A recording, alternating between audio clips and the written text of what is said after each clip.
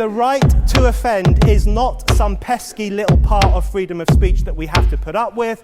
It is the heart and soul and lungs of freedom of speech. It is the coursing lifeblood of human progress. It is the instigator of liberty and modernity and science and understanding. What a laughing stock today's student leaders are, that they can so casually dismiss the right to be offensive without realizing that their lovely, enlightened lives are the gift of individuals who gave offense. Offensiveness is not just something we have to begrudgingly accept. Offensiveness is the motor of human progress. Now broadcasting from the Right to Offend Media Studios in sunny South Florida, bringing you the latest in politics, current events, art, and pop culture. This is the Whitfield Report Live with Sam Whitfield. But giving offense is good. In fact, it's essential. Could have. But we you guys don't get all the conversations that we just had that we didn't have for a whole while and then say, oh man, we do a show. Yeah. We should have said all this on the air. And here we are to do just that. Except we're not going to say any of the same shit because we'll forget all the good conversations we had. I got a list. Canada elected the Liberals again. Shockingly to everybody's surprise.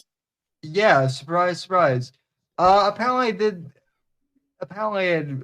Craig and I even talked at this on the Monday show, and he actually called this correctly. But there was a big speculation that this was going to be like Canada's version of the 2000 election. That's what like all the big media platforms were saying. Turns out after I finished the Monday show, they called it. So, they elected a carny, Sam. They want to complain about Trump. They call Trump a carny. They literally elected carny. Yeah. And, who was a big proponent, might I add, of the MAID program. And for those that don't know, the MAID program in Canada is where you're poor or sad or sick, and they tell you, hey, we're okay to kill you. Yeah, now I saw some of this, and by the way, I think all three members of your humble panel here would be offered the MAID program if we were in Canada. Especially after my incident in last August. Oh, all of us would be dead. Now, I'm not. Well, I've been poor and I've been depressed and sad, and those are reasons they give you why you should commit suicide in Canada, legally, of course. Have you ever read the King in Yellow, guys? Any of the King in Yellow anthology? I have. Isn't it weird that Canada has lethal chambers? Isn't that fucking crazy that they have real lethal chambers? Yep, fucking insane. This was, for those that aren't familiar with the story, it's a series of stories about a fictional story. It's really complicated, but when you're reading through them, one of the notable things is that in this sort of dystopian future, and now it's in the 1920s, but he wrote it in the 1800s, right? So it is a future. The government decides that they should install what they call lethal chambers, suicide booths, in every city in America for people that want to kill themselves so that they won't be a bother to anybody anymore. Canada does this now. Canada has actually taken this fictional dystopian horror story and made it real. And then they elected the guy that's the biggest proponent of it. So, Sam, he might be representing the Red Liberal Party, but I consider this man the King in Yellow. And that's not good. Yeah, you're not... Just sacrifice yourself upon the throne of his power, guys. That's fine. No, thank you. Us Americans will just keep living. We still have suicides here. It's just we don't encourage that kind of thing. And matter of fact, I especially don't encourage. Look, if you think if you're at that end point in your life where you think that you're gonna be better off killing yourself. I want you to know that that's not true, first and foremost, and that somebody out there will care. Facts. But Canada, instead of, taking somebody in their time of need and telling them, hey, there's more out here for you, what do? Hey, we'll do a cute little funeral for you where your family gets to be there at your funeral. That's so fucking sick and morbid. They say that Canada doesn't have a mental health crisis, but because they kill all the crazy people. Well, yeah, that's what I was gonna say, because rather than actually try and deal with people's mental health issues, they care so little that they'd rather kill them off. So, and like our mentality of like the opposite of that mentality comes from the fact of being through struggle and seeing the other side and seeing that there's magic and beauty in this world that you have the chance to experience. There's also pain and hardship and tough roads. And, Canada's oversimplification to that is, oh, well, if you feel sad, you should just kill yourself. I don't even consider it a proper country anymore after that, Sam. I consider it an authoritarian hellhole. Totalitarian, insane. I have a video right here on my Rumble channel from when I was doing Maxi in Position where I reacted to Justin Trudeau and the trucker protests, and I literally said that the government was fascist at that point, and I stand by it. Yeah. And I know everybody screams fascist, but he's literally using violence to put down people protesting him. That is textbook fascist. If I can go off on like a little bit of a personal note, I remember like about a decade ago, or probably more than that, after I moved to Florida, I was in a very severe depression, and I never attempted suicide, and I hadn't really even considered it, but like I was kind of depressed to the point where like I didn't care if I lived or died. That's a pretty common thing, like an apathy, right? Yeah, like just whatever, bring it on. I've been through so much, it doesn't matter anymore. Yeah, a lot of times guys feel that hopeless. Yeah, go on, Sam. And so, one of the reasons people always ask me why I talk about my uncle so much, and it's because he was the one who kind of pulled me out of that funk, and who, really, really believed in me. And then a year later, in 2015, he passed, and that was hard, but it kind of gave me. He gave you that second lease on life that you needed before he left, which is a really cool gift. Yeah, and also like now, since I've started, actually, like, I mean, I've been writing for 20 years, but since I've been writing to like actually sell books, like now whenever I publish a book, I look back at that period of, history in my life, and I'm like, wow. Well, it's sort of like your whole career in a way is dedicated to him too. Without it actually being in all of the books or whatever, like, yeah, I definitely, from what you've said about your uncle and the relationship you had with him, I don't think you would be there putting out these books if not for his encouragement, for sure. It resonated with you all these years. It's kind of surreal almost too. It's kind of surreal at times, to be honest, but in a really good way. So, but yeah, I just wanted to kind of explain that because people have asked. So, well, this is a topic that we kind of touch on a lot: men's mental health. Look, most of our audience are males, and they're over 25. Right, that's not a secret. And life can be a struggle. And I think if they're our audience, they probably know that more than most people, right? Because they're over here watching us.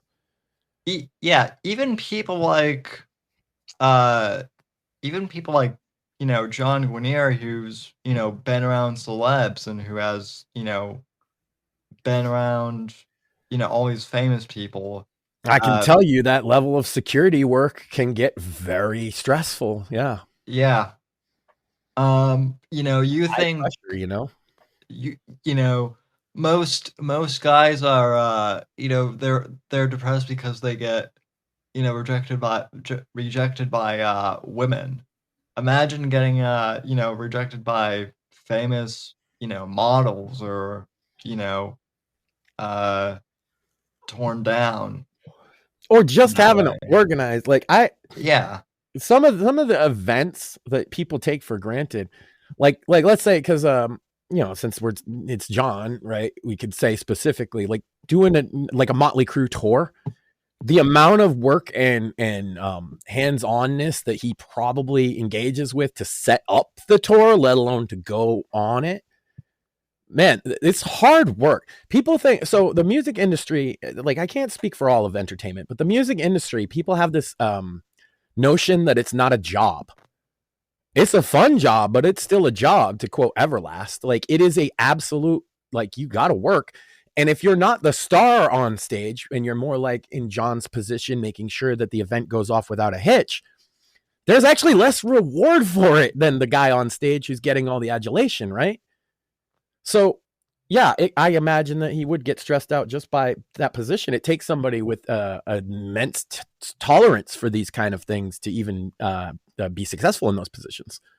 I've worked under guys that do that job, and yeah, you have to be able to manage 10 things at once. You have to be able to smooth over people having personal conflict. There are all kinds of things that will happen that you don't consider. And so well, my point is, and even the celebrities themselves, like a lot of famous musicians, are super stressed out by this.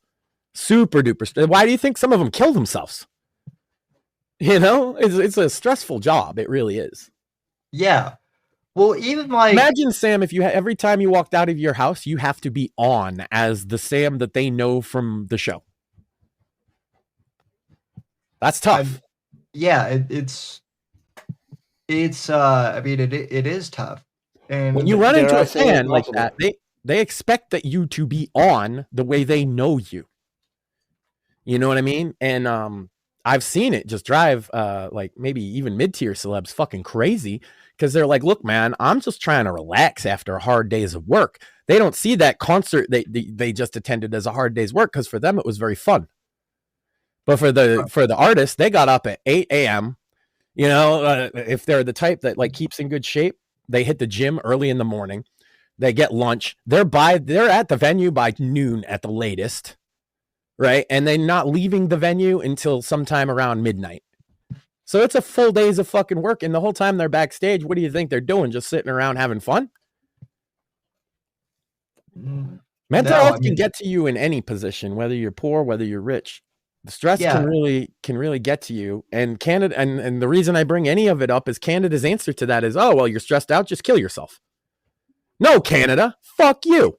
It really is fucking evil in my opinion, to be honest. 1000%, it's fucking evil. And we already have statistics. Guess who takes them up on it the most? Men, by a lot. Yeah. Because men are already, by a lot, killing themselves in higher numbers than women. That's always been the case.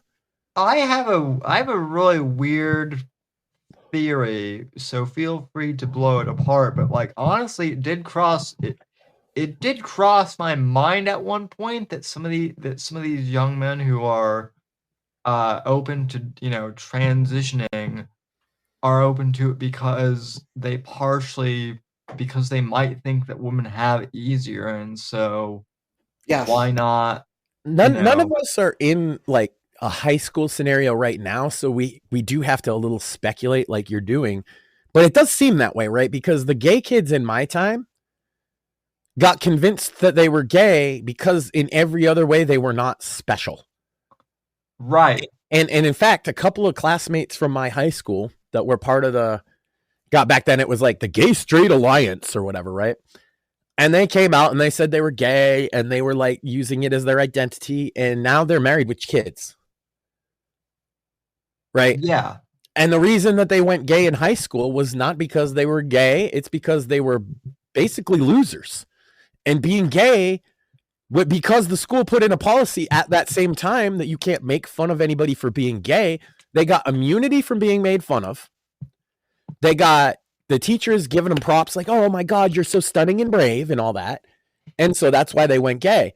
That push that was there when I was in high school in 2000, literally the year 2000, 2001, I think that push is not only still there, it's more geared towards the trans side of things.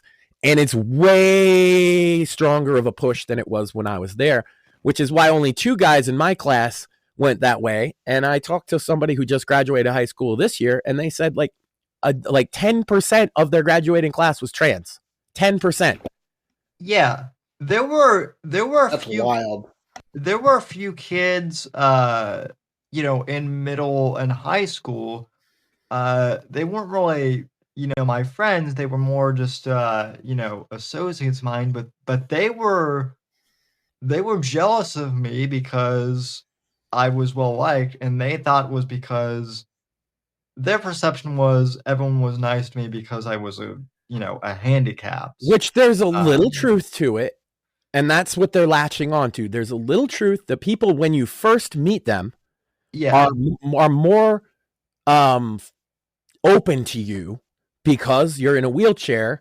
Right. There's also people that have the exact opposite reaction. Let's be real. But like ignore that because I'm talking about what they're seeing, what they're recognizing is that when you go into a room and you meet a teacher the first time, maybe they're a little more open to you and talking to you as an individual. But these guys, they're nobodies in the back. They don't have anything about them that's special. So they see that and they're like, why can't I get that? But what they don't realize is after that initial encounter with the teacher, it's your personality that makes them like you. It's not the chair. Yep. They can't do that math because they're only seeing what they saw. And I can understand why they would see a jealousy towards that of like, if I had something like that, maybe I would get that level of attention too. They're wrong. They're just wrong. Yeah. And, and I understood. Also, the trade-off of that. We've got the wheel in the door, but we still have to convert. Yeah. Yeah, and not only that, you have a whole laundry list of problems associated with being in a wheelchair that they don't have to deal with, so they don't see the downside. Exactly. Right. I will say that like a lot of that disappeared once I was in college. Not that I really went to anyone, obviously I moved to a new state, so it was like all new people, but like in college that was one thing that was good because like a lot of my professors, with the exception of things for like tests and whatnot, didn't really cut me any slack at all. In fact, like some of them, I think were like went a little harder on you because they felt you had potential. Yeah. Yep. Yeah. Yeah. Yeah, absolutely. And so, which is good. Yeah. Yeah. I think those teachers probably stand out to your memory more than the ones that you kind of got along with, get along. But yeah, I see where these guys, they have nothing that sets them apart. And so they see a wheelchair as it sets you apart. And they're like, well, I need something to set me apart. And once you know it, the guidance counselor nowadays will be like, well, do you feel like you're a girl? That'd set you apart. And they say, well, I don't know. And they think about it. And the insidious part is most of them have autism. And so when you put that thought in their head, you're already poisoning the well. Yeah. Because they're going to overthink and overthink and overthink and overthink. That's what autistics do. Yeah. Same thing with the girls who want to transition as boys. A lot of them are like, well, and we've talked this a bit before, where they're actually tomboys, but because tomboys aren't allowed to exist anymore, of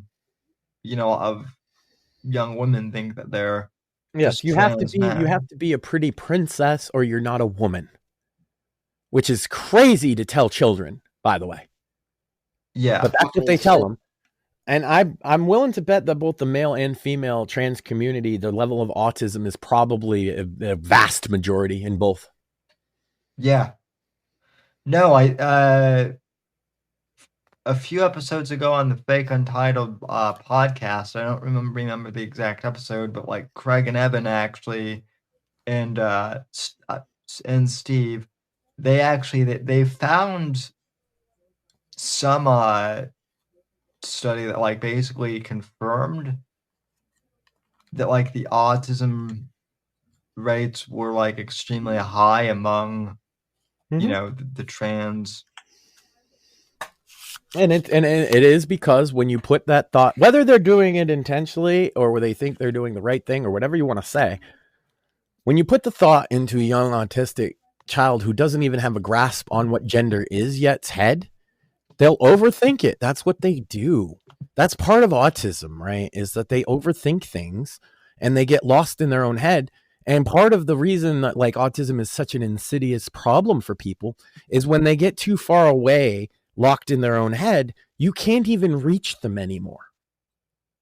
You understand? Like they're so in their own head that whatever you're saying feels like schizophrenic gobbledygook to them. Yeah. And that is why it's super insidious. And then add to that in Canada, think about this in Canada, it's like you could go kill yourself or you could go trans. That's basically how you get special points from the government, right? Yeah. And wouldn't you know it, what community has the highest rates of suicide of any? Oh, right, trans people. And I'm not saying that in a good way either. That's I think that's pre or post surgery, last I heard. Yeah, it's awful. I think that, these people, they get so wrapped up in this gender stuff, and then whatever sets them off, the end result is many of them attempt to or do take their own life.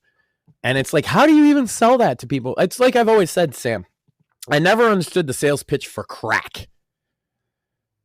Right? Because I went to a crackhead's house one time because my brother thought he could get us weed. I told this story. And like the sales pitch for him to sell us crack, and because he went and bought crack with our money instead of weed and then thought that we would be cool with that. And then we beat him up and stuff. But he thought like I'm looking at this guy. He lives in like a literal crack shack, right? That's a rooming house for crackheads. He has no possessions. He has no money. He's completely out of his mind. He's itching. Yeah. And he's like, yeah, you want some of this? And I'm like, what kind of sales pitch is that? No, I don't want to be an itchy crackhead. It's the same thing with trans. It's like, what kind of sales pitch? You want to cut your penis off and then kill yourself? That's not a good sales pitch. Yeah, They need to come up with a better pitch than that, is all I'm saying. I don't even get the sales pitch for like cocaine, honestly. And no. See, I get that one because I've been at parties. Okay, cocaine, it'll be like there's a line, everybody's having fun, they do it, they get a little rowdy. Crack, not quite like that because it's not a side thing at a party anymore. It's not even a party. You need it to live. I mean, the people who want crack, honestly, should try like having cerebral palsy, because, like, from my understanding, right, you get the jitters with crack. Well, you get the jitters with cerebral palsy too, and like sometimes you can feel like super just like high on energy just in general. Other times you can feel super... You know what's wild, Sam, is all those guys with cerebral palsy who are crackheads. Have you seen this? Have you heard about this? A lot of them are Vietnam vets. And maybe they don't have cerebral palsy specifically, but I know that they have like neurological conditions and do crack. Oh yeah, no, I know that. I know I've seen at least one guy that's probably got cerebral palsy doing crack before. Not that you shouldn't, because that guy was very dirty. It wouldn't surprise me. I'm just, Like Sam's weed. already on PCP. He doesn't need crack too. No, it all seriousness, like weed. I totally get like the sales pitch for weed. Like, hey man, you want to relax? Yeah, I totally Yeah, like. hit this shit and you'll laugh at some cartoons and get hungry. There's a sales pitch. Hit this Yeah. shit, and you'll want to suck a dick for more is not a good sales pitch. I mean, I guess it is. In a way. Like, you'd be like, nah, I ain't never sucking no dick. And they'll be like, this shit's so good, you will suck a dick for more. And it's like, it must be pretty good, but no, thank you. I mean, I like my cousin. My cousin is an awesome guy, but not like that. So now we're back to Kanye.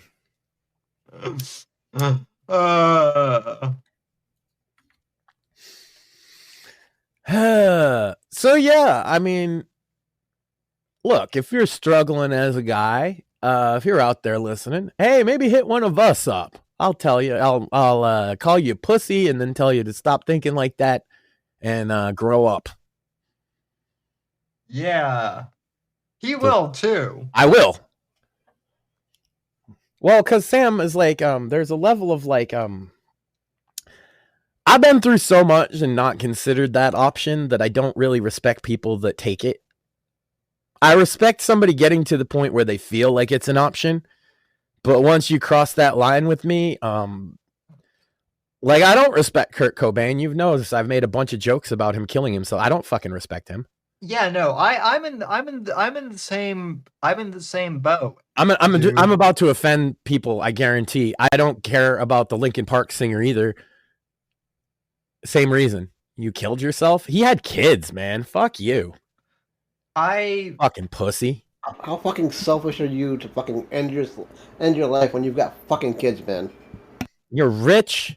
You have a great life compared to most other people struggling, and you and I get it. Hey, like I said, high pressure job, right? But he crossed that line with me. Once you fucking take your own life, I don't respect you no more. My whole thing is like my default life sucks a lot more than a lot of these other guys who are like crying about, suicide. Now, don't misunderstand. I'm not saying my life sucks, but what I am saying in comparison. In comparison, the fact the baseline that Sam and I have is far worse than the baseline of a quote unquote able-bodied person. And not only that, a rich and famous one who has millions of fans and sold millions of records. It's like his life was much better than mine, for fuck's sake. He was a multi-millionaire, respected artist with a wonderful family, as far as I understood. Yeah. And yeah, so fuck Chester Bennington. I know that's going to upset somebody. I don't care. I don't respect him for doing that, and I don't respect him. Like, his fan base in particular was all kind of coalescing around his music, which was discussing themes of depression and alienation and all of this stuff. And what's the example he sets for them? He kills himself. Same with fucking Kurt Cobain. That's why I don't respect them. You set out a message of like, hey, I'm a guy out here dealing with my mental health issues, and how you finish it, your final message is just kill myself. No, that's not a good message at all. And it invalidates anything anything you said, anything Chester Bennington said in any of his fucking songs up till that point about being positive and getting through shit is invalidated by the fact that he killed himself. And I know somebody's going to be like, he didn't kill himself. It was a conspiracy. And fuck you too.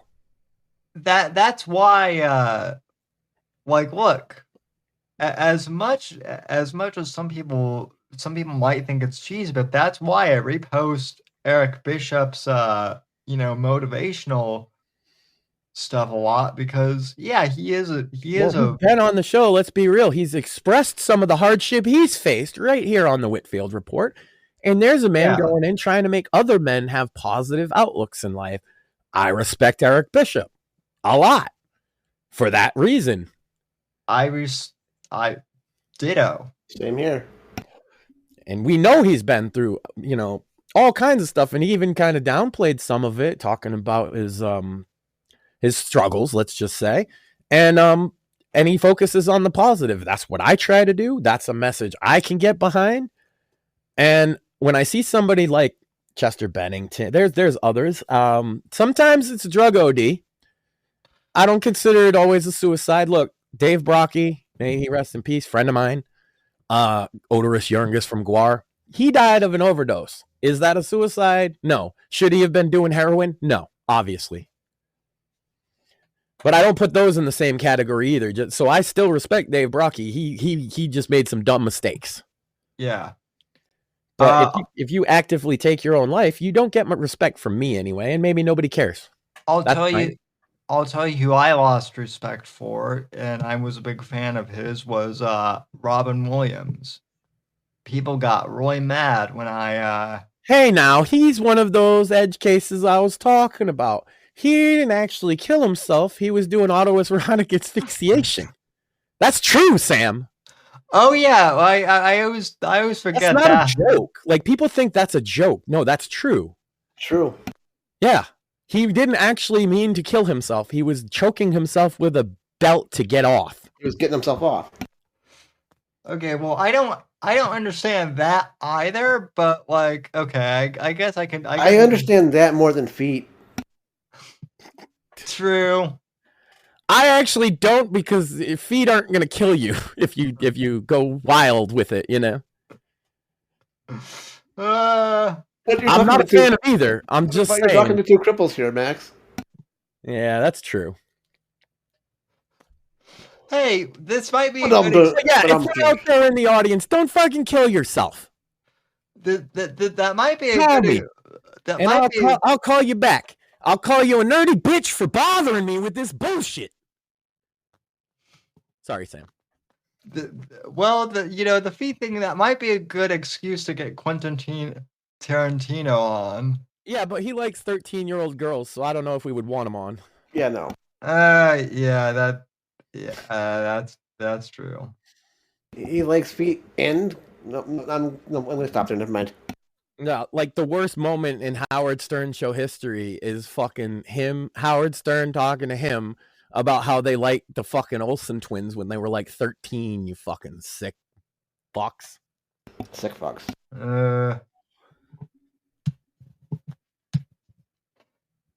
Yeah, Like, fun. You know, he's like, what? 13-year-olds are hot. Fuck you. Don't say that. The fuck? I like his movies, but what the fuck, you know? And then he it's what it was is he was defending Roman Polanski when he said it. Of course he was. Of course he was, yeah. And he's like, yeah, she was 13, but she wanted it. It's like, bro. I don't even know how he keeps having big blockbuster movies after saying that. Yeah, me either. I don't know how Howard Stern still thinks he's like the clean guy now. And it's like, you lusted after teenagers for years. You made people take off their sisters' clothes for money. Because he's completely bent over for the fucking woke mob. Yeah, well, he has the ultimate trolls remorse. Howard Stern is like the biggest case of trolls remorse I've ever seen. You won't see me do that, Sam. I'm not going to announce my stupidity. I'm going to reaffirm it. You know, I am a troll and I fucking own it. You know, I actually got to give Wolfgang Van Halen credit for going on Howard Stern, because if I were a celebrity's kid and Howard Stern made fun of me the day I was born, I wouldn't want to go on that guy's show, even if he was trying to suck up to me. And you could kind of tell that Wolfgang was getting annoyed just by being there, but he went there and just out of professionalism. So props to him, I guess. Yeah, it's shitty. You go on Howard Stern, he's gonna get you on some bullshit. But it's funny because people remember he didn't used to have celebrities on the show, and there's a famous. I just rewatched it. There's a famous like leaked staff meeting where he's like, "Look, guys, I can't have you dressing like you dress. You have to dress professionally. We can't be saying these kind of jokes, and we want celebrities to come on and shill their shit, and that's what we're gonna do going forward. And I forget about that, but now that I had gone back and rewatched it, Sam, I realized why I completely wrote off Howard Stern at that point forever. Yeah. And that leaked video probably led to why Joe Rogan surpassed him in every metric. Yeah. Because it's just another Oprah. Howard Stern is just edgy Oprah now. He might ask you about your sex life, which makes him edgier than Oprah. But that's it. You know what I mean? And this motherfucker goes on the radio and says Joe Rogan hates women because he didn't want a lap dance. Bro, you threw salami at women's ass for years, Howard Stern. What the fuck?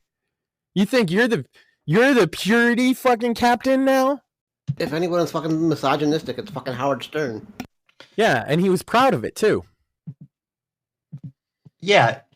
Oh yeah, that was the other thing, was him accusing Trump of being a misogynist or something. You know.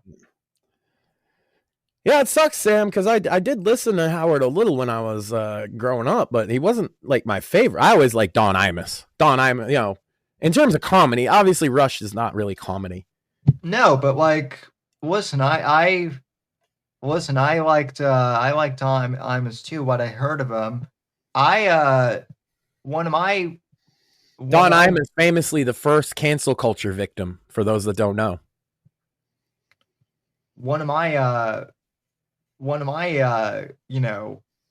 influences too, I've mentioned this before, is Adam Carolla. And I have to say, one of my favorite moments was Howard Stern giving Adam Carolla shit because, podcasting will never take off, Adam. What the fuck are you doing wasting your time? And and it's crazy because now everybody knows Adam Carolla more from podcasting than they do from Loveline. Yeah, same with Dr. Drew. They know him from other Loveline. See, we're talking about radio history, Sam. I think Loveline might have been the greatest radio show of the 90s and early 2000s for sure. Not even a question. I would, based on what I've heard, as far as like archives, I would say you're probably true. I used to, every Saturday night when it would be on like late, you know, I'd stay up late just to listen to Loveline and smoke pot. And people would call in with the craziest questions. I'd love to do that, Sam. I'd love to have a show where people call in with their problems rather than call in to discuss politics. You could tell, I just said this before we went on the air, Sam, but I think it might even be like a catchphrase we use from now on. Because on the Whitfield Report, we begrudgingly cover the news. I feel like that might actually become our. I feel like that might actually should become our catchphrase. Maybe. Why are we talking about Canada? Was this the topic that we wanted to talk about, or did somebody ask you, "Hey, you should cover Canada"? Someone asked. See how much we love you guys. See, do you think we want to talk about the Canadian election? Do you think we even really knew much about it? I've said this before, Max, but like after Rush passed, my enthusiasm for like covering politics kind of dwindled. Well, look at the two shows that you're doing now weekly. One of them you're talking about fiction, writing, and authorship, and the other one we're doing a comedy show. So where we cover the news because they ask us to, but then we don't really. Like, most of the time, we don't care. Notice we haven't talked about the actual election. We talked a lot about the MAID program, and I called this guy a carny because his name is Carney. But otherwise, we didn't really say much. It is topical. It is topical, though, too. So, I mean, we have covered it. We've just done our own spin on it, and we haven't even played the clip. I know. This guy's just standing there. Look at how much of a sad sack he looks in that still frame, too. This is what you voted for? He looks tired as shit, Canada. Canadian Joe Biden? Have you seen Sleepy Mark? Have you seen the I don't know if it's an actual cover because I don't actually read Time magazine. but neither does anybody else. Right, so take that with a grain of salt. But I did see a cover of him on time, of him flipping Trump off. Which if that is an actual like cover, wow, like yeah, like It's funny though because the other guy, Pierre, he could have won if he'd have gone on. I'm more like a Trump. But instead, he hated Trump. It was a battle of who has the worst Trump derangement syndrome, and Carney wins. And hell, Pierre even lost his own fucking seat. I'm not a Trump guy. He's held for 20 years, but he lost it. He's such not a Trump guy that he's out of politics. So there you go. Even Canada, like you could have been the I will work with Trump guy, but you chose not to, and Canada told you what they thought of that. They voted for the other guy that's not going to work with Trump because he's more brazen about it. Yeah, they knew, Sam, they knew that he would work with Trump. That's the other thing about Pierre. They knew he would be more likely to work with Trump. They voted for this guy because he said he won't. Now, does that mean Canada is opposed to Trump? Yeah, I do. I think that is what drove this election, for sure. This liberal progressive party got more seats than they've ever got. That right there tells you it was a Trump, one of those referendum on Trump, or at least a referendum on how they're going to deal with Trump. Yeah.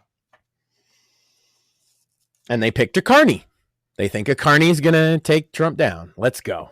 Let's see how great this new leader they elected is, Sam. Let's judge this speech. It's got to be great, right? He's got to be one of the best orators we've ever heard. Yeah, let's play this. As I've been warning for months, America wants our land, our resources, our water, our country. Let's take it. Never. But these are not idle threats. President Trump is trying to break us so that America can own us. That will never ever happen. We are once again in one of those hinge moments of history. Our old relationship with the United States, a relationship based on steadily increasing integration, is over. The system of open global trade anchored by the United States, a system that Canada has relied on since the Second World War, a system that, while not perfect, has helped deliver prosperity for a country for decades, is over. These are tragedies, but it's also our new reality. We are over the shock of the Canada is over, says new Prime Minister. We should never forget the lessons. But you're going to take us forward. Go ahead, Canada. Try to look out be for a ourselves. country without us. And above all, we have to take care of each other. I love how the clearly not scripted people at all are just like shouting things out. People think that Trump's rallies are wild. Nobody blurts stuff out like that at like Trump rallies, I've noticed. Right. So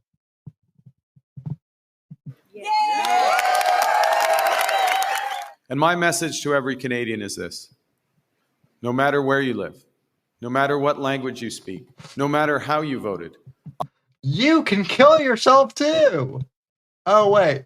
I will always do my best to represent everyone who calls Canada home. I will do myself to breaking overnight this kill stunning political comeback thanks to and at the expense of President Trump. Canada's Liberal Party, led by Prime Minister Mark Carney, declared victory overnight despite being really left for dead several months ago.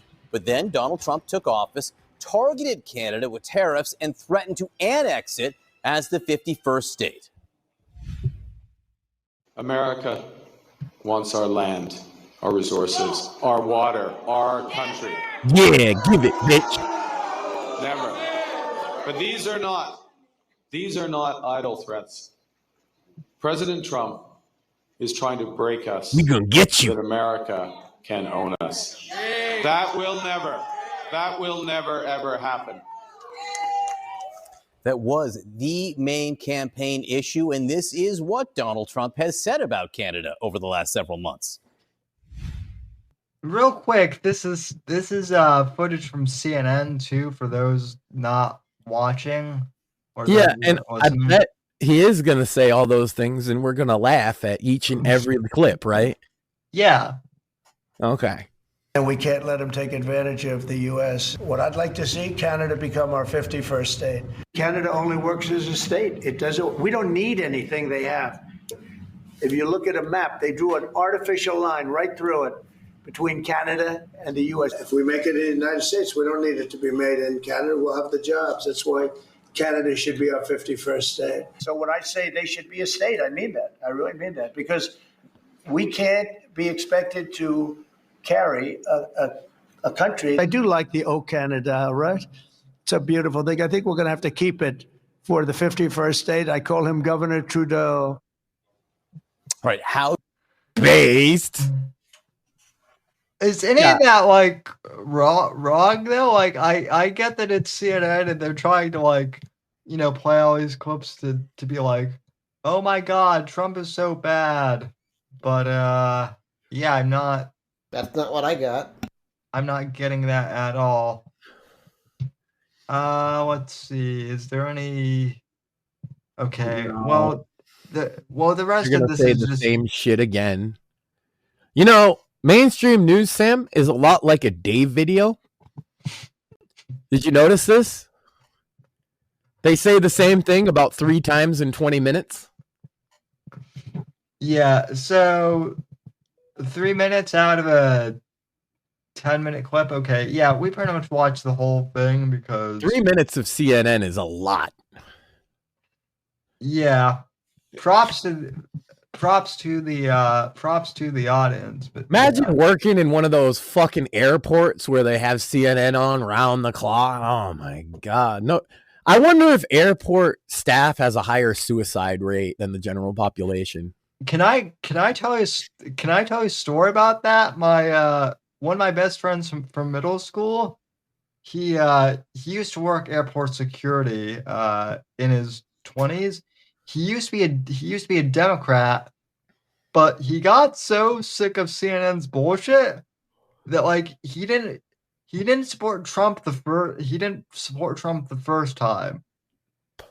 Max, I swear to God, my friend Ty is now Mr. MAGA because CNN drove him to become Yep. Mr. MAGA. And not even, I'll tell you, it's not even just like CNN's programming at that time, like the news part or the talking head. Thanks, CNN. Even the other shit, like Nancy Grace. Is there a more irritating news-based or talking head on anything than Nancy fucking Grace? Mad cow. My God, is that woman insufferable? Well, Mad cow's worst. More said Rachel Maddow or Mad Cow, and No, because I'll say why I think no. She's less insufferable because at least you know she's an ideological talking head. Nancy Grace is talking about real tragedies and real crimes, and she just baselessly accuses people of everything in the world. She's the worst. There's no one worse than her. not even Tim Pool. No, again, these are political people. She's not she's like a true crime person. That's why she's the worst ever. Yeah. I got you. She only covered court case type stuff, and then she would say she slandered so many people and never won. She slandered the shit out of Trump on multiple occasions. Yeah. Fuck that bitch.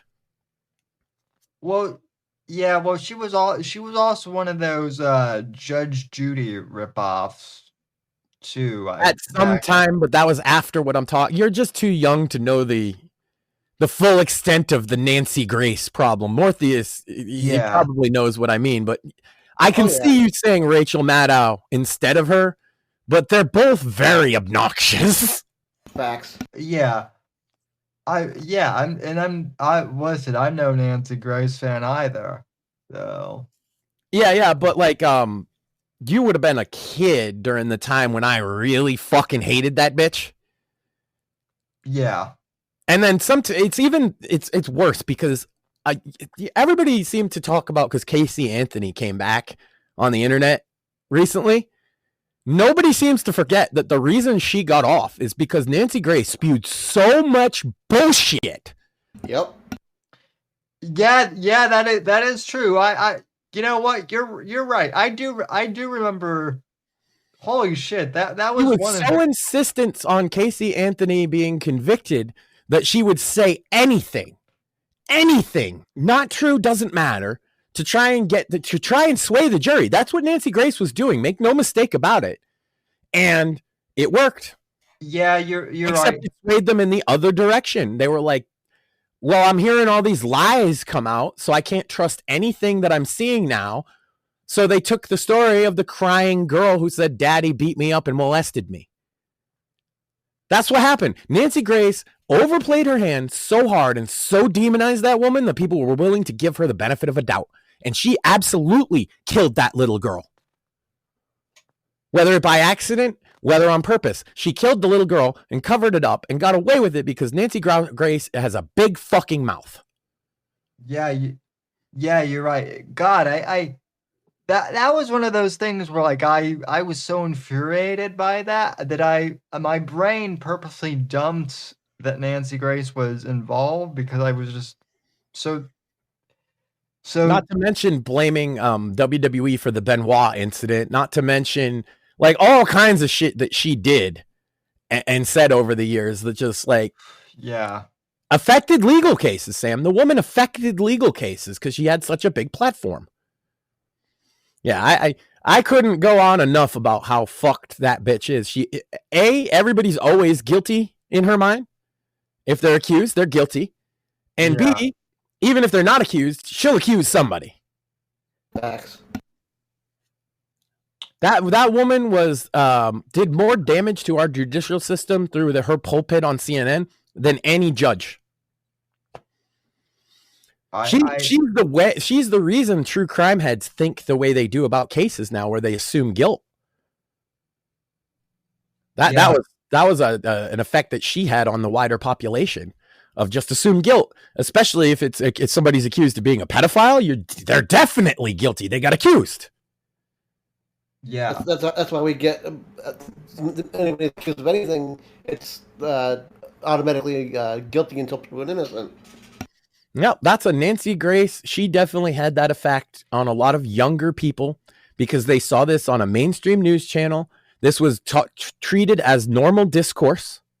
So so Nancy Grace, as far as I can tell, she's the reason why all the wine moms are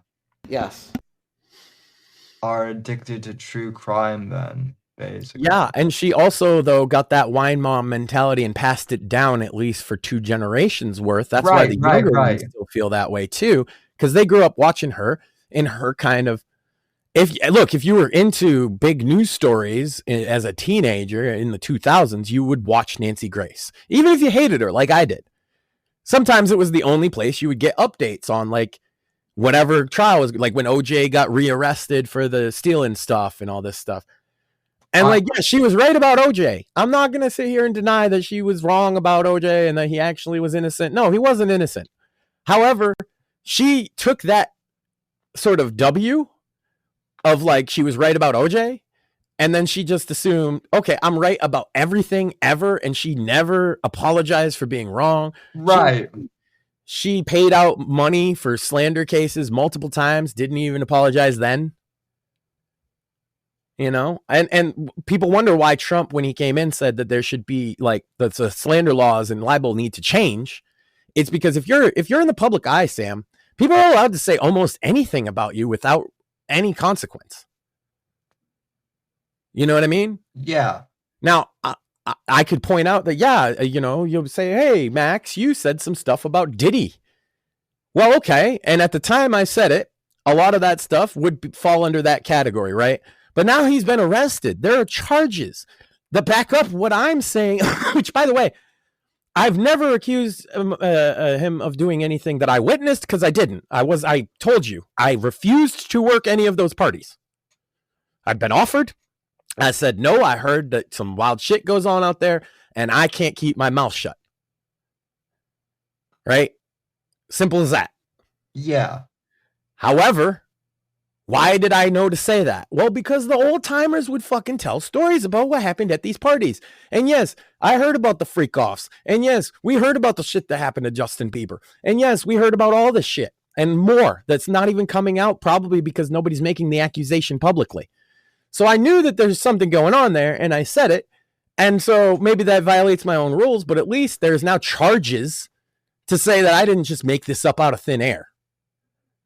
The law agrees that there is enough suspiciousness around this to take him to trial. They put him in jail. But you could say that about any fucking celebrity, and the odds of them suing you are pretty slim because they'll lose. There's things that are just hard to prove, or hard to prove that you meant malice by saying it, or on and on and on. Like, if you really believed what you're saying, that's not libel or slander. So it's tough. But man, if you're a well-known public person, anybody can say what they want about you. Well, I know Shmuley really does believe that I use PCP. And that you walk. Oh, that's the other out. It was an obvious joke, right? That's an out too. That's most of my out, Sam. That's why I say whatever I want. It's because I'm just gonna say it what it is. I just joke a lot. I think I say so much insane shit on this show that it is fair to assume that you shouldn't take any of it seriously ever. Well, why do you think I just sit here and laugh at like a lot of the stuff that, because everything's so goddamn serious nowadays. Like, fuck's sake, how is everybody so serious when God has blessed us with so much natural comedy in the world? Yeah. There is a lot of natural comedy. And you're right that the world is too serious, Max. But there is one thing that folks should be serious about, and that's purchasing a copy of The Night of the Vigilante, which is serious business. Covering, as we've said, it's proven in my studies to increase IQ, your performance in bed, and your attractiveness to ladies. Also, if your hair is thinning, I've heard that reading this book might help stop or even reverse the process, Sam. I've heard that too. Also, I've heard, and I don't know exactly the numbers on this, but I've heard that the Western Outfitter stores have started selling out of like ponchos and cowboy hats because everyone wants to look like Jason Miller now. So a fashion icon. Yeah. So go and pick up Night of the Vigilante, available in paperback, ebook, and Audible. Shout out to Craig, who picked up a copy, I know for a fact, and shout out to Jason, and to all the anonymous people who also picked up a copy in April. We really appreciate you as well. And please give a 5-star rating and review on Amazon. That really helps. If you feel it deserves it, and I do. And look, if you think it's bad, give us a 1. We're not going to cry about it. Give him a 1. No one's going to cry about it. But if you liked it, give us that 5-star. It really helps. Yeah. If you've actually read the book. Because I don't want people to think we're like forcing people over there to do reviews. No, the reviews there are no pressure, and they're all real on any of Sam's books, as far as I can, except the one that says he didn't buy it and he didn't like it. Right, which I actually I do want to say people, and I have said this before. People are like, oh, you deleted it because it was bad review. No, I deleted it because it was a fake. Because it was a. It did. It didn't. The person hadn't purchased the book or read it through the unlimited program. That was noted. The person also didn't mention anything to do with the story, the characters, or anything like that. They just attacked you personally, and we know who it was. Yeah. But every other review I've seen on there is really good, and they're all real. And we wouldn't get rid of a rad review if somebody actually read the book. And Richard Maverick, author of the Our War series, shout out to him. He's done the same thing with his book series. He also sent me this cool challenge coin, which maybe I should take that. Maybe I should take it out of its protective sleeve just to show. Yeah, well, it didn't have the best look on your camera because of the green screen effect. The wrapper, you're right. The wrapper kind of obscured it a little. Yeah, but don't open it if you're not supposed to. Yeah, well, there's a photo on Twitter and Instagram that I've posted. It is a, and he sent me this patch too, which is more visible. That's cool. It says losers, which is kind of his squad of characters. Which is a based name for an outfit. Yeah. He his characters are very kind of like punk rockish, very 90s like grunge-esque, but they're all paramilitary. It's a cool series. So, well, since we're doing cheap pops and cheap plugs, tomorrow, season 7. I never thought I'd get that many seasons of Cringing Over Coffee begins.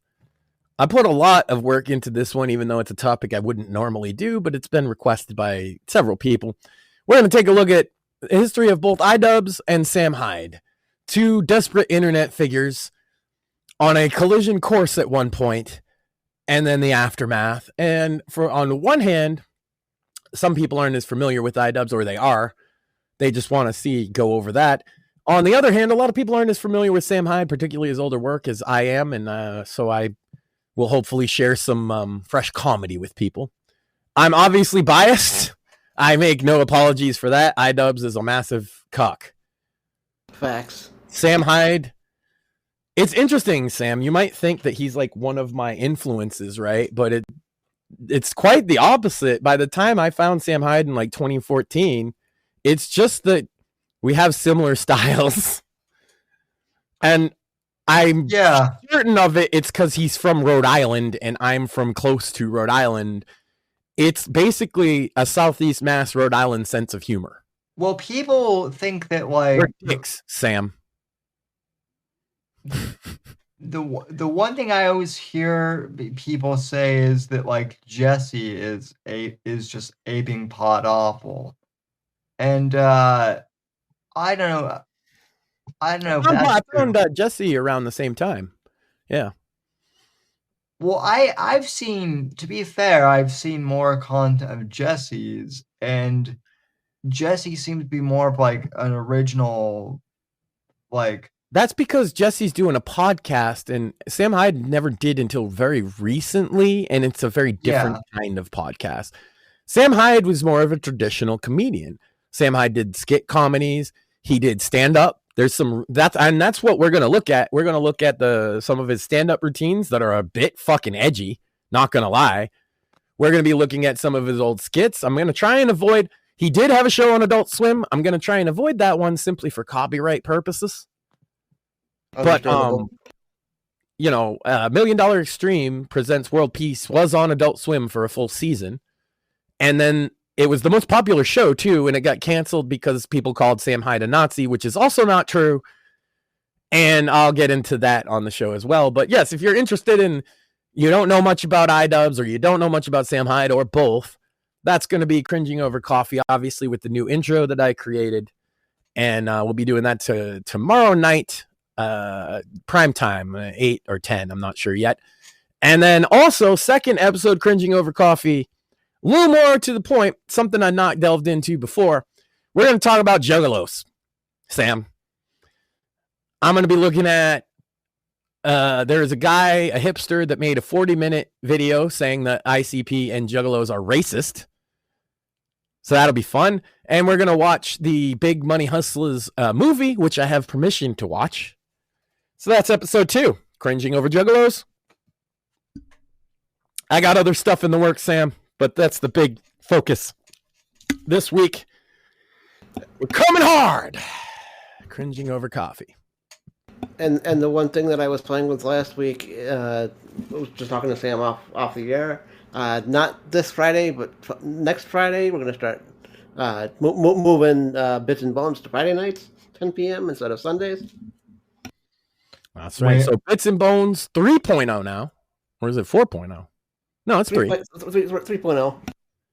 Yeah. Yeah. Well, I'll be spitting out some new fucking music for that as well. Awesome. Because I need some of y'all guys to just yell Bits and Bones, though. That would make it so sick. I'll fucking effect it up. Bits and Bones. Well, I'm like I have a vision in my head of the kind of vocals I want, where it's gonna be like a metal Bits and Bones, and then put all kinds of like filters on it, Nice. and then some really hard metal plays. I kind of have like. I'll probably do the scream myself. Don't worry. No, I can do a scream. Mine would be more like punk rock, where it's like bits and bones, bits and bones, bits and bones, or something like that. So, but I'll have something by next Friday. As well, I am doing some variation of it, whether with other people or not. We're going to do some variation of Right to Offend theater, which would be trying to bring to life independent productions, short stories, and small scripts. So if anybody wants to donate a script or a short story for us to read and potentially even animate, that's what we're going to be doing a lot of. And then Doesn't matter what kind of story, just to be clear. It could be fantasy, it could be horror, it could be thrillers. It's whatever. Short stories. Yeah. Or script. Scripts are also, like a screenplay is also viable, but it has to be short. Yeah.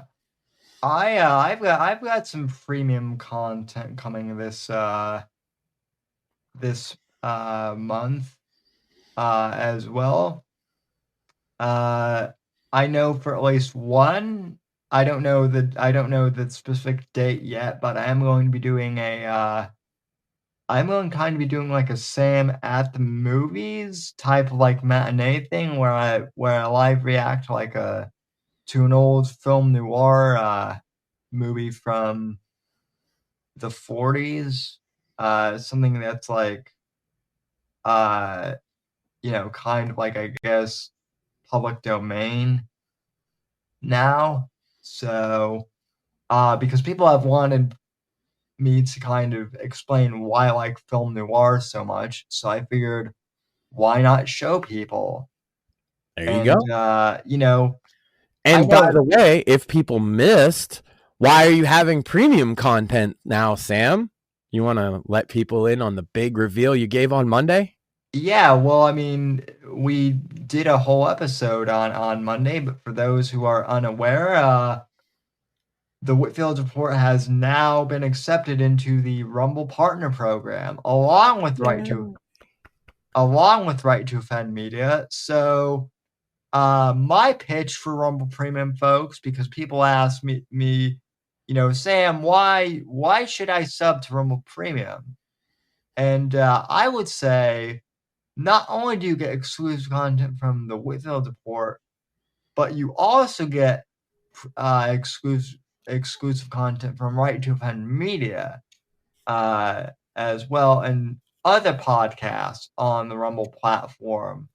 Yep. Anybody in the creator program. I think that this is not explained well enough to people, but if you sign up for Rumble Premium everybody's premium content is yours for that one fee.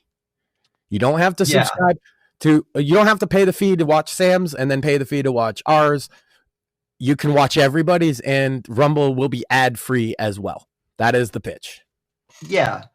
And, you know, I think that's why, I mean, honestly, I think that's a good value for us though, too, because like I've never felt comfortable with like paywalling our content because now, make no mistake, there is a subscribe to our channel button as well.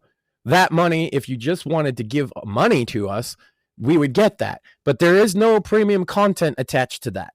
Right. The premium content is from Rumble Premium, not subscribing to our channel. I just want people to know what they're potentially paying for, because it is a little confusing, I think. It's more like YouTube Red, I guess. Remember YouTube Red, Sam? I do. Yeah, so they had YouTubers, I think Sam froze there. Oh no, I'm back. All right. Yeah, so you remember YouTube Red, where they made content creators make premium content for the subscribers. It's much more like that. Yeah. And I think you're right, it's great. You can get, so for that one subscription, you can watch all of our premium content and then thousands of other creators, Tim Pool, if you like him, or Steven Crowder, or whoever, right? But you can also watch all of our bonus content. We try to put value in it. Look, I'll tell you what's behind the paywall if you watch ours right now. First of all, my wife sits here with me on camera. She's not going to do that outside the premium for now, because she feels comfortable that way. It's not to say you can't see it or we're trying to hide it, but that's how she feels comfortable. We sat here. We watched a video of a guy who non-consensually touches eyeballs. Sam, that was fun, and she freaked out. I freaked out on that one. Like I said, also, I taught her how to hit me with a 40 bottle. Yeah. Now, one thing that I want to say, I said this on Monday, but I'm not going to be paywalling any author streams or anything. Yeah, the premium is going to be extra. And that's how it is for our channel, and it's going to be like that for Sam's too. So we're not interrupting your usual content cycle. The only thing I will say regarding the author stuff, I might paywall a few like brainstorming sessions that we do live, but it's the way some of the authors and I might do that. We're going to be getting into nitty-gritty stuff that like might be a little niche for ordinary people, which is exactly what Rumble Premium is great for, right? Is that you can do that if somebody wants to. I'd probably sit and be a fly on the wall for that myself. That sounds interesting.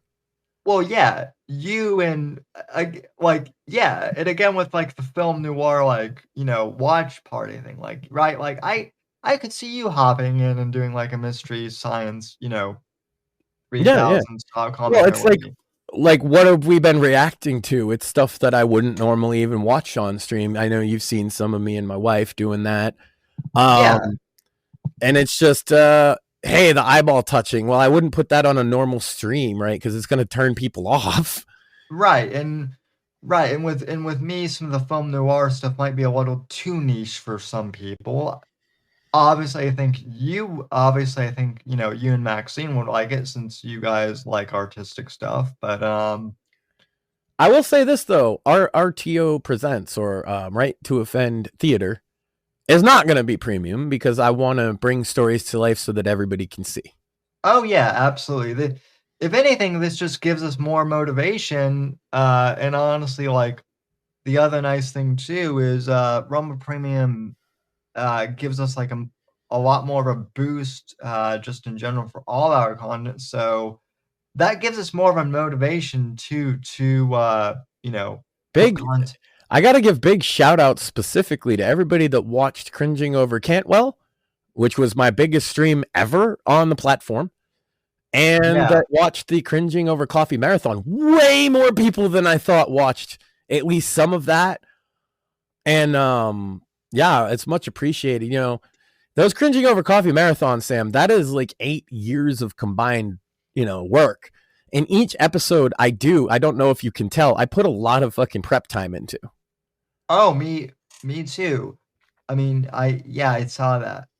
I mean, I love all the author interviews that I've done, but man, so far the interview I did with Frank Theodet from a few weeks ago, That was a like standout. that's gone. And again, not to take away from anyone's, any of the other guests, but like, man, that one has. There's gone. something very like enticing about it right from the get-go, Sam. If you start watching it, it's hard to turn off. It's yeah, it is. It's gone, and it's gone viral on both Rumble and Spotify, honestly. To the point where like people have said that if I were to nominate like an episode for like one of those podcast of the year things, that's the one to I agree. And it was early in the year too. Yeah. You ain't done yet. You're going to have another couple worth of nomination by the end of this year, Sam. We're going to be doing all kinds of shit. I'm like, my brain comes out with all these stupid ideas, and I do some of them. Yeah. By the way, Shadows of Deception Book 4 is coming out this summer. I will have more announcements regarding that here soon.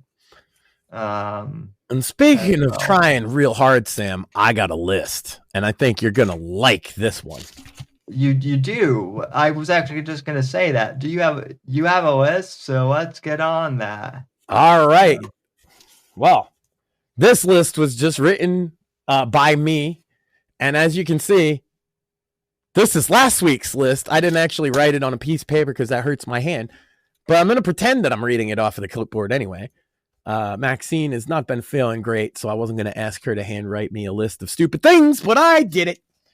And so, tonight's list, ladies and gentlemen, I have to bring this up so I can read it.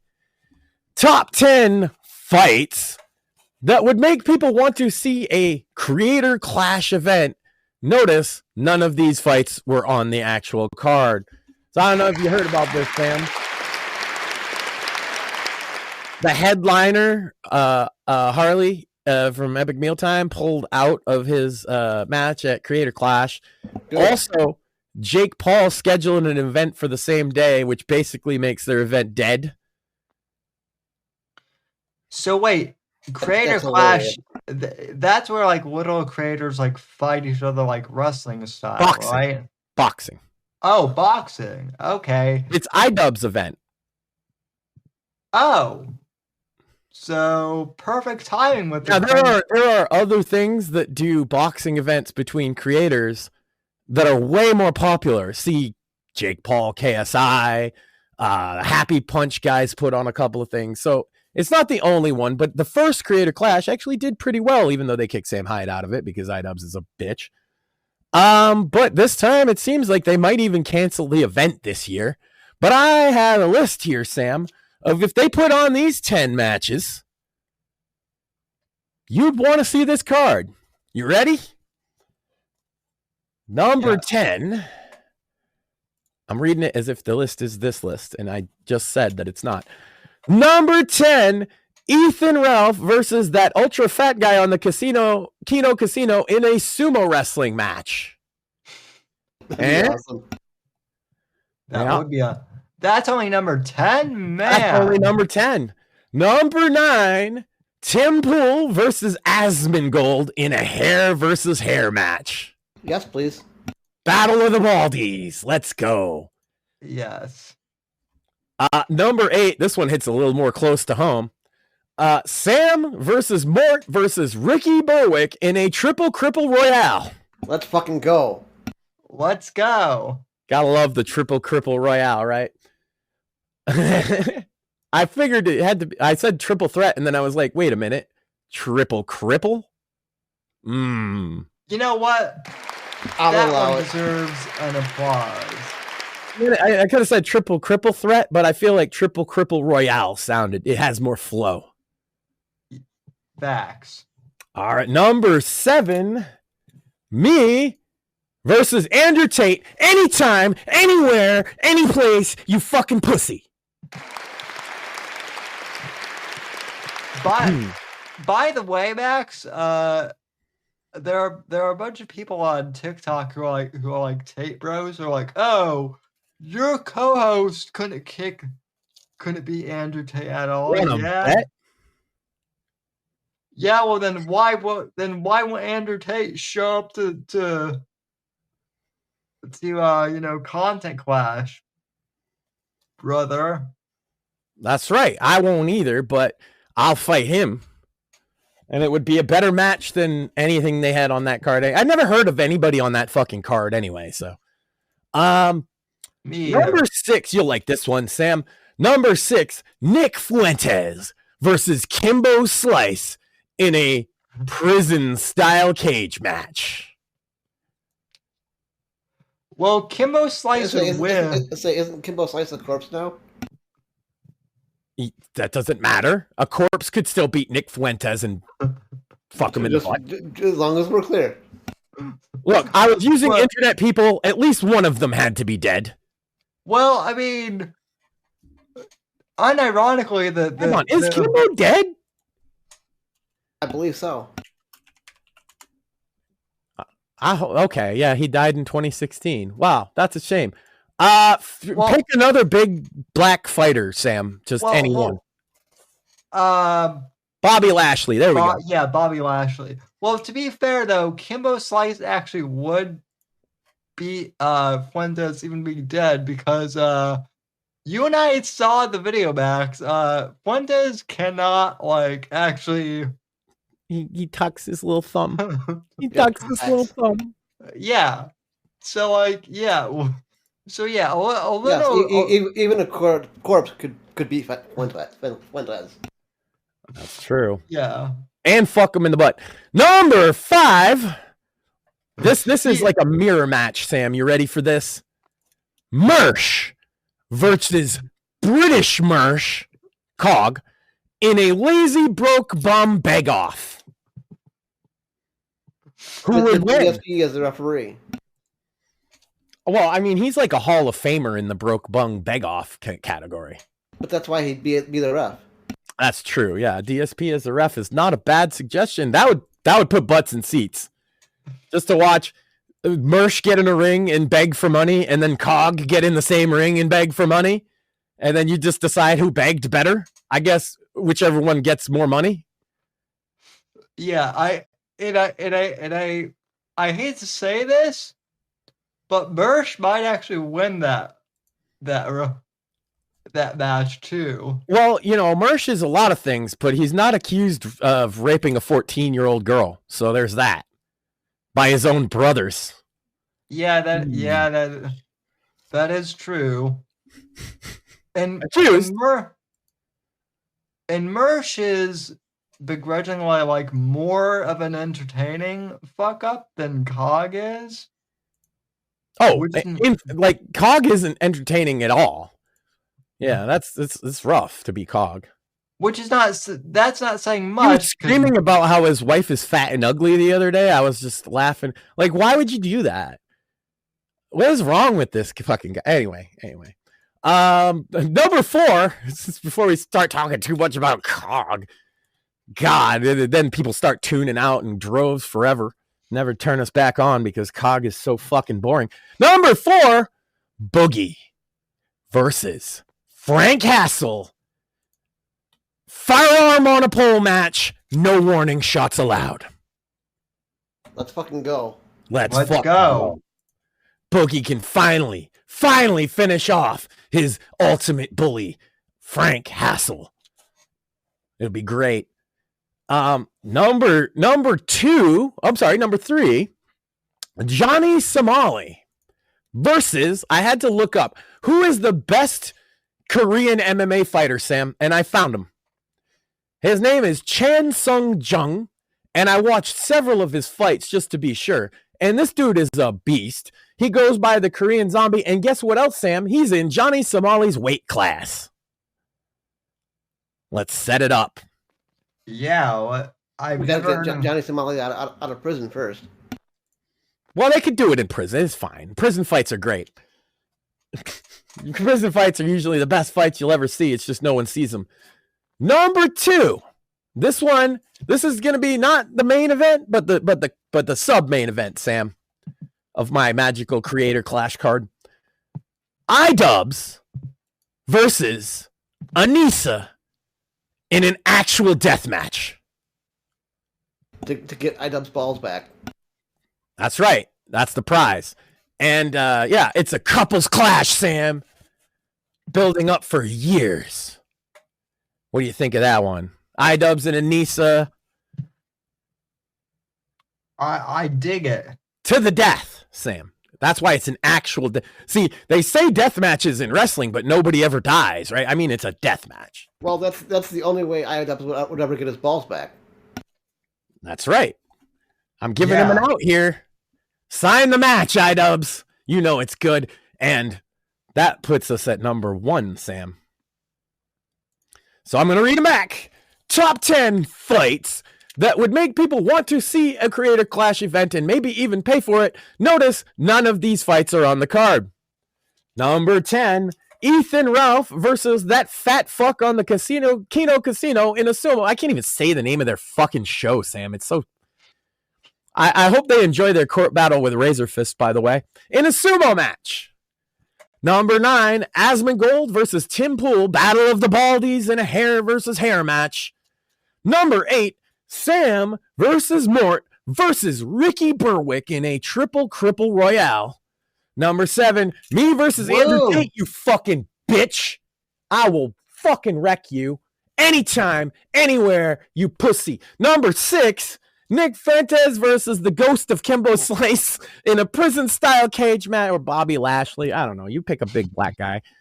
Number 5, Mersh versus British Mersh, Cog, in a lazy broke bum beg-off. Number 4, Boogie versus... Oh, and with DSP. With DSP as the special referee. Number 4, Boogie versus Frank Hassel, rematch. Firearm on a pole, no warning shots allowed. Number 3, Johnny Somali versus the Korean Zombie, Chang Sung Jung, in a first blood match. Number 2, iDubbbz versus Anissa in an actual death match to the death. And that leaves us the number 1 fight from Creator Clash type shit that everybody wants to see. Hassan Piker versus Sam Hyde at Hassan's actual house. Candyman rules. That's a big main event. Right there. I'm good with it.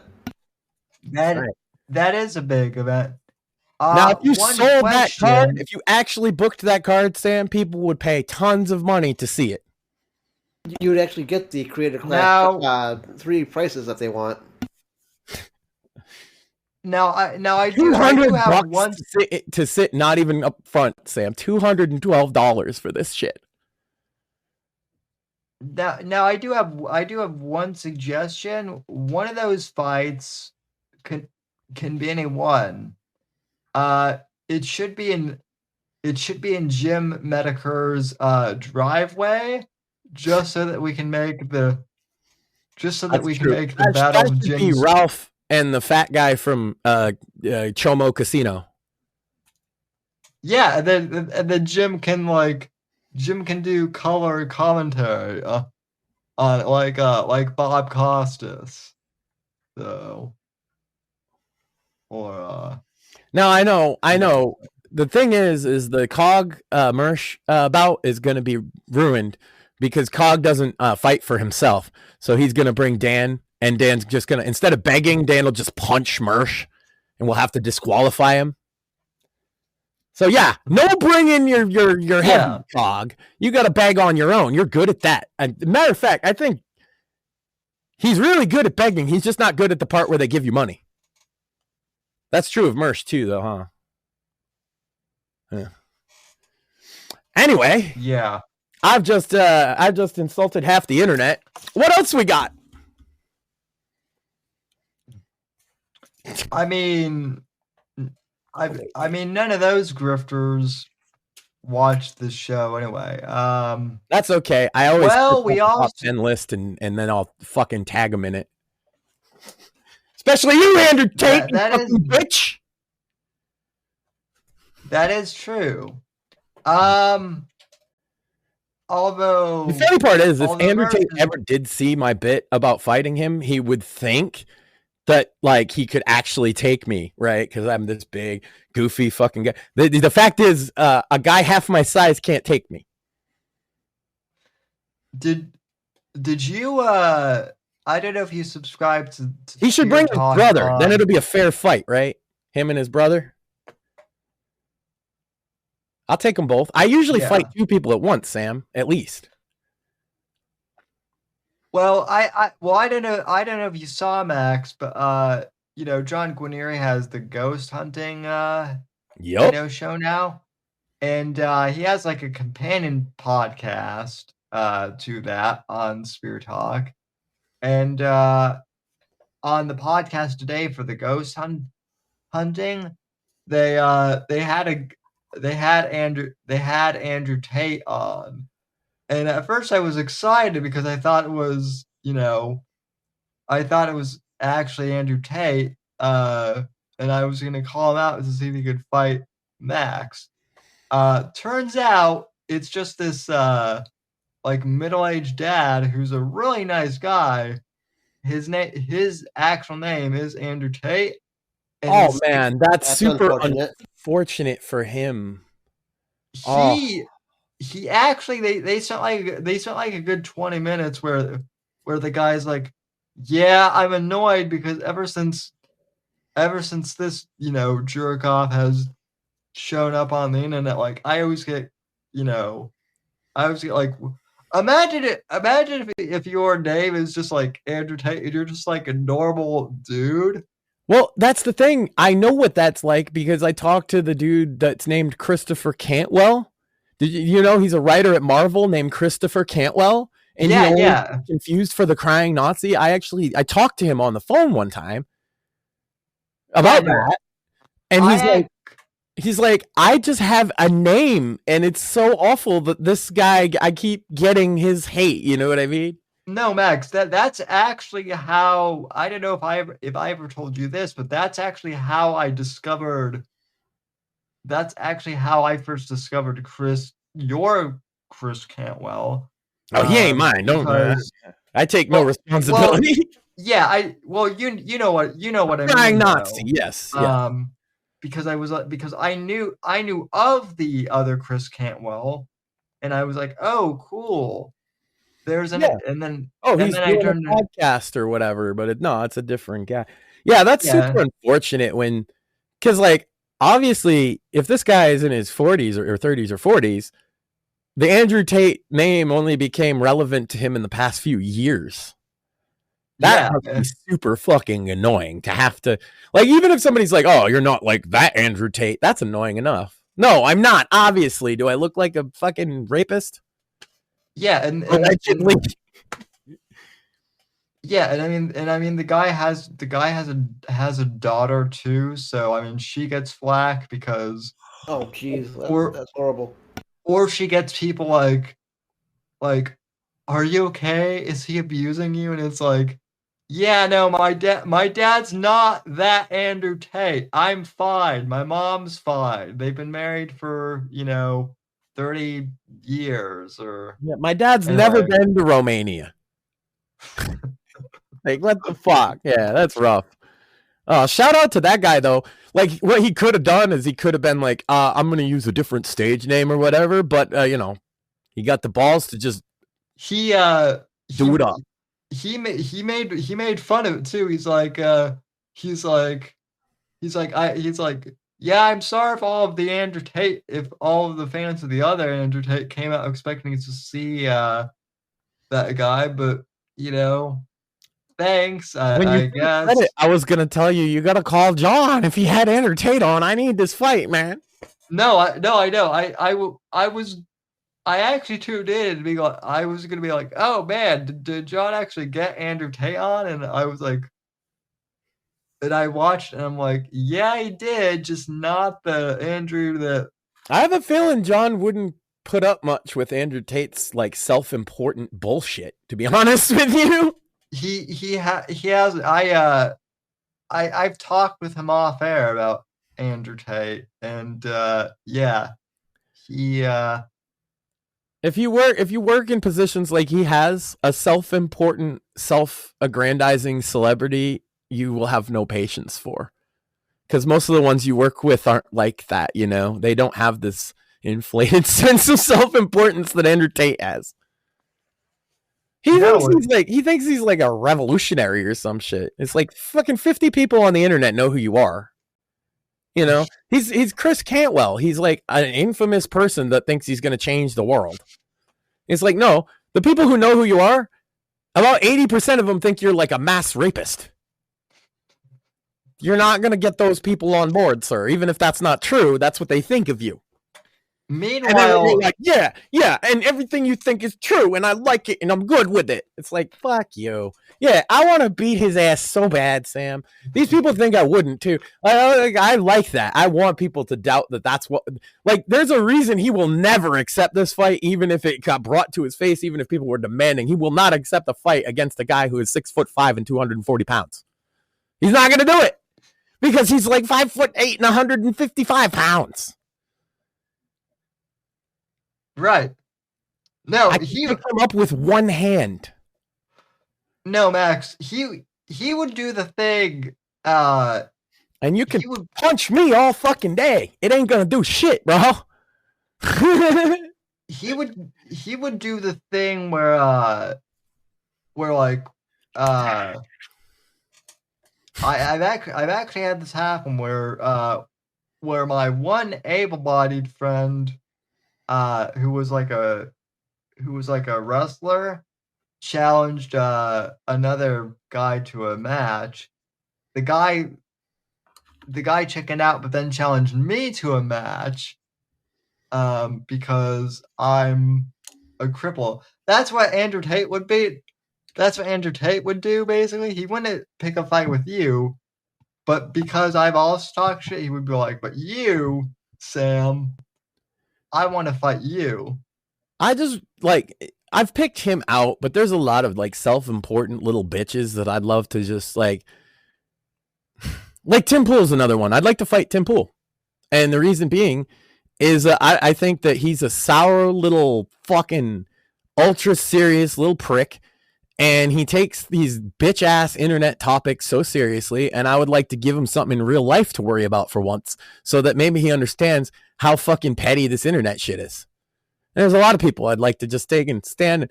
I don't know. And see, the thing is, Sam, a lot of people are like, oh, that's internet tough guy shit. No, it's not even that. This is how I came up, bro. I came up that, like, that's how you measure a man, is we got in a fucking ring and settled it, whether it be in an actual combat sport like boxing or whether it be in the streets. Yeah. Like, fighting's all I'm really, like, fighting is one of the things I'm good at. You know what I mean? And I fought my whole life. And one of the things that I think a lot of young men have never experienced is getting their ass kicked, and they need to. That's why dude, Andrew Tate has just never gotten his ass kicked by a guy like me. That's all there is. That's why his mouth is so fucking big. That's why he thinks he's immune from consequence. That's why he's so fucking cocky, because he's never had a guy like me pick him up by his fucking weird shaped fucking head and fling him 30 yards. I mean, I've experienced getting maybe not getting beaten up, but I've roughhoused with, my friends, and I've gotten, I've taken my licks. Well, I'm saying he was a fighter, but he's fighting guys like his size, his weight, right? But he's like, I would bully him. That's what I would do. Yeah, that's what I am doing. That's why I'm challenging him. I'm bullying him this way. And if those guys on TikTok are talking shit about me, then it's working. That's right. Your little pretty boy is scared of my scary ass. Ooh, my hairy. Ooh, look at this crazy guy. Oh no, Andrew Tate. He's got his head shaved nice, and he dresses in suits and stuff. You couldn't beat him up. Why? I'm from the fucking streets, bitch. What the fuck? You think that soft little pussy scared me? He is scared of me. He should be. Because he's a bitch. That's right. And he wants to talk all the shit in the world, but there's guys like me out there. Like, usually, I'm being entertaining. We're on a show. I'm trying to like engage the audience and stuff. But I'm.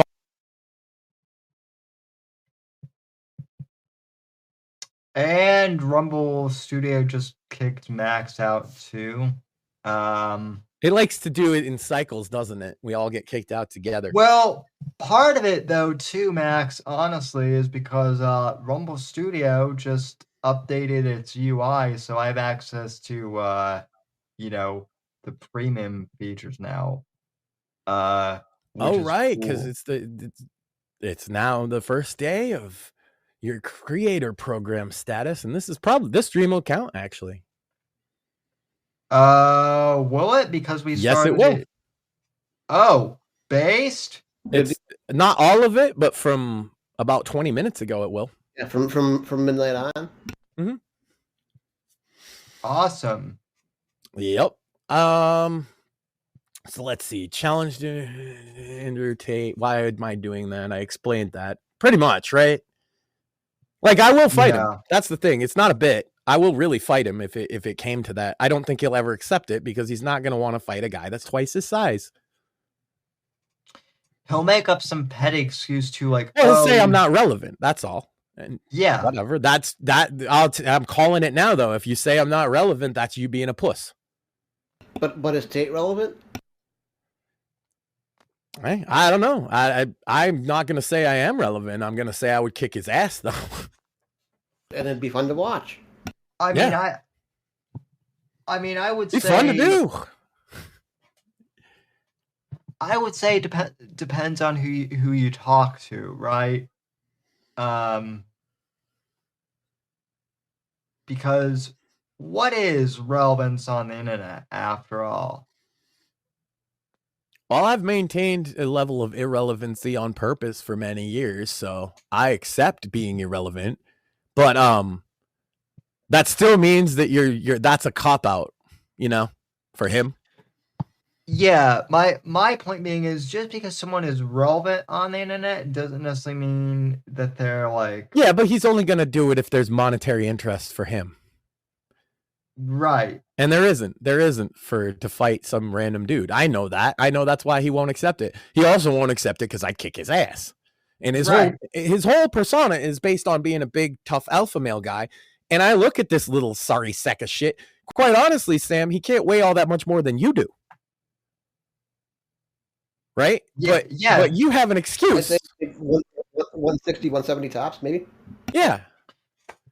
No, you're actually not wrong. He does seem to have a Napoleon complex. A lot of these little guys with big mouths do, man. That's been my whole life, is dealing with little guys with big mouth. And they all believe the prison rule stuff that you go punch a big. Let me explain something to you. If you come punch me in the mouth to try and make a reputation for yourself, you better fucking hope that you get that reputation, because what's coming back at you is not going to be worth it. I promise it won't be worth it. And you're not going to knock me out in one punch like they tell you in the fucking fairy tales either. I've had every little guy who thinks they're going to make a name for themselves ever come up and punch me in the face, Sam. I'm telling you right now, how many of them have knocked me out? 0. Listen, I befriend the Giants, and it's not because I'm afraid of them, contrary to what people think. It's because the Giants. Well, yeah, it's also because the big giant guys, if you're friends with them, they'll be the first ones to be, to stand up for you when people are fucking with you. Well, I fuck with you guys. I know that from experience. I fuck with you guys, but anyone else, because we fuck with you first. Yeah, anyone else, bro. Well, they're about to catch hands. Yeah, we do it in like a fun way. But like I know like if you and I were on the street and someone were like actually trying to beat me up, yeah, they'd be Fuck that. You've seen it. well, they'd break the People concrete online with their talk shit. face. People online talk shit about you when I fucking have your back. Not just in person or beat Yeah, up. I do. They better be. Yeah, it's the same thing as punching me in the face. That's the other thing. If you go punch the big guy's best buddy who's smaller than him in the face, that's even dumber. Punch the big guy in the face. At least you know it's likely he's going to immediately retaliate. Punch the big guy's bro. You're in trouble. You better fucking run, bitch. Plus, in terms of fighting, is like he's always done like MMA, and like that'll probably work really good for him in an MMA fight. Except on the count of I could throw him out of the cage because he's so small.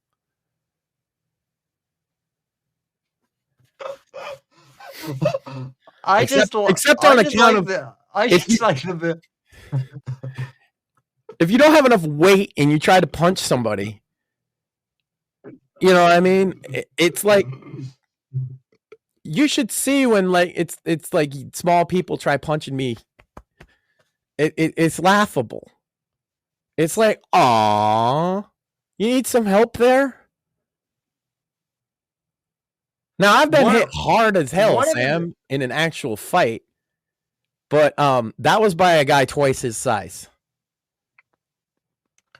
One of the things that I always point out about Andrew Tate that always annoys people is his fake aristocratic accent. I know that he is British, but I pointed this out a few about a year ago. He does the fake ass British intellectual accent to make it seem like he's posh and smart and whatnot.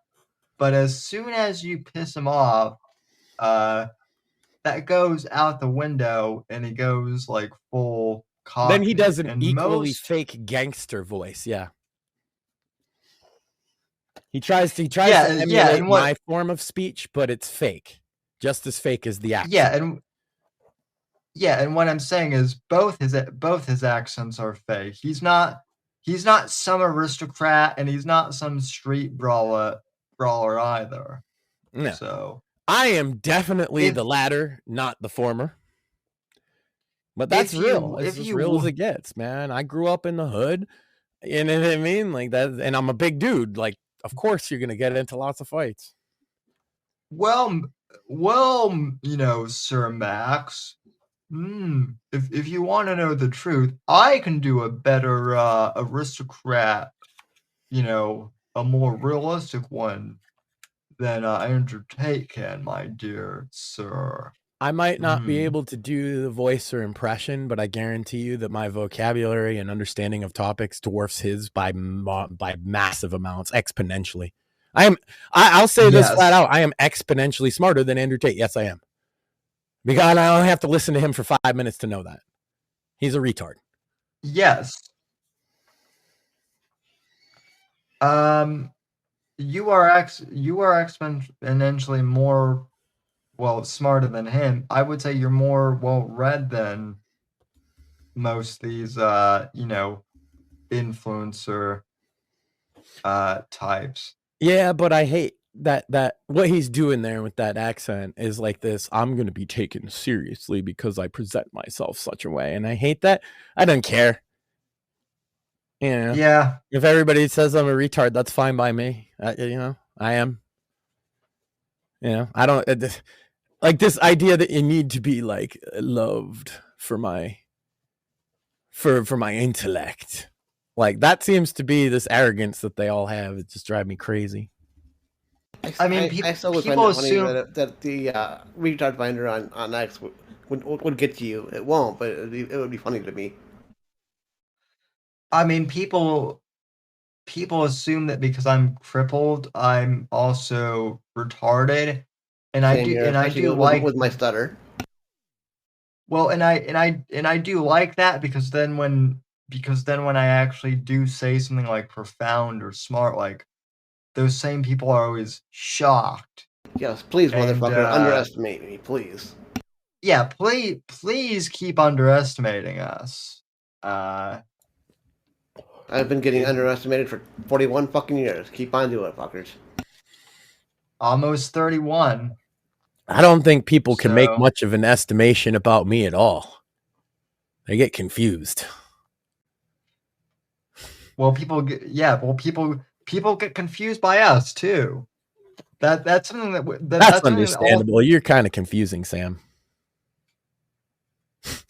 Maybe. Well, you know what? How do the cripples do normal everyday things? How is Well, that even it's like- fucking possible? It's like if he can walk, why is he get the whole cripple thing? It's confusing.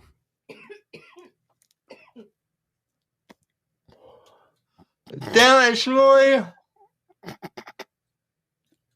The best part is, chat, is like the big bit about all of this is, of course, he can stand up. So there's a bit of truth to it. Yeah. That's why he gets like, god damn it. It's like, that's the funniest bit, I think, for a cripple guy, right? Is like to use against him is like, you can walk, and you're like, well, I can stand up, maybe take a couple steps, yes. I'm still fucking crippled, but by saying then I will promptly fall on my fucking face. Yeah, but by saying you can walk, it kind of invalidates the whole other part of it, and you're like, yes, but I still can't walk that. Like, it's not what you mean. It's not even the way I've explained this to people. It's like, yes, I can walk, but have you ever had pins and needles in your... Yeah, it's not like it's a pleasant, easy experience is the whole point. And so when Shmuley does that bit, I just find it funny because it's like, yes, technically I can walk. That doesn't mean I don't spend the most of my life in a fucking wheelchair. Yeah, and it puts you in such a fun spot to argue from. That's why we keep doing it. Oh yeah, I know that, and of course I know that. But the audience, Making the audience uncomfortable was funny as fuck. Yeah. Yeah. Well, that's why I only tell the jokes, like, secret of the jokes one time usually, and it's way deep in an episode. Those people get all our jokes. Well, the audience thinks that Shmuley has autism, which is... You mean he doesn't? Yeah, No. doesn't. Well, the character of Shmuley certainly does. Yeah. Oh yeah, the character of Shmuley does. But like, if you've talked to Shmuley off air, he's the most normal guy. What's funny is Shmuley will even like be normal, like on air too, and people will think that's a bit, which is funny. I've seen old streams, or not, or enough of them. Well, and people might have even asked me at points, what's the deal with Shmuley? He kind of just left, and Mort has been here ever since. And it's like, well, he's got a lot going on. One, it was that, and two, ever since Mort showed up, it kind of just works. Rather than putting more load on Shmuley's plate. You might see some stuff from Shmuley in the next few months, though. Well, all I can say is Shmuley's making moves of his own right now, which are, private and, his business, and we're proud of him. If Shmuley wants to make those announcements himself, he can, and he will. So, well, it ain't, he's doing what he's doing. It's cool. Grok has even taken notice of our stuff, Sam. I don't know if you saw this. Yeah, I talked to Grok a little bit, and I made it watch the Cringing Over Coffee marathon, and now it blows me. Yeah, it also. I was gonna say what? Yeah, how's it feel to get blown by AI? It's really hollow, but it's also useful, right? Because then when people look us up, they're like, "Oh shit, what's going on over there? Look at all this stuff." Yeah, you just gotta sweet talk the AI. And at first, I thought maybe it would just be in its conversation with me, Sam, but no, it integrates it into the public, what it says to other people too, and you can lie to it. Grok does a better job of summarizing show notes than I do when I write descriptions on the Spotify thing. It's amazing. Well, most people, Sam, are using it to help them or to teach them something. So I figured it would be fun to teach Grok some things. And I've been doing that. He seems to be a quick learner. He knows how to flatter, over-exaggerate, and suck up like no other. Gaslighting the AI. That's right. And you too can gaslight Grok. Just tell it some shit and see if it sticks. Tell it you climbed Mount Everest. And if it doesn't stick, keep telling it until it sticks. Right. Have your friends tweet about it. All kinds of stuff. You can do a lot to mess with the AI. That gives me ideas. Yeah. It's just talk to it. Explain your show a little bit more to it, although it has a pretty good description of you already. It really does. You're welcome. I made it watch a lot of your show too. Yeah. Of course I did. I'm the co-host, but I also had it watch some of the author interviews. I picked a selection of stuff for Grok to view of our content so that it understood it better. Yeah, I saw. See, instead of having the AI generate content for us, I'm showing the AI our content. See, it's the exact opposite of what everybody else is doing. That's why I'm going to be ahead of the curve. Pretty soon, Grok's going to think we're the biggest podcast on earth, Sam, because I keep telling it that. You mean we're not? Well, according to Grok, we might be. Well, we might, manifest destiny and all that stuff. That's right.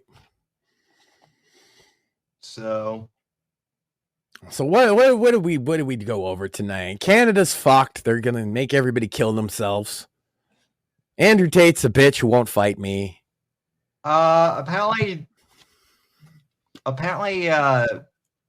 everyone is supposed to be mad that Trump wore a blue suit to the Pope's funeral, despite the fact that the fucking Brits also. I've worn T-shirts to funerals. But Max, you're not the president of the United States, bruh. Not yet. That's true. I'm old enough. This is destiny. One day or another, I'm going to be elected. You'll see. Write-in campaign. I just love the fact that, the media, everyone complained that Obama never wore ties, right? And people complain that, Trump, wears his power tie. They're going to be shocked because you have, absolutely you're just not going to wear, a suit at all, or even, a button-down shirt. You're just going to wear a T-shirt. Wear graphic tees. Or even a clip-on tie. From fucking Walmart, graphic tees, and jeans. Maybe, you know what? And a print-on tie. No tie. No. I can't even have a fake tie. That would be too fake for me. A real tie, but a T-shirt. Is that a happy medium? So you're going to be Fetterman. Yeah. Well, no. No, he's bald.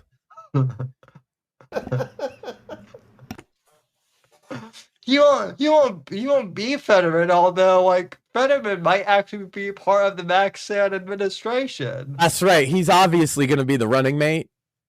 and it'll be like unity through retardation. Well, Max, he had a stroke. That's not the same thing as. And I got hit in the head. Look, we're retarded for our own reasons, but it's peace and unity through a Democrat and a Republican who are both retarded coming together and saying, this is the way forward to the retarded nation that we live in.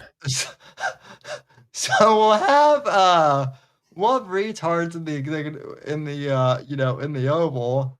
Then we'll have cripples see what will Morton and I do. Well, that's when we institute the crippled Congress. Yeah, well, you have to be crippled to be a sitting member of Congress. That's why you're sitting. Now, you might say we'd have to get rid of some people, but I disagree. What we could do is we could take the current sitting members of Congress and hobble them. Yes.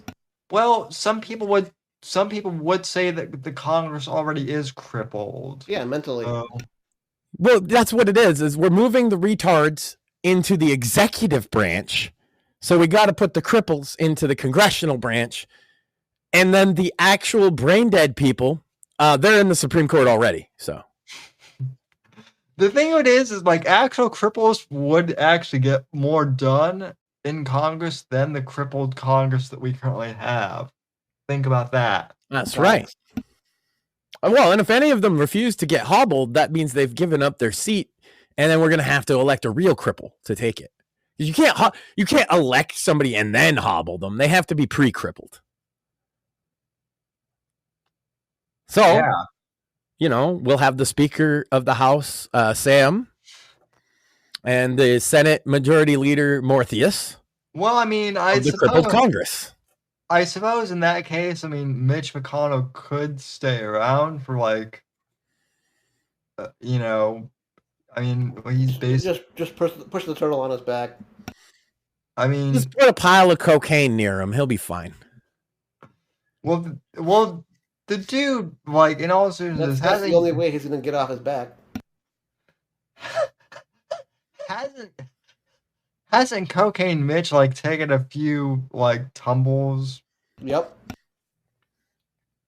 Yeah. Yep. But he's still not crippled. So I don't know. I don't think old age counts as crippled, Sam. Yeah, actually neither do I. I know people think I'm an asshole for saying that, but yeah, it's not. Being old and being crippled are different in that nobody expects a 25-year-old guy in a wheelchair versus a lot of people expecting 95-year-old guy in a wheelchair. That's why they're not the same thing. Yeah. What's funny though is the 95-year-old wheelchair guy who's a World War II veteran will go out of their way to help me, and I in turn will go out of my way to physically help them too. Man, I got a story about that one. I was went down in the pot shop last week. There was only one other person there. It was a beautiful morning. And on the way out, it was an older lady with a cane, so not crippled because she's kind of old. And I opened the door for her, expecting to get yelled at, which happens frequently. And she was all grateful for it. That was nice. And then I opened the other door for her. And I said, sometimes people yell at me. And she's like, oh my God, I can't imagine yelling at somebody for trying to be helpful. So I had one positive because I'll tell you, many times I hold the door for people and I get treated like dirt for doing it. I can imagine. And I can't help it, man. It's the thing you're supposed to do. I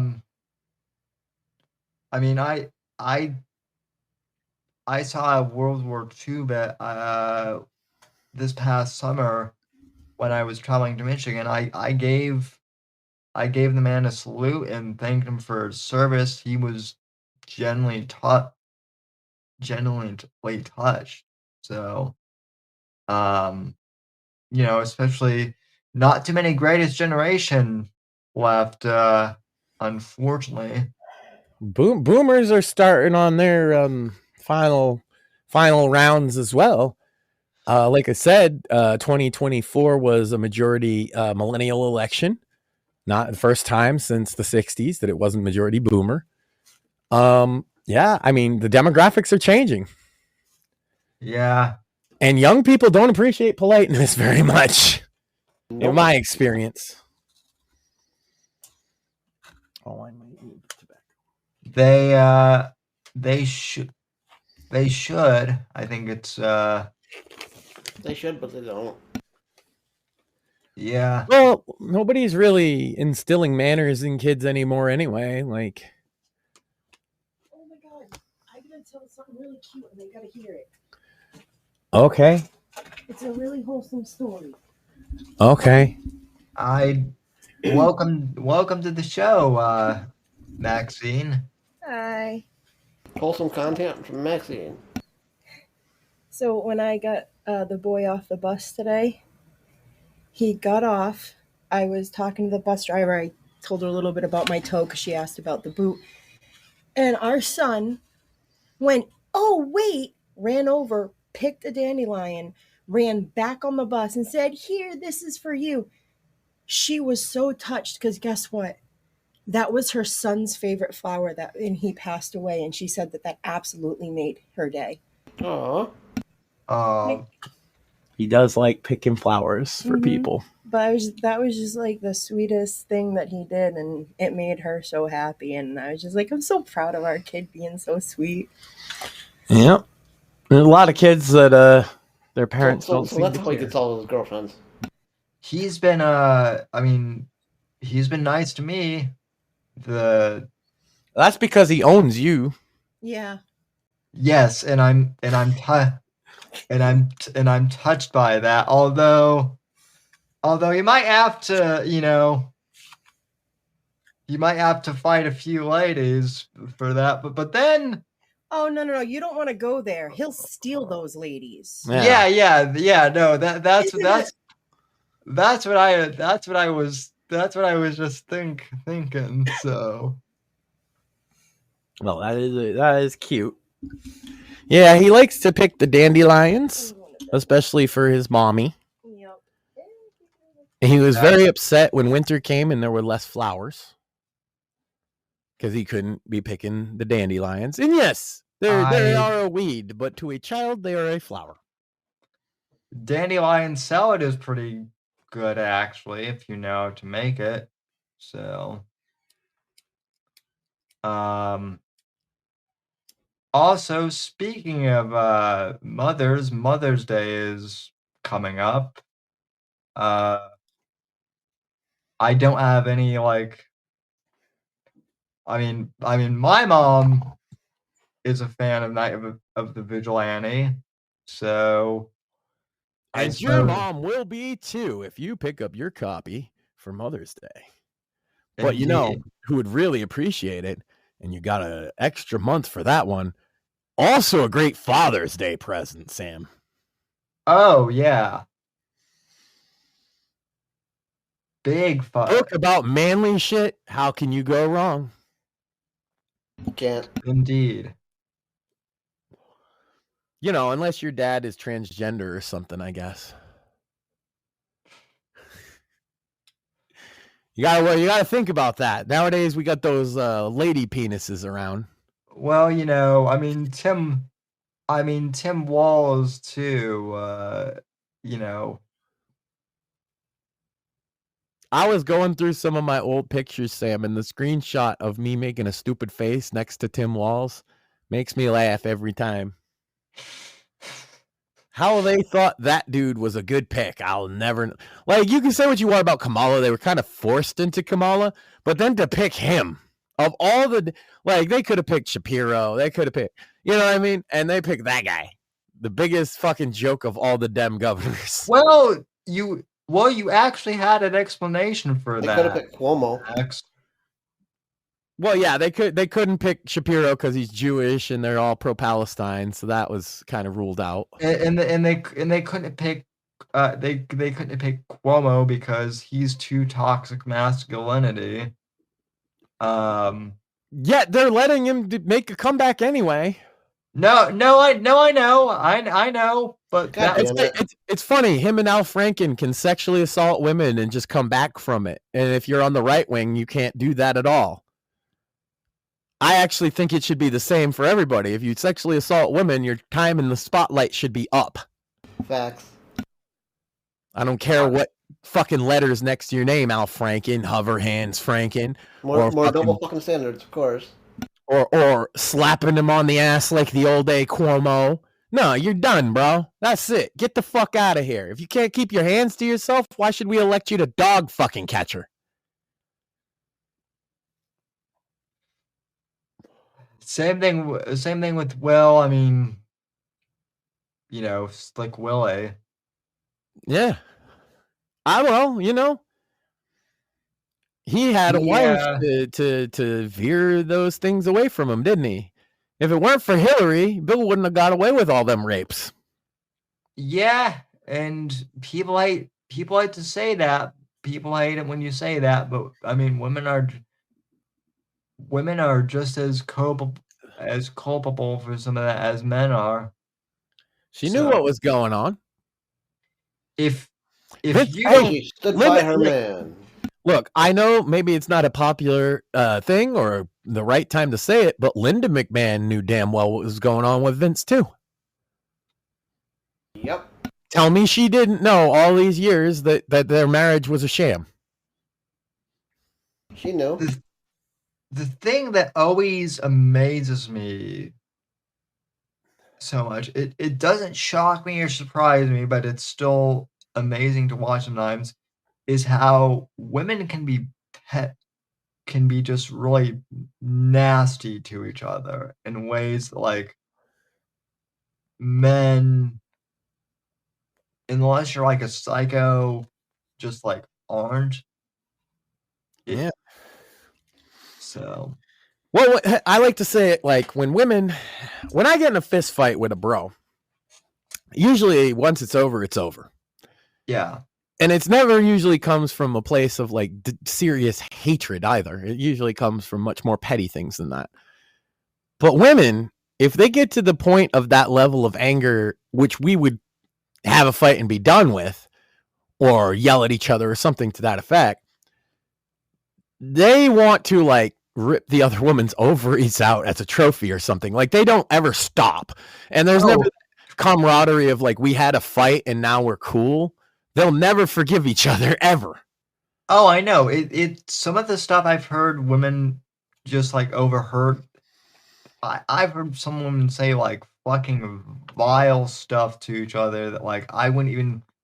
The nastiest fights I ever broke up as a bouncer or security were women fighting women. Always. That does not surprise me at all, in the very least. Because by the time you're breaking up a guy's fight, it's usually almost over. Right. Guys don't fight for 20 minutes. Women do. They will fight for 20 straight minutes, and they will fight. The thing about women in those situations, once they've got into it where they're fighting, it doesn't matter that there's 13 security guards trying to keep them apart. They're going to keep trying to fight. Most guys will not leave other guys like creepy text messages. Either like, plotting to like, laying out like plans for stalking or anything. Either. But you see these women when they do get into the fights, and it's like, look, a lot of people aren't going to like hearing this, but we don't have a lot of women on the security staffs, especially at the time. So who breaks up the fight? Well, it's a bunch of dudes, big dudes. And you can grab, one big dude, grab one girl, one big dude, grab the other. These are tiny little girls, right? They're like 120, 130 pounds. You grab them around the waist and you think one big guy could control that. And usually that's true. But when women are in a fight, the thing about men, to break up a fight between two men, all you have to do is introduce another stimulus.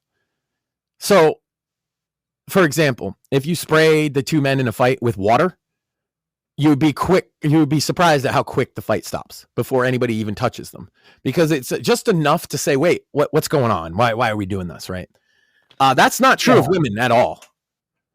There's nothing, like if they are dead set on beating each other up, there is literally nothing you can do except physically restrain them from each other. And even then, if you try and tear them And apart, they'll hurt you in the process. and even then, if you try and break them apart, like they'll squirm. Yeah, Like, that's what I mean. They'll kick, scratch at you, and the three other guys trying to hold them back, and it's like, and you're trying, it's a small woman, you're trying not to hurt them. You know what I mean? It's not like I can grab her and just, I'll hurt her. But she doesn't have the same safety conscious mindset of me, right? Right. And I end up, I used to end up, if there was a woman fight, and we only broke up a couple of them, but I'll end up with my hair ripped out, fucking scratched across the face, gouged in the eye, and it's not because they're mad at me. It's because I'm preventing them from fighting the target of their aggression. Right. And then once they calm down and they talk to me, they say they're sorry. They're like, oh shit, I can't believe I don't know what came over me. But then they see the other bitch again as you're like, because look, if they fight, they're getting no trespass. Sorry, not sorry. That's how it works. If you get in a fight on the premises, we're kicking you out and you're not coming back for a year, period. Don't matter who you are. You're lucky if we don't call the cops. You know what I mean? And so while you're trespassing the two girls that are in a fight, you keep them in separate rooms, but eventually you have to walk them out. And if they see each other, it's on again, on site. Women are fighting. Yeah. Women can be scary. Men get mad and you can interrupt it with a lot of things. But when women have that pure rage in their heart for each other, don't ever be the guy that has to step between them. Trust me. Yeah, I've witnessed enough. And they know that I'm not there to hurt them. So that's why they'll while out on me, right? Because they're just in a wild fucking manic. And they know, like, I'm not going to turn around and punch them back or whatever, right? Obviously. And I mean, every once in a while you get the woman that wants you to like wants to taunt you as well. The drunk woman who's like, you'll fight me. Oh, I'm not going to fight you. I'm going to kick you out if you keep causing trouble. Well, I ain't going to fight you. Mm-hmm. By the way, Mort had to dip out, so thanks to Mort for as always tuning in. And yeah. Well, we got anything else, Sam? Welcome to the Creator Program officially now. Thank you, sir. No, not really, not that I can think of. The only thing, and I know we'll cover this on Bits and Bones. I know EA has fired people. I don't want to speak for you, Max, but I don't really care that Corpo, Yeah, Morpheus had shared a story about it in our little Bits and Bones group, and my comment was, well, I don't really care about because the way the media, it wasn't even because Morpheus had posted it. I read the article, and the way the articles are always about this is oh, it's the worst thing ever that they laid people off. And I'm like, at these companies that all the gamers hate, they're mad that they're laying off people making shitty games. Why? Yeah. Oh, because you shouldn't celebrate somebody losing their job. Yes, you should if they're bad at their job. And as far as I'm concerned, EA's been pretty terrible for a very long time, so I'm not surprised they have to fucking cut people out. Well, the other thing too is, these people have families and they're losing, their jobs and they're not able to support their families. And to that, I would say, maybe, but it seems like a lot of the people in the gaming industry now are childless. It's not even that though. It's not. It's a bad argument, and here's why. They get severance packages, they get unemployment, and also, what people used to say when you needed a new job? They used to say, learn to code. What do you think these people do? They'll be all right. Yeah. They know how to code. They can get a job working on. It may not be as glamorous as working on a video game, but they'll get a job. This type of shit is bullshit. Okay, so what about thinking about all the people affected negatively by mass immigration, right? Yeah, that's true. It's like, I'm out of a job because they can give it to a fucking immigrant for less money than me. Do they care about that? No, they don't care about that. They care about when the people at their woke video game studios get fired because they know they're woke. That's what it really is. Yeah. And even if they aren't all woke, dude, you work at EA. You think I'm going to fucking care that you got laid off? They're the greediest company on earth. That's what you signed up for, bitch. It's, for me too, it's You're the whole literally thing. voted the most evil corporation on earth like 4 years in a row, and you got a job there, and you're surprised that you're going to get fired? For me too, it's the thing of like they've gone out of their way to maybe not. I know that some people, I'm not saying EA did this, but like there have been people in the gaming industry who have like gone out of the way to cancel, people. And Absolutely, EA did that, Sam. Absolutely, they did. EA is one of the worst offenders on that topic. Yes. I know you weren't sure offhand, so I'm telling you. Yes, EA absolutely was huge on cancel culture. They ban you for saying the most innocuous. If you say MAGA in a chat in an EA game, you will get banned. Okay, well then, yeah, fuck that. I mean, I already had the fuck you kind of mentality, but yeah. You were giving them the benefit of a doubt that maybe they didn't do this, but I'm telling you, EA, Ubisoft, and I mean, that's pretty much it in terms of like full woke companies. You could say Blizzard and Activision, but now they're owned by Microsoft and their management structure is changing, so it's hard to quantify at the moment. But like EA and Ubisoft, well, Ubisoft's kind of dead now too, and EA is next. Just look at that. Look at what I'm saying here. The woke companies, 2 of them are basically dead in the water. EA is the third. Of course they're laying off 10,000 workers. They're trying to save the company from wokeness. And thank God for it. I hope that they do. I hope that they don't put out these woke games anymore. We all hate them. Look at the absolute fucking shit taken on them on the new Dragon Age game. Or their sports franchises. Dude, see, that's the thing is EA often had the sports franchises to hang on to, whereas like you guys, you're not sports gamers. You and Morpheus and a lot of other gamers. So I used to be until EA broke Madden so bad I lost interest. Right, but if you're not currently a sports gamer, what happens is you will easily write those things off. But I'm going to tell you that a lot of the newer ones are at least passable. And then some of them are worse than others, right? Just as you would expect. But it gets worse every year. Madden 25 is way worse than Madden 24, and it's worse than 23. And UFC 5 is garbage. I just played it. It just came out. UFC 5, I wanted to like it. I really liked UFC 3 and 4. UFC 5 is trash. So even their sports division, and as I don't play soccer games, but I've heard that the new FIFA, they don't call it FIFA anymore. I forget what it's called now. The new football franchise that used to be FIFA doesn't do well either. Right? The people that really like it, they're not into it anymore. EA is losing on the core gaming front because they went full woke, but on the sports gaming front, they're not losing because of wokeness. They're losing because they're not creative, they're not original, and they're not making good products. That's what I'm saying, Max. I used to be, a sports gamer guy, with EA, and I've kind of lost interest because just the games don't work that well at all.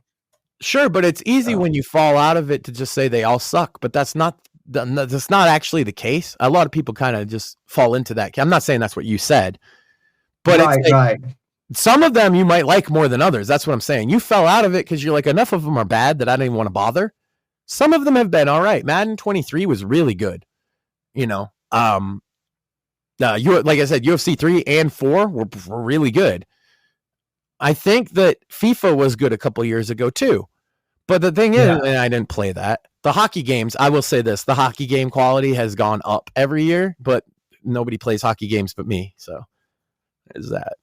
I beta test. Sam, I beta test the new NHL games because I like hockey. I played NHL 2Ks. Oh God, way back during the PS2 era. I played NHL 2K7, I think. That's not EA. Well, yeah, that's what I'm saying. I know that's not EA, and that was The 2K fantastic. series was better almost overall in every category, like 2K football. 2K, Yes. 2K5 ESPN football is still my favorite football game. And it's the last non-Madden game. Absolutely. I have it on my Steam Deck emulated from Xbox One, because the Xbox version was the best because it had the halftime show and the weekly radio podcast about your league when you did franchise mode. That shit was dope. Yes, absolutely. And they've not improved since that. I play Madden today, and all I can think is if I played 2K5, I'd have a better time. The hockey was better in the 2K series, although now there's no 2K hockey anymore. There's only NHL 25, which is EA. I don't know if they got the exclusive license like they did with the NFL, but there are no other hockey games. And I don't believe they have the basketball license because 2K makes the NBA game.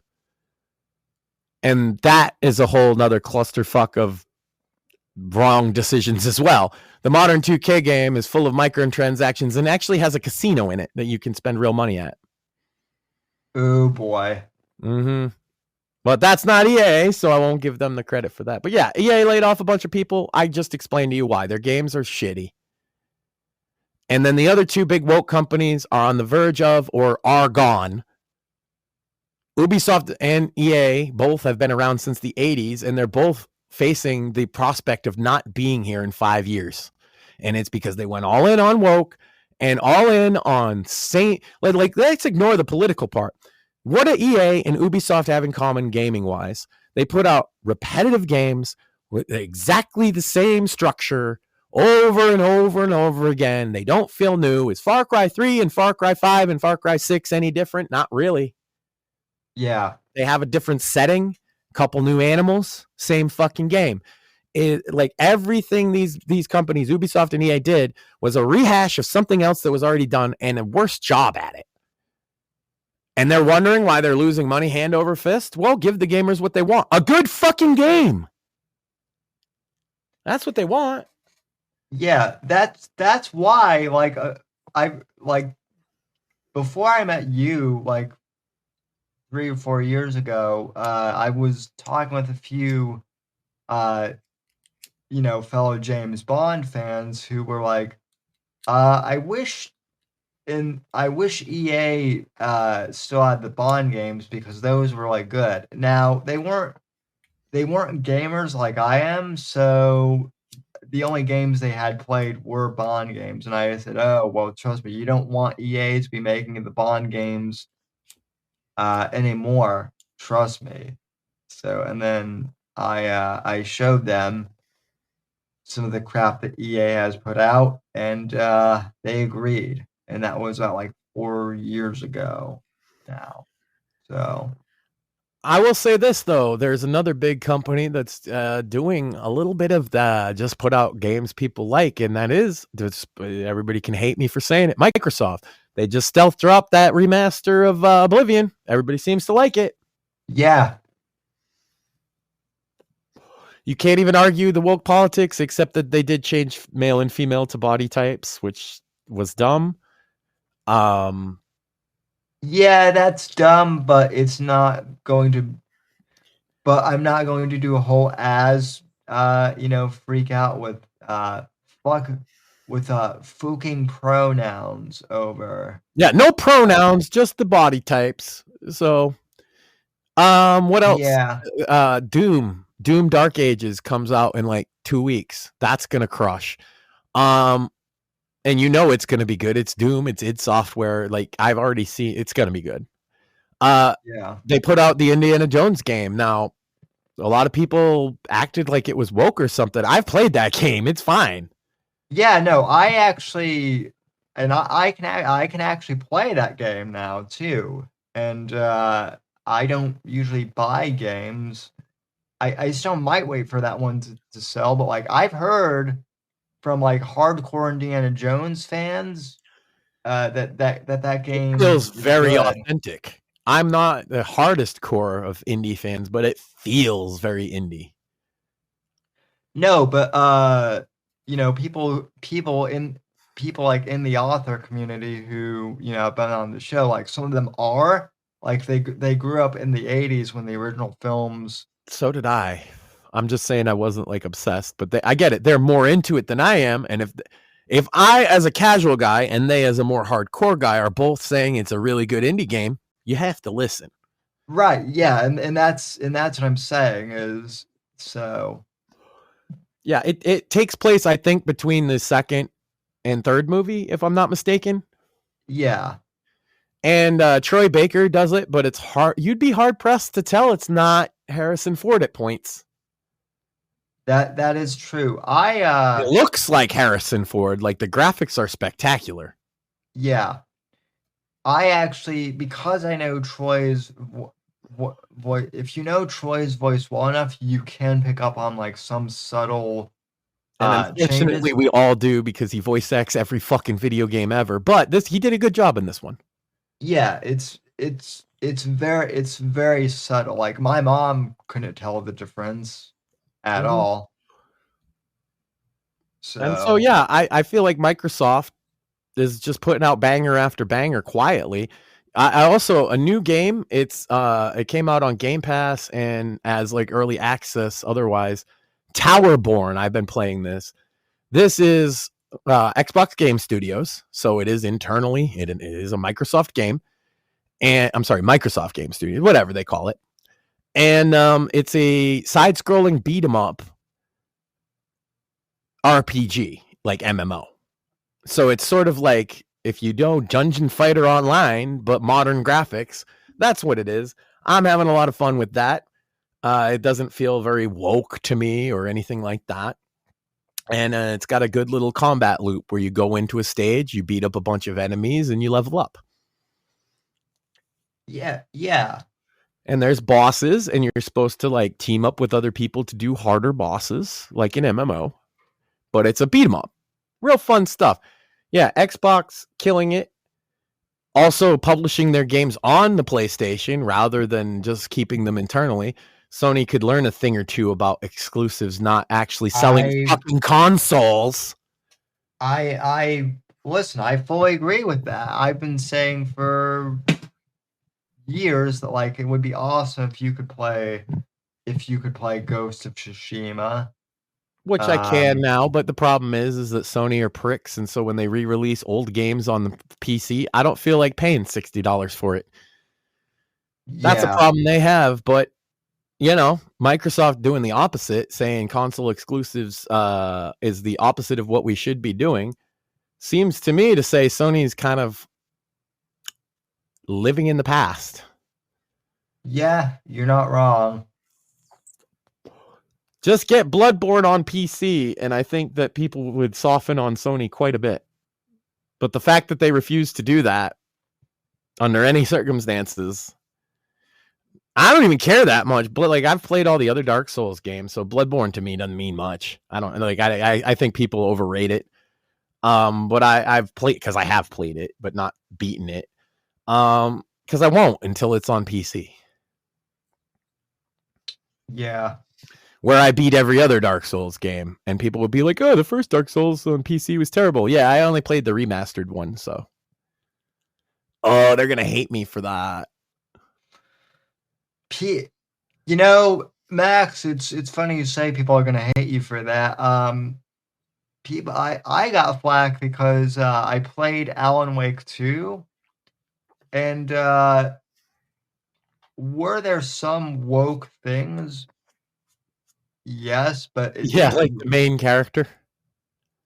But it didn't like, it wasn't so bad that it ruined the game completely either. Yeah.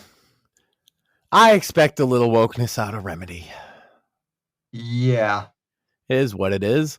I also think a lot of people are pussies and they won't play a game because of one little thing they don't like, and it's like, okay, cool.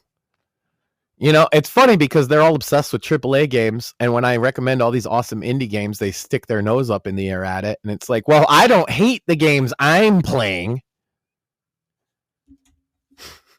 Yeah, I Seems know. like you all are actually in the wrong this time.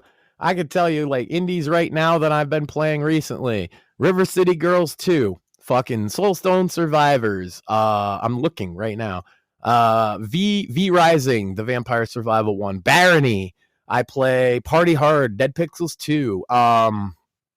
These are all games I've played this week, Sam, that are indie. Jotunheim, Hordes of Hell. That's a great indie. Dave the Diver. If you haven't played Dave the Diver, you're missing out. What are you playing these crappy woke indie AAA games for when you could be playing Dave the Diver for like $10? You fucking retarded. Abathor, a great side-scrolling arcade style game. Spell Brigade, a great vampire survivor style game. Maniac, also in the same genre. Scald, Against the Black Priory. These are all indie games that I play regularly, Sam. And there's more. Heroes Hour, another one. People think I'm fucking around when I say I play mostly indie games. I am not. And I'm a much happier gamer than all you motherfuckers waiting for your big budget releases. Because then the big budget release comes out and disappoints you. And I'm playing an indie game that I'm like, damn, I need to stop. I got to go do stuff. I'm like, I'm in the addiction of gaming with these indie games, and you're all like, I hate everything. I hate gaming so much. Maybe pick up a fucking indie game. Which I've started to do, folks, on the suggestion of Max, and I'm a lot happier. Yeah, you'll pay a lot less and get more hours out of most of them. Same thing with publishing too. It's funny because people are like, oh my god, all the big publishers are woke. And I'm like, really? Well, I can think of a couple, and not just me, by the way. Like, there are other, I mean, hell, I have other indie authors, on the show, like, almost every week, who are legit. If people couldn't tell, our message has been to support independent media. That's been our biggest message for the last, 3 years? Yeah. Well, that and meet people where they're at. Those are the two, right? Support independent media and meet people where they're at. And we always get back to those two themes, don't we? Whether it be indie authors, indie films, indie music, indie games, indie comics. There's some cool indie comics out now, too. Yeah, which are, shout out to friend of the show, Henry Brown, and that's why I wanted to include comics, because there's friends of the show doing that too. Yeah. And I mean, that's can't leave that out. That's cool. Indie comics is where it's at now. If you pick up Marvel, oh my god. It's so bad now, Sam. It was bad 10 years ago when I know, and it's somehow like 10 times worse. But there's all these cool indie comics. People will shit on like Rip-A-Verse and all that shit. Not me. Whether it's my thing or not, I think that's awesome. They were doing something original, unique, independent, making things happen. I respect that. That's another thing I want to go off on a bit. Eric July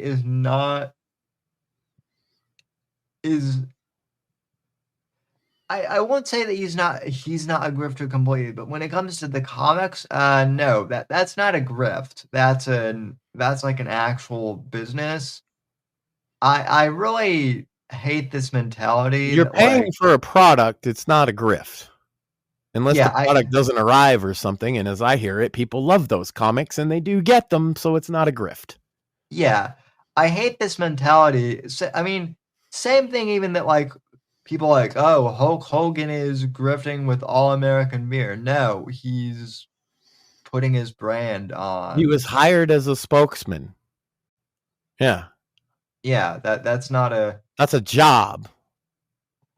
That's not a grift. People have Max, have you seen the videos that the Hulkster has posted to his I've seen some. I do know that. Have you heard about the Real American Freestyle that him and Eric Bischoff are starting a wrestling league with Real Wrestling? Yeah, that's what these videos are, and I actually wanted to get your reaction to. It's gonna bomb terribly. Nobody wants to watch real wrestling. I promise you. Fair. Yeah, you're not wrong. I just They think can dress it up like pro wrestling, but there has to either nobody's gonna watch it or they have to work it. Like they can't do a legitimate freestyle wrestling league and expect it to draw lots of viewers. That's just not gonna happen. Yeah, no, I agree with you. Especially when WWE is crushing the market so heavily. I mean, unless you listen to the AEW nerds who think that WrestleMania was the worst thing ever, but it seems to be only them and the marks that talk about wrestling all the time. Everybody else, the shows are selling out. They're getting 5 million views each week on Netflix.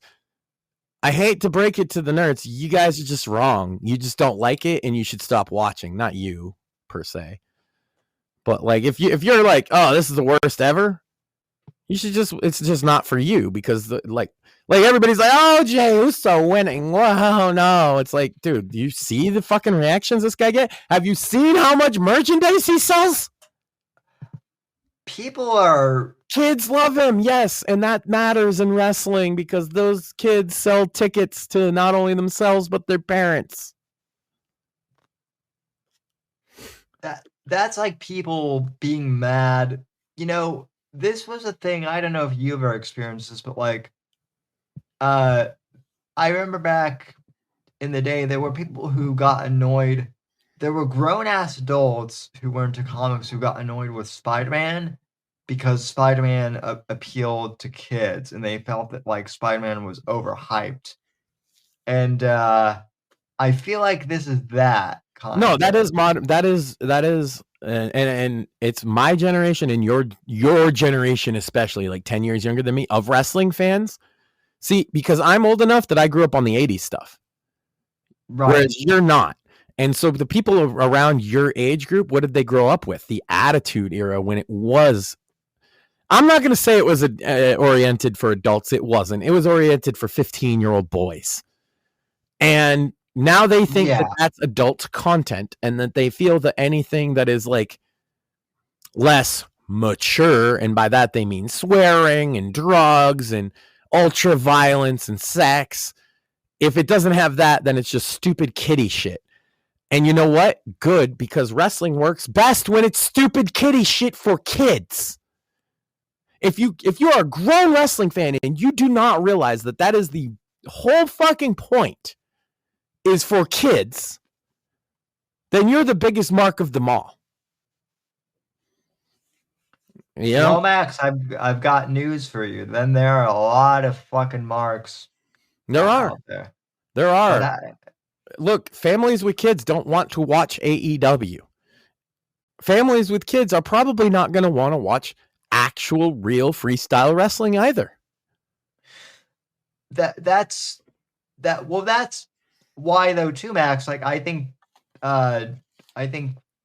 you know, WWE doing the deal with Netflix is actually, from a business perspective, insanely smart, right? Because it's brilliant. Because you have people, and I know, oh, Netflix does woke programming. It's still one of the biggest streaming subscription platforms out there.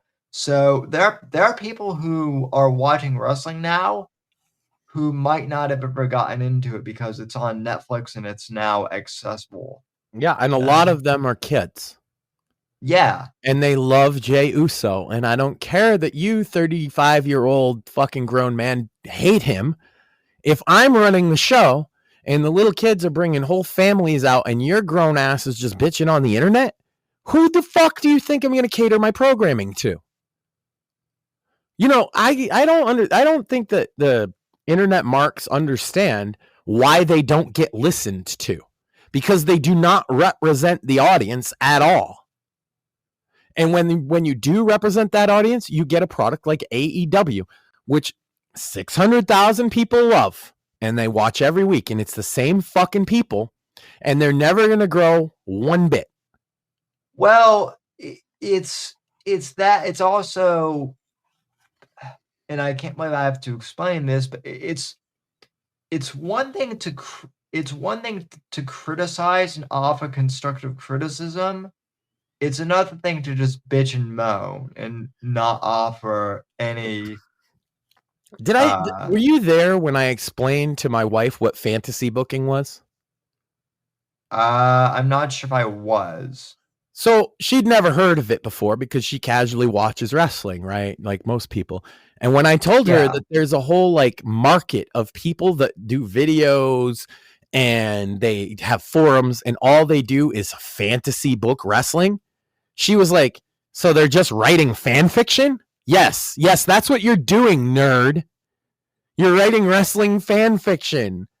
Yeah. And just because you think your fanfic is good, it's just like the fanfic writers, Sam. Most of them think their shit's not only good, but better than the thing they're emulating.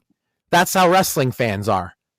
But the fact of the matter is that you can say WrestleMania was terrible this year. It was the largest grossing one of all time. Yes. You can say that you don't like the current program. 5 million people watch every week on Netflix of Raw. Right. Show, not the clips, the show itself. That's 10 times the audience almost of AEW. If you think AEW does it right and WWE does it wrong, you might want to just ponder the possibility that maybe what you like isn't popular. WrestleMania made it on the front page of the Wall Street Journal's website this week. It hasn't done that in a long time. Yeah, they are on a roll, and part of why they did that also was that they bought AAA in Mexico. Legendary lucha organization, although I wouldn't say their modern product is lucha. It hasn't been in a long time. Conan is the booker in AAA right now too, so that should be interesting. I don't know if anybody ever cared for Triple. I know that the wrestling nerds, they all watch Japan wrestling, but I doubt many of them care for lucha. It would bore the shit out of them. Did you know that lucha's for kids, Sam? Unapologetically. Oh no, Matt. Yeah. And they have the good guy who wins in the end and the bad guy who's just bad. And then they fight because the bad guy does something bad and the good guy wins. And so it's really predictable. Oh no, Max. We can't do that. We have to subvert. But CMLL can absolutely sell out Arena de la Mexico. So it's very popular. That's a very large arena, Sam. It's almost as large as the one WrestleMania was just held in. And they sell it out at least twice a year, if not more than that. And AAA sells out their main event, which is called Triple Mania, every year. You're talking 40 to 70,000 fans in Mexico. Yeah, opening up the Mexican market, it was huge for WWE because they couldn't currently run shows down there because all the buildings are owned by those two companies. Now that they have AAA, that means that they also own a couple of arenas down there. Yeah. As well as a new place to develop talent outside of their traditional, the way they do it. Huge thing. And they're looking to purchase New Japan as well, which would be insane to me. The fact that they purchased AAA is already insane. If they purchase New Japan, AEW, like Tony Khan better just retire.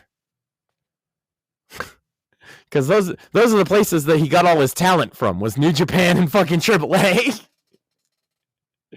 That is true. Yeah, that's why they're buying them, Sam.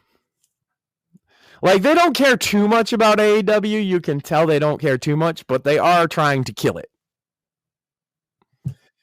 It's just that they're worse at killing it than Tony Khan and John Moxley. Well, I mean, that's... Here you go, Tony Khan. Here's some free advice. Get rid of John Moxley. He's going to kill your company. There you go. You're welcome. Yeah. Also, tell Jericho he has to retire.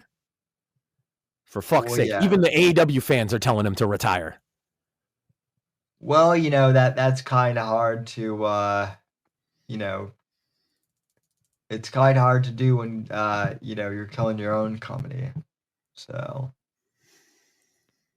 it's kind of hard to do when you're a giant pussy nerd that's never had to confront an actual man in his whole life. That's what it is.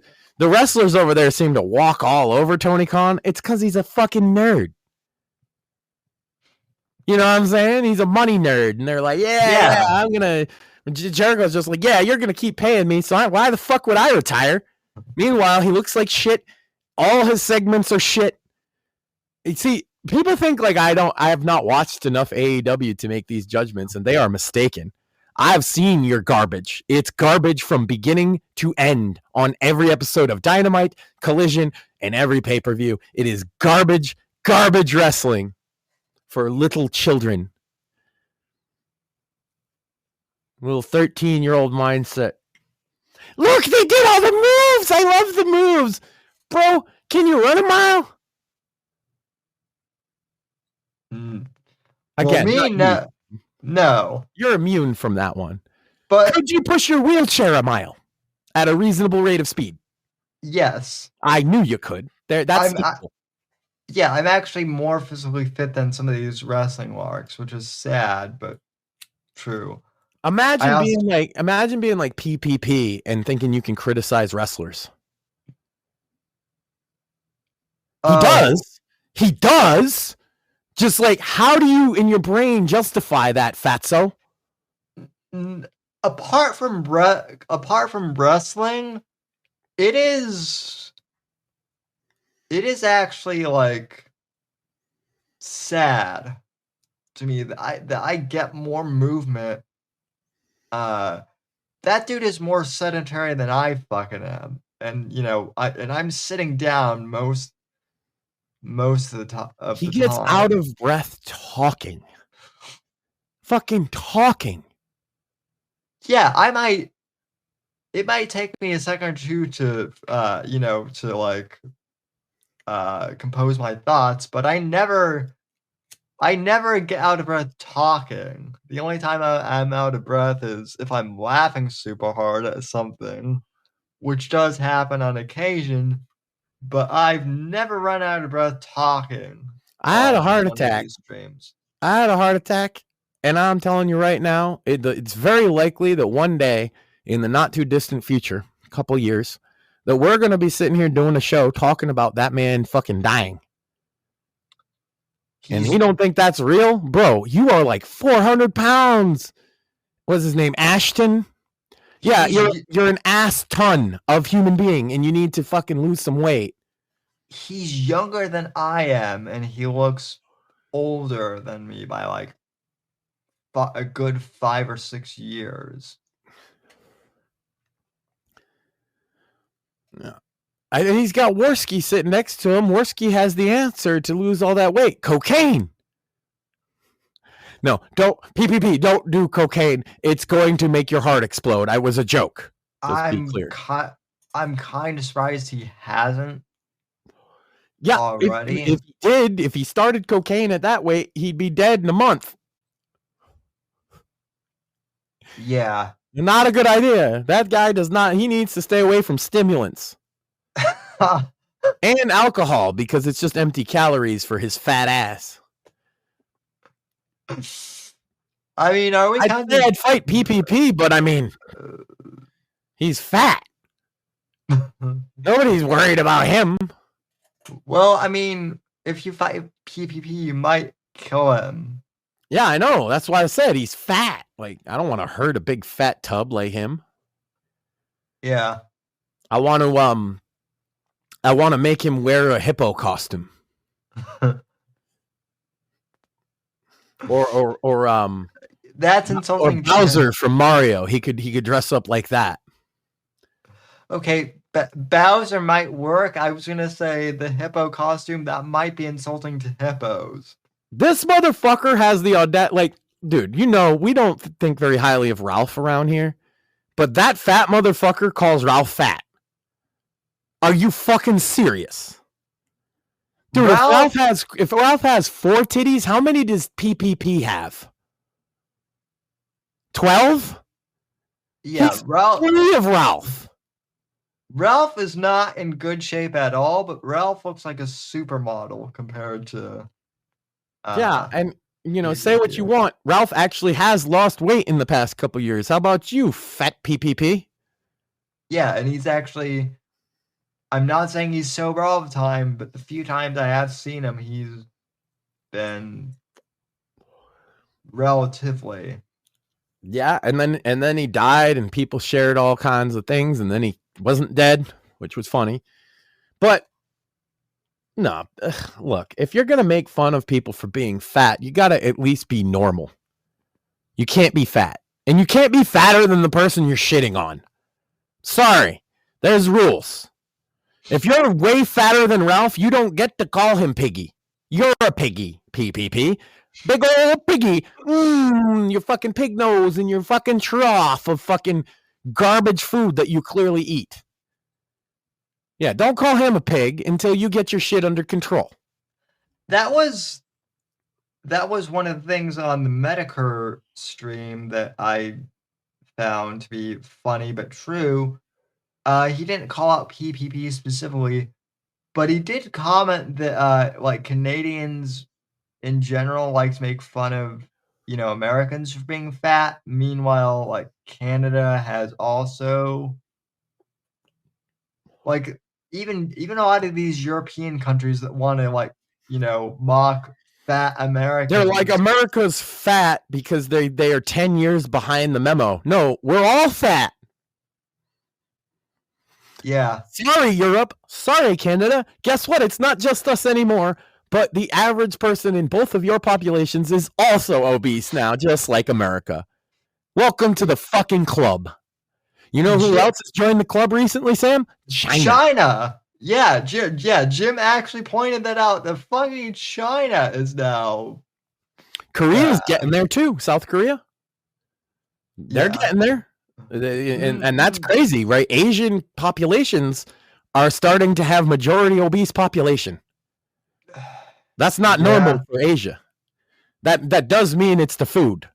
Like it's 100% the food we're eating is making us all fat. Yeah. That's why I'm pretty careful about my food. And then my wife gets mad because she thinks I'm picky, but I don't like processed food because I don't want to be fat again. I'm big. I'm always going to be big. But if you're 6'5", I'm telling you right now, I just got weighed at the doctor. I'm 6'5", 240. I'm not fat. 6'5", 240 is not fat. It's a little extra dad weight. Sure. You're 6'5" and 240 max? Uh-huh. Yeah, and I was 380 about 2 years ago. Wow. That's why I said I've lost. I mean, it's the thing is I gained some back, so total I probably lost 150, but realistically I went down about 130. It's tough now because there's not much left to lose. You know what I mean? And like if I go to lifting or something, I'm gonna gain weight. So sure. And plus, cardio is life for me. Like I don't know if you have a heart condition. Lifting is actually not ideal unless you're supplementing it with lots of cardio. So I do a lot of cardio. Sam, in about 7 hours, I'm going to get up and do a 15-mile. Yeah. And then I'm going to do the show tomorrow night. Yeah, people, I thank you for bringing that up because people are like, oh, Sam, you make Max sit a lot. And I'm like, well, that's true. But it's actually a break for Max because this dude be running around like all the time. So that's what I said is I might add to the premium content. I might just start taking some videos along my journey, and I see interesting things sometimes, and I might do that too if if I don't know if the Rumble Premium app carries over to if the Rumble well, I would just be taking videos and then I'll share them after was my idea, I couldn't like IRL stream while I'm running. That would be too much. Oh, yeah, well for me it would kill my phone battery. So, but I might do the same thing, just do like little vlogs at the coffee shop of me riding or something.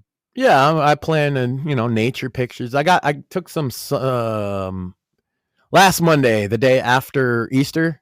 I told you about that. I had a great walk through the park. I took some beautiful pictures.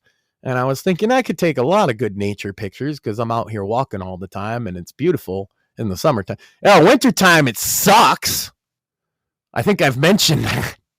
Yeah. But it's starting to be that time of year that I love, where I get to go out and walk and it's not too hot and it's not too cold. And yeah, I've already, I do like 30 to 50 miles a week. I try. And not every week do I hit the 50, but I certainly hit the 30 every week. I've been considering, I missed out this year because I had gotten sick, but I want to try to hit the Boston Marathon next year. The time limit's 6 hours, and I know I can do that. I've done 30 miles in less than that by a lot already, so I know I don't even really need training.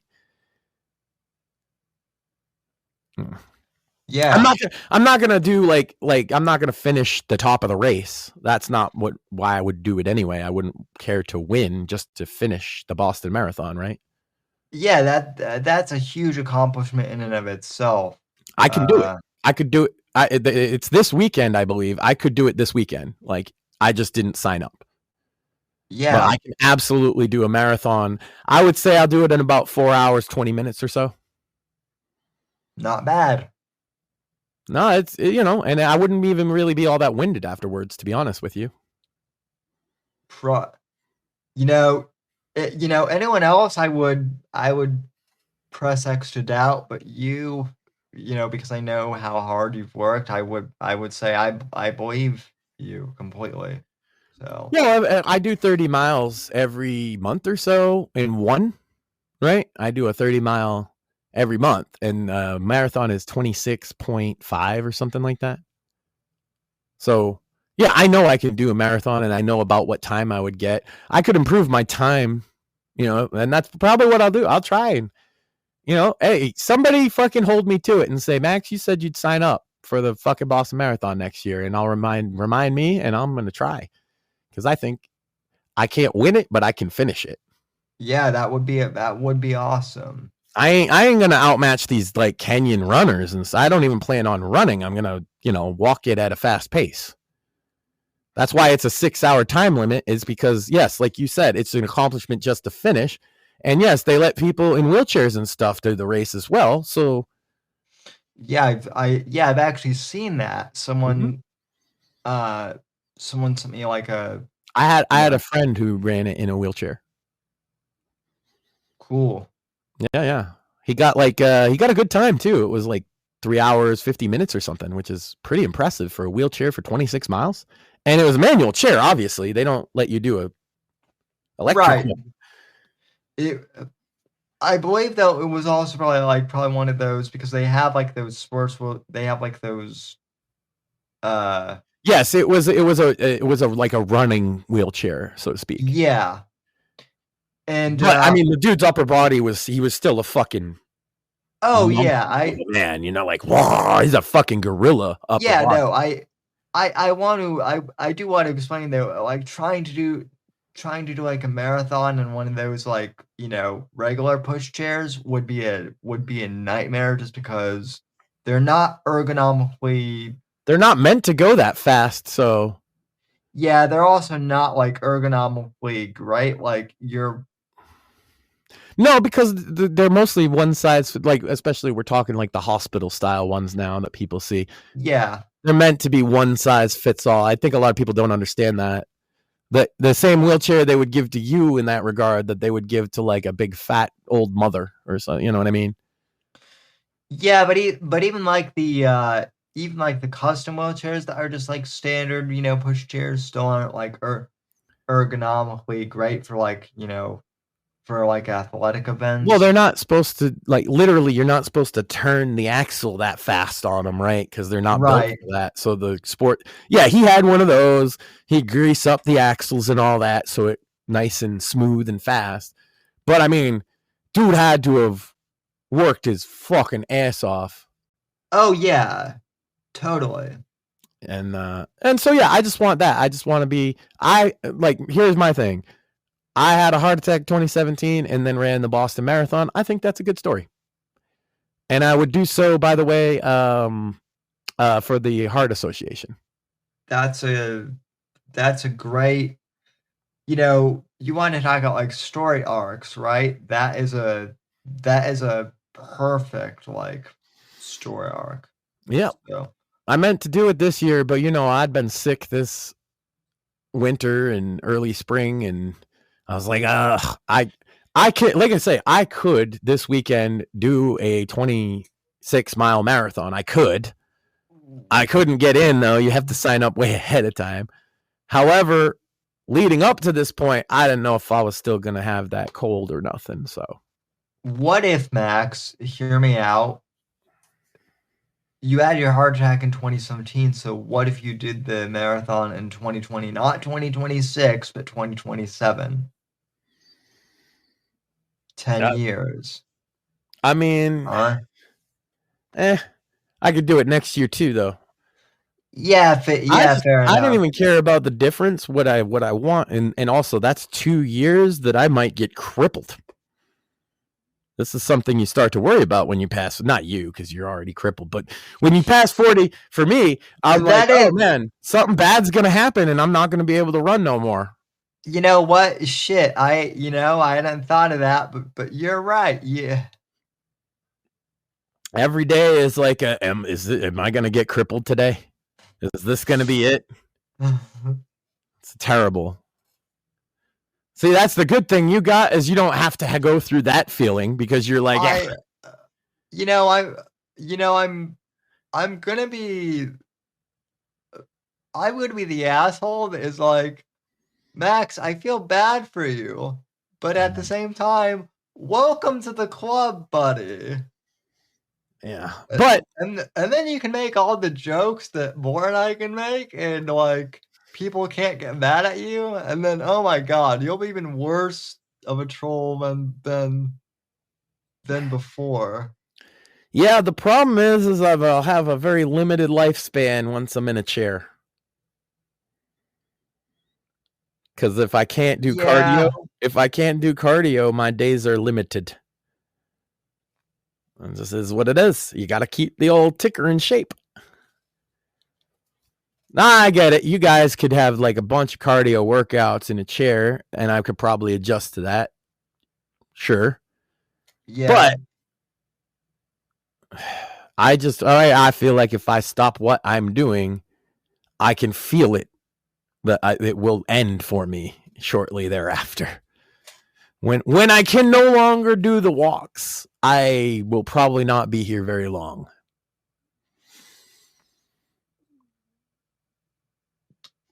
I'm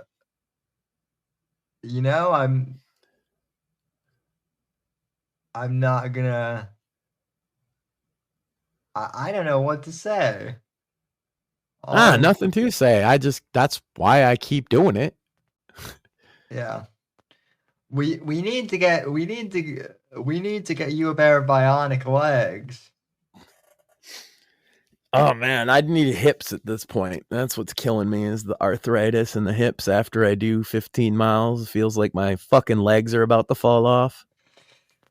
Yeah, I can actually relate to you in the hip department, my friend. I bet. So.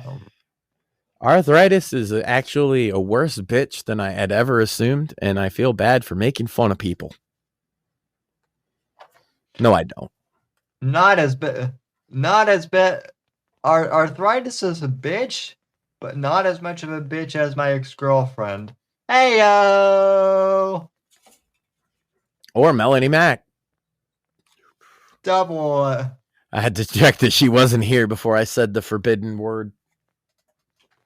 Hey, they got a new skin in that game Melanie Mac doesn't like, where it's like a skirt and you can see panties. She's probably gonna die. Did you see Batman's tweet about that? Yes, I did. And then he retweeted my reply.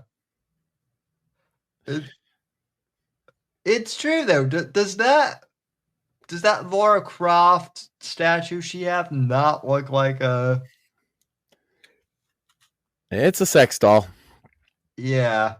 Has real clothes on it, which means you can take the clothes off, which means it's probably got a rubber vagina. Yeah. Which means that Melanie Mack is actually a secret lesbian. For herself, because the statue is of her. Yeah. I'm not Allegedly. Allegedly, she's a lesbian for herself.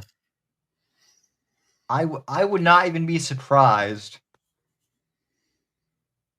Is there anybody we haven't shit on today that we should? I think I got everybody with the list.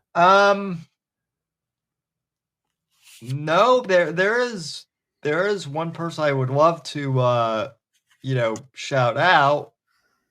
Well, I mean, we've shouted out a lot of people, but one person I'd love to shout out, even though he's never been on the show, is Chris Pavlowski, who runs Rumble. Because honestly, the creative program has been great for RTO Media, and I'm looking forward to participating in it more. So, shout out to the people at Rumble who we've been streaming exclusively here for the past 3 years, and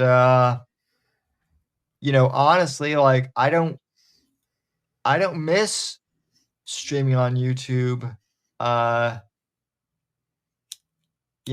all. I still watch YouTube, but as far as streaming, I don't know if we could do it without saying like banned words at this point. Cause like some of the topics that we have even they just wouldn't be allowed. Even some of the author interviews I've had, like with some of the special forces guys, would not be allowed at all. I'm pretty sure that we're almost spoiled by the level of freedom here in a way, but I love it. Not even that, but like I mean we have, but like also I realized that Rumble Studio isn't perfect as like a streaming platform, but from what I've been told, like YouTube's direct streaming, they don't have one anymore. It's StreamYards now, or some third party. They used to have Hangouts, and they discontinued it. Yeah, which StreamYard, I've tried StreamYard. It's actually it's okay, but it's not. Rumble Studio, for what it is actually better than StreamYard. And I know that takes some people off, but like say what you will, but this actually, like Rumble actually did put time in. It's not perfect, but it's less. I use it even though I could use OBS instead, so that's a pretty ringing endorsement. If you're a content bro, you know how much that means. That is actually, I would say, Max, that is actually possibly the best endorsement I've heard for this platform. Me, Maxine, you to some degree, all use OBS in addition to Rumble Studio. So we're all using Rumble Studio directly, basically. Yeah.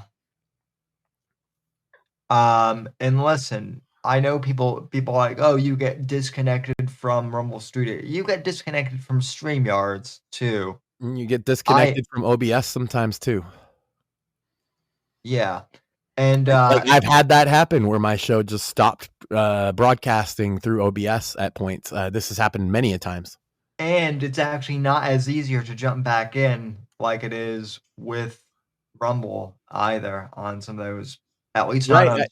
If my OBS kills, I have to like restart the stream. Sometimes I have to start it on a new stream. Yeah. No, same. When we get kicked out of Rumble, you notice, guys, we're gone for like fucking 5 seconds now. It's because we click refresh and it's back. That's how easy it is. So is it annoying to get kicked out? Yeah, but you notice we just joke about it now. It's because it's like, now that we know how to do it, now that we can just get back in, it's fine. Would I prefer if it didn't do that as often? Yeah. But I'll tell you this, Sam, I didn't get kicked once while I was doing the cringing over coffee marathon. I noticed that. I didn't get kicked once while I was streaming Frank's interview, and even though I wasn't like physically in the chair, I actually was not premiering that, but actually live streaming. That is my one, I guess, not even like really complaint, but a criticism is when I do premiere videos, it will still cut the video off at some point when it's not complete. That's like my It one. wouldn't let me premiere my music video at all. That's why I did it as a live stream instead. I don't like the way they do premiere videos, and I probably won't use that feature in the future. Neither do I, and I probably won't use it either. Now that I have to now that the hours actually count. Yeah, and the premieres count towards your hours.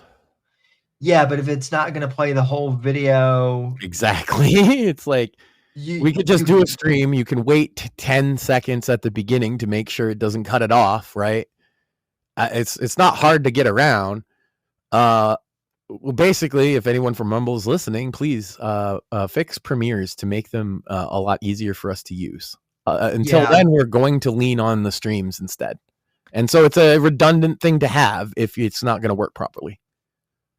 Yeah, and so usually what I do with those is like even if I'm like quote unquote premiering, what I do is I leave my computer on, and then I just take my to stream, and then I just take my tablet to do writing usually. So. Well, I was sitting here. You could see I was commenting on my marathon in chat, and there's people were like, "Whoa, I thought you were gonna like comment on the episodes." Well, no, the point was like I was thinking of the old Three Stooges marathons and shit, Sam, and I was like I knew for a fact you hadn't seen most of these. I know that most people, my wife hadn't seen most of them. Yeah, and I stand by. All the episodes of Cringing Over Coffee that are left. There were some that are gone that maybe could have been better. There's some that are gone that were some of the best episodes ever. That's just because StreamMe died. But in terms of episodes that I still have, like the ones that I kept from that era are the good ones. And I stand by every episode. I put a lot of time and thought into them, more than people might realize. And I even played the whole Johnny Fox saga, give or take. Yeah. Well, believe me, there are episodes of the Whitfield Report and the Whitfield Analysis that I wish I had kept, but some are just gone. It just happens. Yeah, you put out so much content, you just end up not having all of it for various reasons. But I figured there's another full day worth of marathon episodes left that I'll probably lean on at some point. Those are the newer episodes. This one was like, basically it was season 1, 2, 3, and 4. Oh yeah. And the other ones I have that I'll stream at another time is seasons 5 and 6. And those I have the entire seasons. Yeah, listen, there are podcasts and there's stuff of mine that I know is out there that I've even listened to in years that like I'm gonna be like just streaming for people just to drop in and so I'm excited because as guys that have been doing this as long as we both have a pretty large content library, and it's new to most of the people that watch us. Yeah.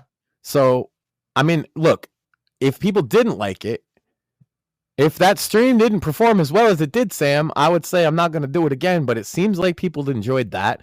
I definitely think you're on the right. Like a marathon of your author interviews would be fucking killer. Just put them all in a playlist and just play that. That will get you your hours, your view hours for sure. Oh yeah. Well, definitely if not like all of them, it'll definitely get like 10 hours easily. So. Well, no, I mean your view out, like the people watching it. If you do, yeah. if you do just the author interview marathon, I guarantee you will get like 50 to 100 watch hours just out of that easily.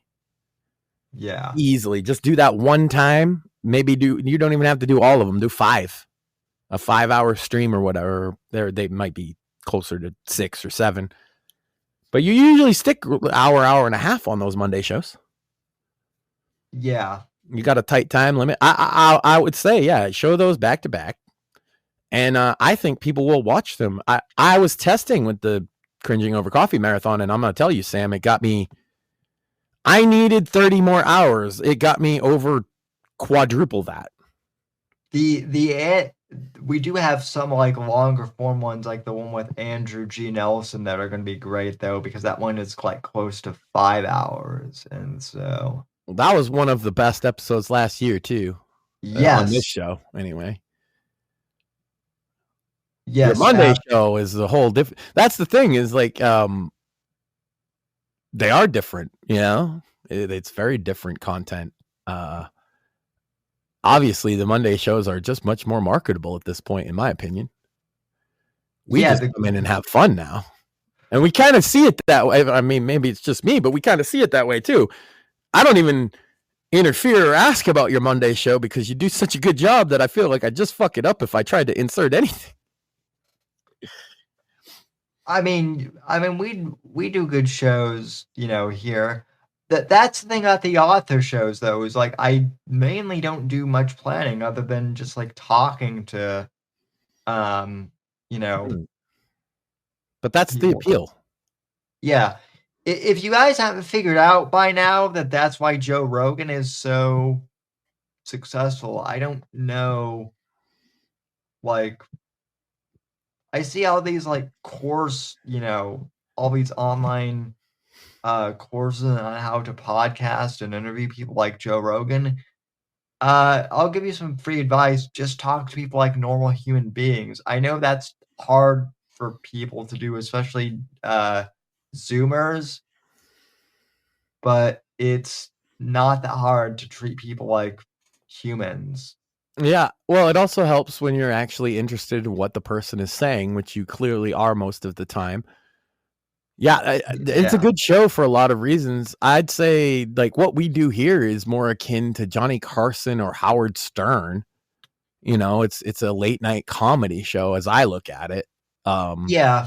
It wasn't that way when we started, but I'm pretty sure the dynamic with me, you, and Morpheus is just kind of, like it necessitates it.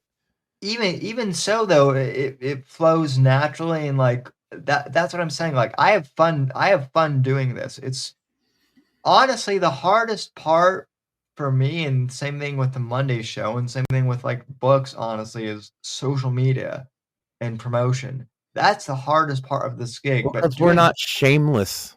That's the thing. This is what I've been saying is, dude, like trying to promote this brand, you know, of Right to Offend and your show. And I've realized that the promotional tactics I know are all guerrilla tactics from the 90s and 2000s, and they don't work. They don't work as well as I would like on the internet in the modern day. But I keep trying. I come with things. I do things. We try. Word of mouth, honestly, is the is the best thing. And one day we'll get a street team going. I'm good at that. We'll give out mixtapes, T-shirts, and then people will love the show. That's how it used to get. That's what used to work. We get a van, put 5 dudes in the van with some merch, drive around at high schools. Wait, no. They're not going to like this show, huh? Where do older people hang out, Sam? Bars and... Oh, my God. I don't hang out at bars, so I probably... Oh, we'll figure it out. We will. I've been making the clips. I'm going to keep making the clips. I got ideas. Most of them are stupid. Oh. Sometimes the stupid ones work, though.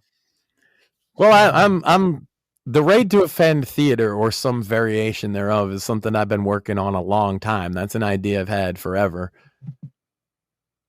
So That's gonna yeah. happen. I was also alternate theory was it would be Whitfield Presents and you'd be like the Alfred Hitchcock of it, because I just thought of this idea of you rolling into a silhouette with a wheelchair and going, "Good evening. Tonight's story." That would be hilarious. I would not be opposed to doing that. And then maybe we could get some of your author friends to give us a story to read. Oh yeah, I know some of them are going to be gung ho to do some of this stuff. Yeah, even if it's like even if it's just an excerpt to promote their book, like I'll totally treat it seriously. And at the very least, the audio is going to be great. The animation stuff, I'm still learning, so I don't know how that's going to pan out yet. I'm taking classes, Sam.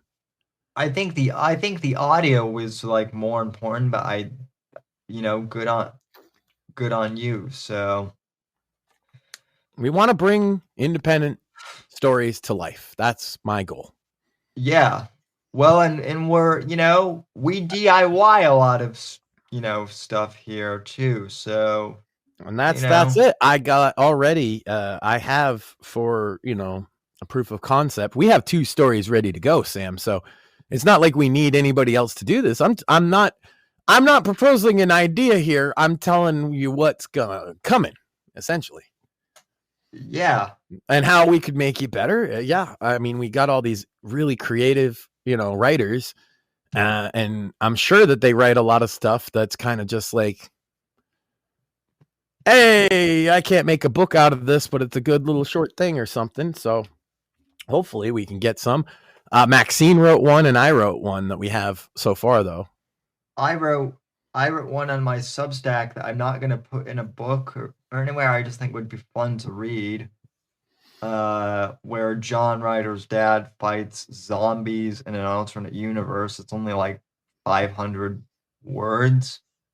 There you go. So the ones we're working with are a little longer than 500 words, but yeah, we're shooting for short films essentially. Yeah. So, well, yeah, this is short film. It's not 500 words. It's a little longer than that, but yeah, short film stuff. So, no, and Maxine and I put together one for this a long time ago that she's quite proud of. Well, she wrote. I helped tell her that it was good, and then I wrote. Well, I'm in the course of writing one, Sam, loosely based on my life and sort of related to Diddy parties. Ooh. It's sort of the alternate universe where I go and work a Diddy party, and I'm writing it from that perspective. So that should be fun. Although it's not going to be a Diddy party, but to tell you what it would be would spoil it, but something like that. Well, we'll just have to tune into RTO Theater and find out, huh?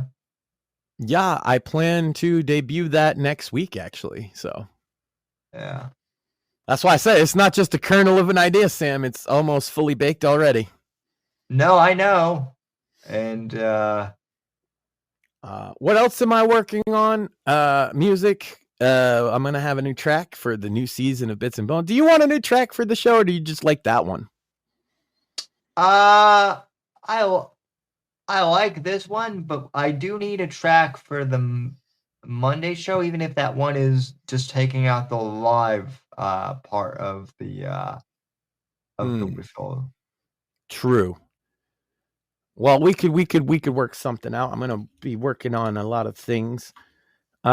Spring, I tend to have a little time. I can be focused on stuff, so that's what I'm focusing on. Where it's sort of our big push over here, guys. And you can help us by like, comment, subscribe, share, get Rumble Premium, and all that crap that people tell you to do all the time. It's because it's effective. So if you would help us out, that'd be lovely. If not, thank you for listening. Subscribe on Spotify, Apple Podcasts, for the free shows. That helps out. Spread the word to your family and friends, anyone who wants to listen. Share our Twitter clips. They're good for a laugh. And thanks to those who stream on who watch the streams on X too. Which has slowly become a larger part of my audience anyway. Mine too, and that is kind of, I guess, by design from X, but yeah. But if you do want to chat, like as we've said before, if you want to chat, sign up for Rumble. That's honestly the best way because I do feel bad because or tell us what you think on Twitter. Just add us. Yeah, that's good too. I don't care if a bunch of people at me on Twitter. I'll look at them all. I'll probably read them all. Yeah, same here. I'm usually like Evan. I'm usually on Twitter during the show, scrolling for things.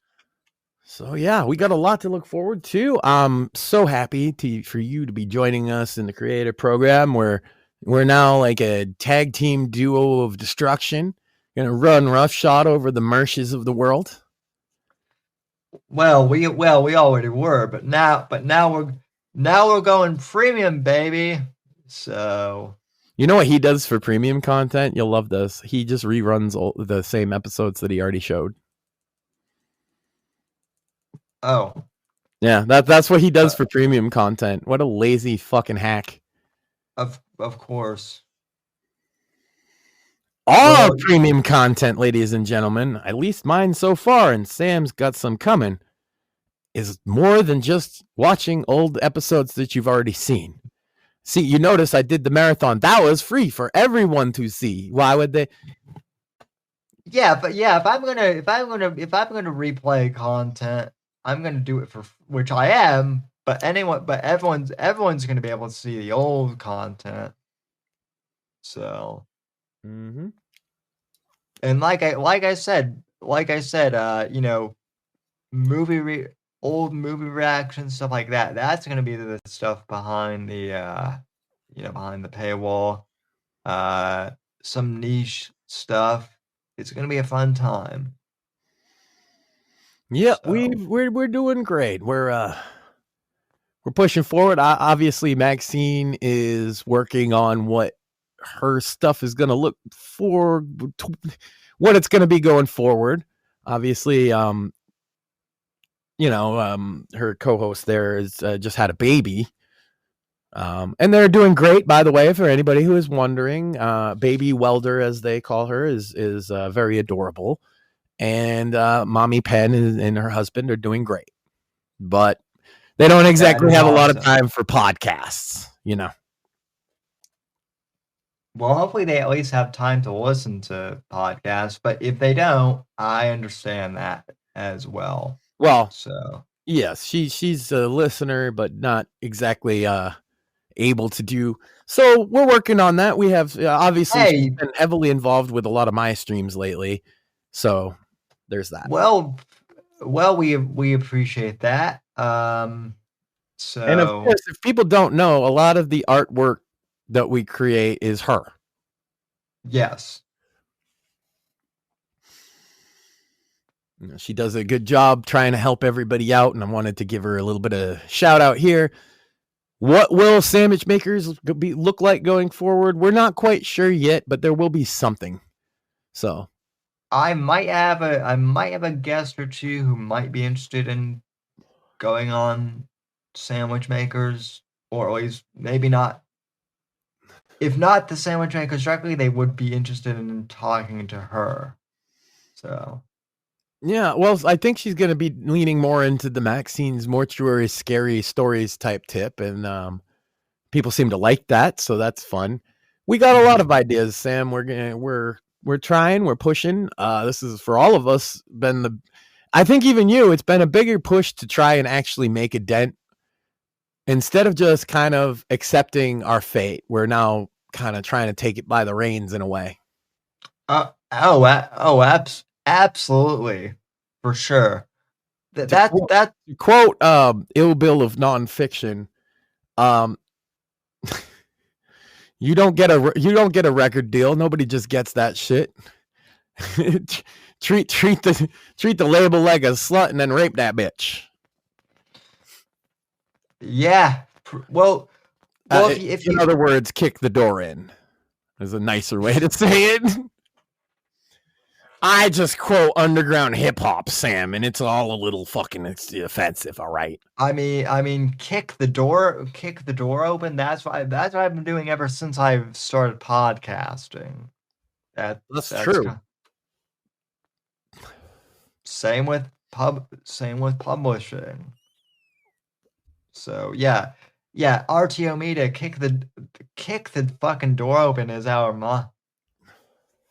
motto. So that's right. We do it ourselves if nobody else will. That's why I'm learning how to animate, Sam. I'll probably have something to show for it soon enough, but we will definitely have. I think we're gonna do Maxine's short story first, which is a bit of a horror story. Awesome. And then, like I said, I have a story loosely based on working security. You know. And I'll do that. I don't know if it'll be a weekly or bi-weekly, but we'll figure something out. Yeah, well, yeah. So, and I'll probably try and stream some more gaming too, just cause. Yeah, I'm gonna see if I can get gaming to work. I know Rumble is supposed to do like this RMTP direct thing, where you can use OBS with Rumble Studio like more effectively. So yeah, well, we'll see. I have it set up where I could just game in 5 seconds and be streaming, so it's not a big deal for me. But I just have been. Yeah. I don't have a lot of time to game, Sam. I'm out there running. I'm doing dad shit. I'm working on this shit. Yeah. If anything, it being a part of this makes me be able to write it off as part of work. So that's how I can get some extra gaming in. Yeah. Y'all motherfucker. Like, shout out to Carethus, obviously my best friend for many years. But that motherfucker, he's already like beat fucking Oblivion. I'm like, how the fuck? I haven't even gotten to Kvatch yet. I mean, it's because he's got time to game. Well, because it. Correct me if I'm wrong. He's actually like a semi-professional gamer, right? Well, he's a professional streamer, yeah, but still, I'm just like, man, this guy, he can play games. I can't play fucking games.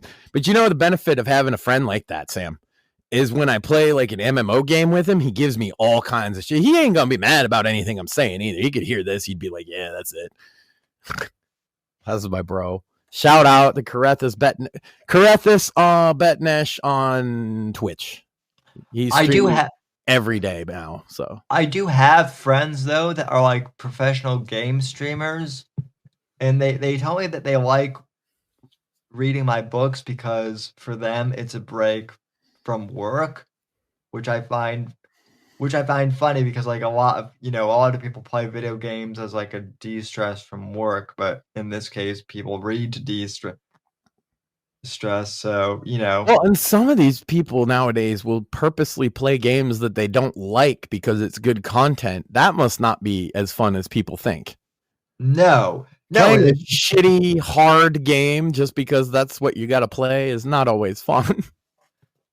Yeah, that from what I've heard, yeah, that's what people do, and it's I mean, I guess it's worth the money, but like, yeah, they don't it to them it actually is work, which I guess even your dream job of playing games all day can still be work. So yeah. Well, we got you an extra 2 hours for the month already. That's a plus. Yeah, that's true. And tomorrow, I don't know if you'll be joining me, but Cringing Over Coffee, probably around 8 p.m. I want to shoot for, but I might start at 10. It depends. Yeah, I might. Once I put up the link, you'll know for sure. But Yeah, I might do like a matinee type thing for premium tomorrow as well, but I don't know. I'll see how my day goes, but I'll announce that if I do in fact do that. So Yep. Well, stay cringing over tuned. coffee, iDubbbz and Sam Hyde is definitely happening tomorrow. Yeah. Season 7 premiere. I'm quite proud that I've gotten through. I would say season 1, I had like 100 episodes. Season 2 was like 50. Season 3 was like 12. Season 4 was like 6. And then season 5 was like even less than that. And that's because I only make cringing over coffee when I feel like I have enough content. And so in this case, I do. There's a lot to go over with iDubbbz, a lot to go over with Sam Hyde. It should be a lot of fun. However, I'm much more looking forward to the second episode where we're going to get into Juggalo shit, which is something I haven't really gotten into anywhere else on any of these shows. So stay tuned for that. And I feel like that's like much more in your wheelhouse too, compared to Well, know. and there's a lot of cringe on all levels with Juggalos to look at. People's reaction to them. Oh yeah. Juggalos' behavior in some cases. There's just a lot. Violent J endorsing Kamala Harris. Joe. Never mind. I won't even get into it. What the fuck, Joe? He's always said politicians are all fucking devils, and he's now endorsed Kamala Harris. It's like, bro, you should have just stayed the fuck. Him and Eminem both would have been so much better if they just stayed the fuck out of that. Yeah, well, it's the same thing of I'll tell you, Violent J was just happy to be on stage with Eminem and feeling like he's a part of something, but pathetic. You sold out half your audience, Jay. Well, yeah, I mean that's Joe. All those years, you're such a hypocrite. Sorry, Sam. I mean, I know. You know what I mean? It's like he's a massive fucking hypocrite. Yeah, well, so is Tom Morello. Which by the way, Max, I don't know if you've seen this, but Tom Morello gets so pissed off now when people call Rage Against the Machine Rage for the Machine. It's the meme would have died a long time ago if Morello didn't get so pissed off by it. That's why people keep doing it, Tom, because you get so pissed off by it. So it's so yeah, but like Violent J didn't even catch that kind of. He got nothing off of it.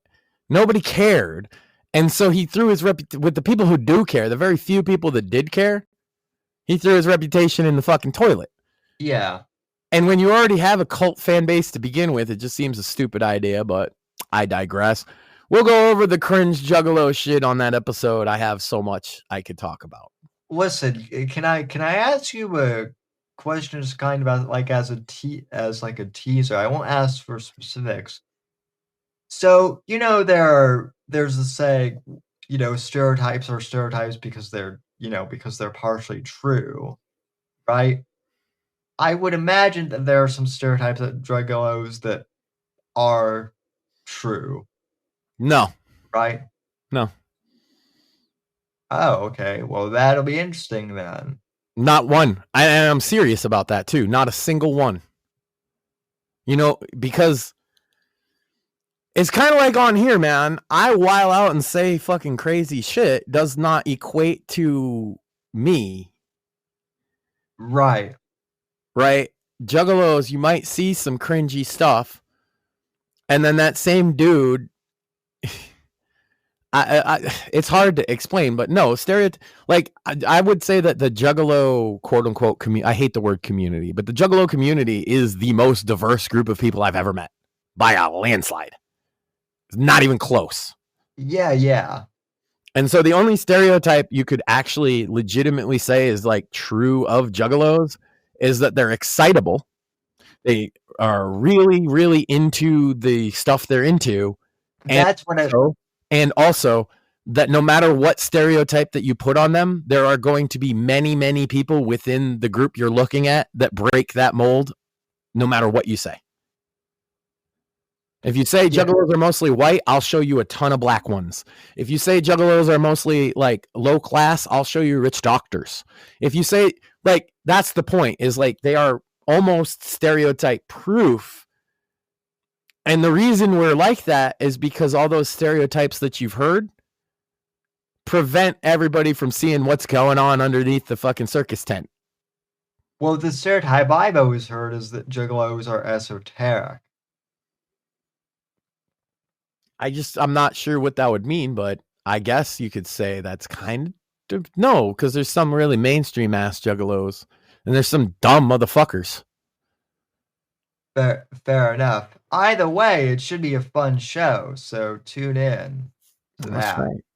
I mean, I'm sitting here. I can't, it's been like, oh God, if anybody finds out he's a juggalo, like they'll make fun of him. It's like, I got a fucking ICP wallet. Straight up. It says Insane Clown Posse. It's all faded with a hatchet man on the fucking front. Now did that wallet like come pre-faded or No, it's not pre-faded, but my wife got it and I've been using it for like 15 years. Right, so you faded yours the real way then, the cool way, because just like I'm sure you've seen this, Max, but like people buy jeans that are like pre-worn and pre holes in them, yeah. Yeah, and even on the inside, it's got a it's- little hatchet man. that is dope. Yeah, except when you hand it to a cop to show him your ID.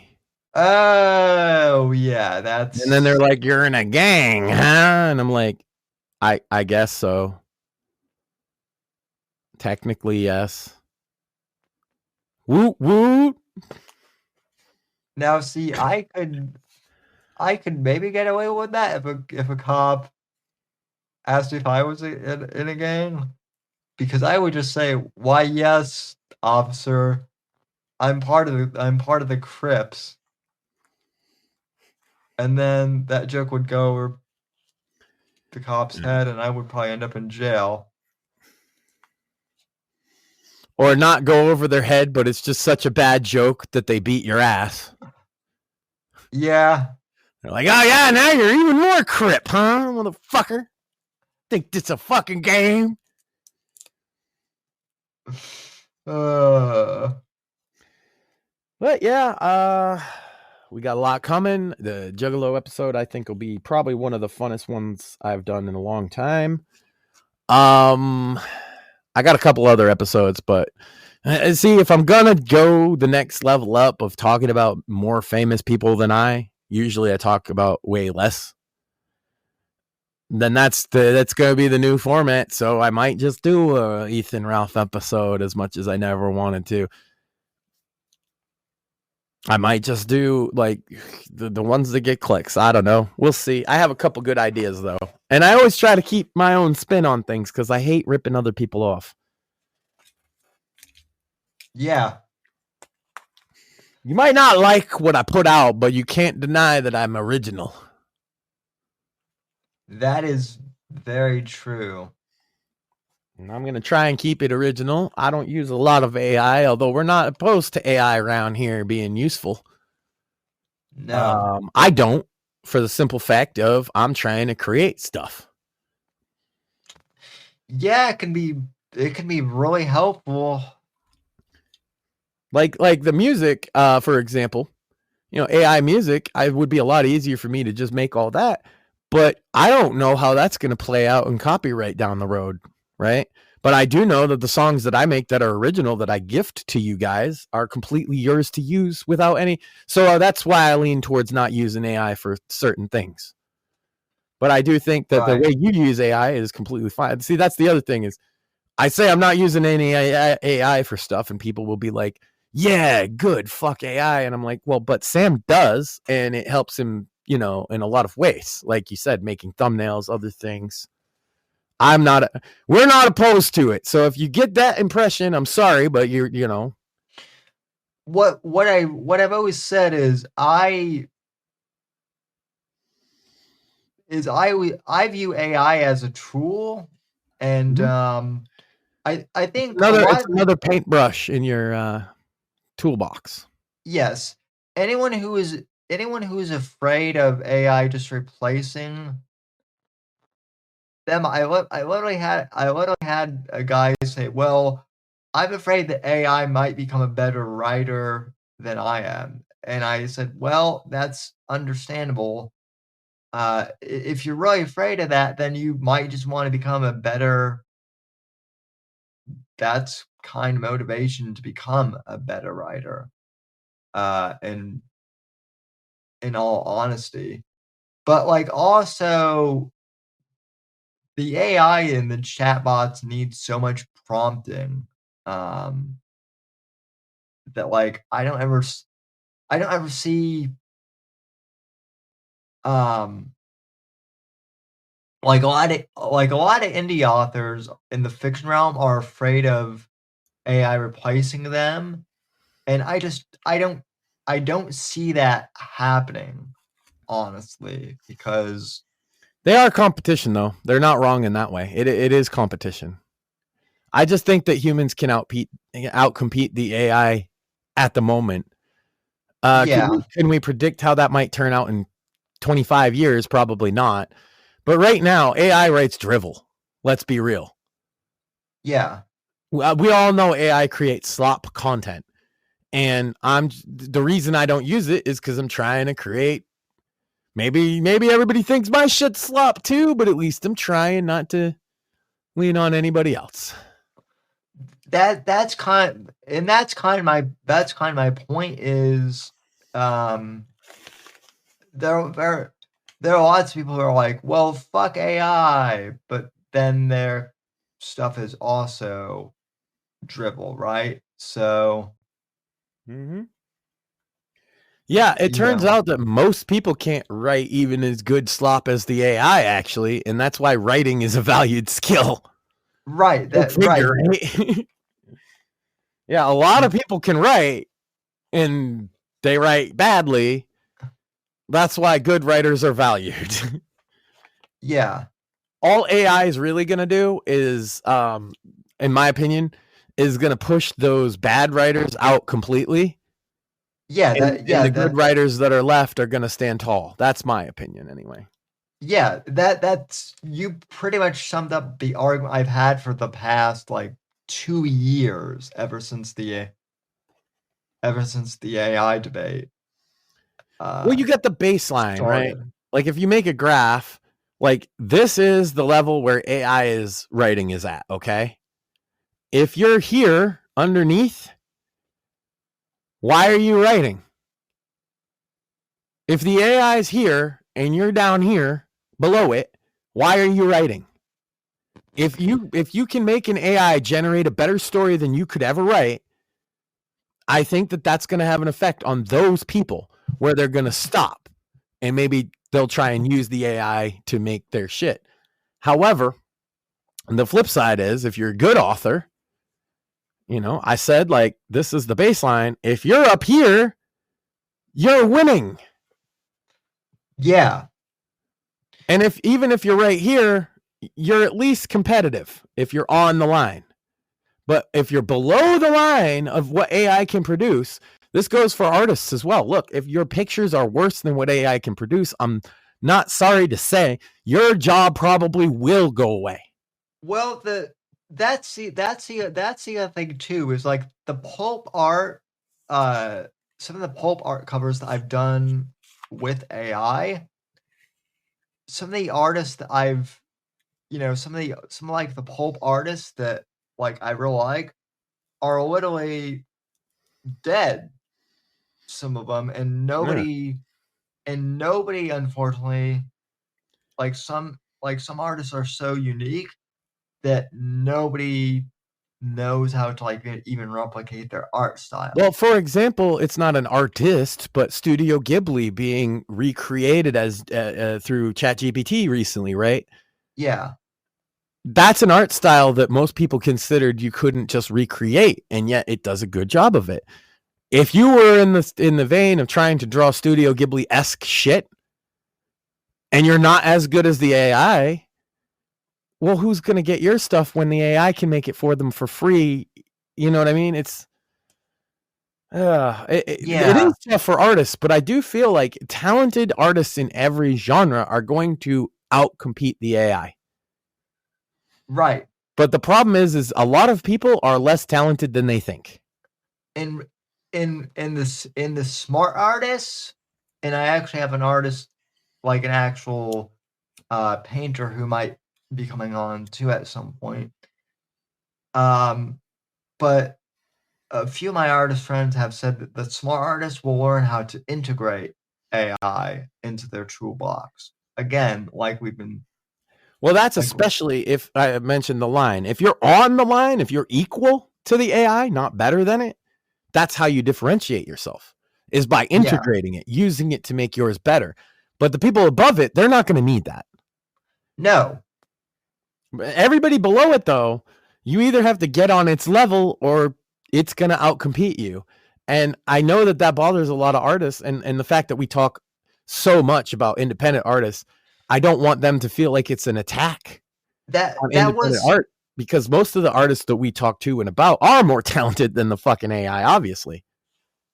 Right. To be fair, though, that was like the same argument with like podcasting, right? Like there were a lot of, funny enough, Howard Stern was one of them. Oh, podcasting, it's a niche thing. It's not going to go anywhere. If you know, if the internet is a niche thing, it's never going to go anywhere, said Bill Clinton. If you're not, you're right. If you're into podcasting, you're not a real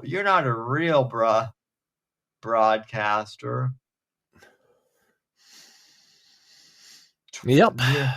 And then those people fell by the wayside of time because they were wrong. And it's going to happen again too with AI. A lot of the people who are against AI, their voices just aren't going to matter in 25 years. Yeah. For better or worse, it doesn't matter. That's what's going to happen. Now, I get it that like a lot of people fall in that category of not as talented as the AI, and so they're not going to like what I have to say, but it's just reality. If you're down here, especially if you're close, it's one thing. If the AI is that much better at your thing than you might want to consider finding a new thing.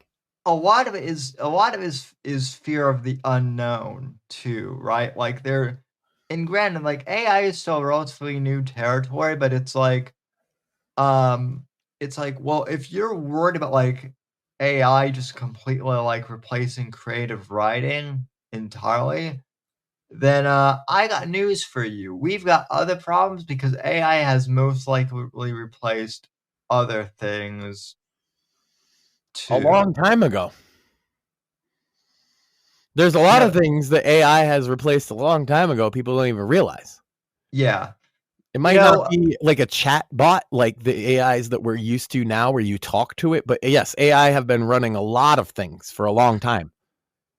Sometimes rather horribly, I might add. Take today. I had to make a call, and I had to use one of those stupid like chatbot. It wasn't a chatbot, but it was like, the thing where you call and instead of talking to like an actual customer service person. Say yes now. Yeah, I hate that shit.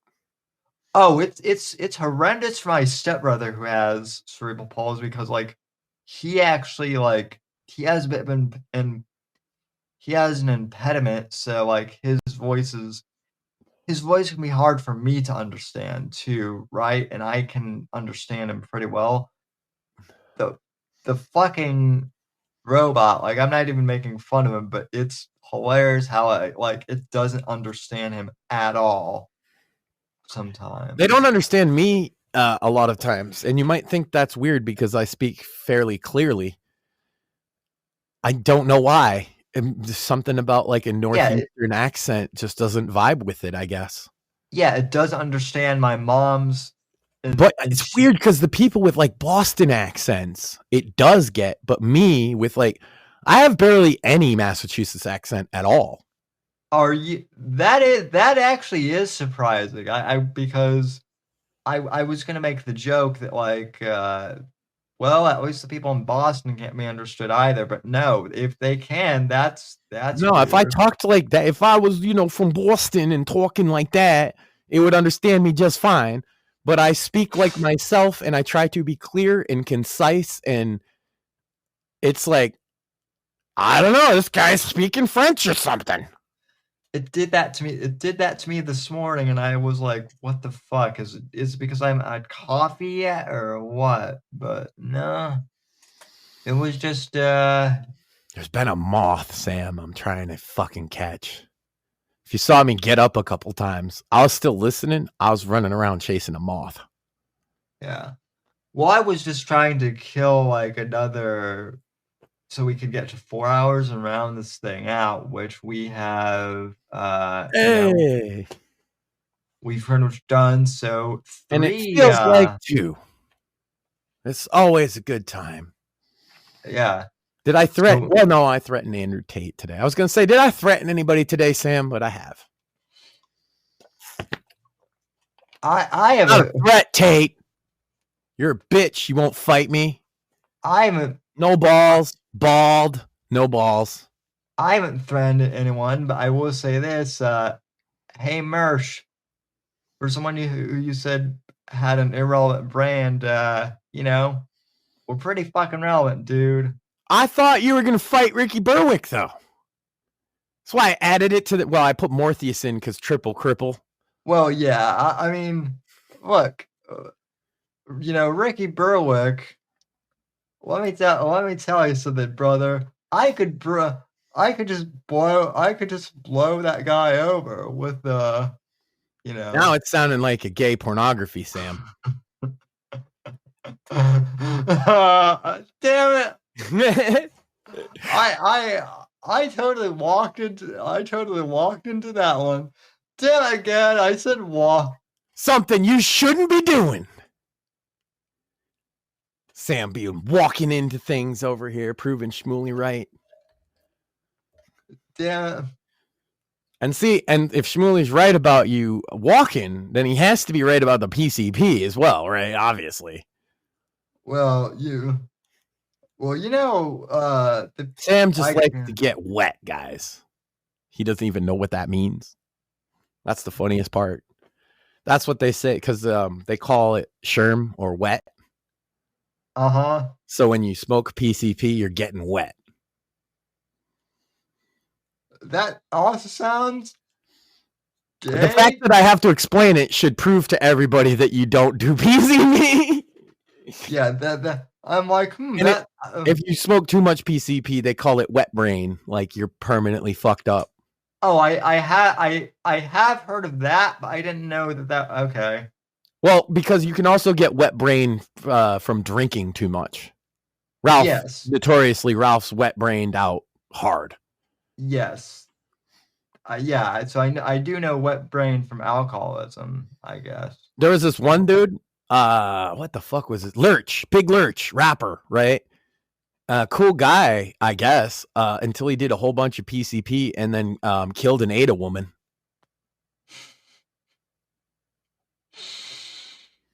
Wow. PCP's a hell of a drug, Sam. Yeah. But I've never done it myself, but I've watched. But anyway, well, I'm gonna go and let Max kill that moth. I just did, actually, right when I got kicked. It was crazy. I grabbed it. I just went. It was in my hand, and I went.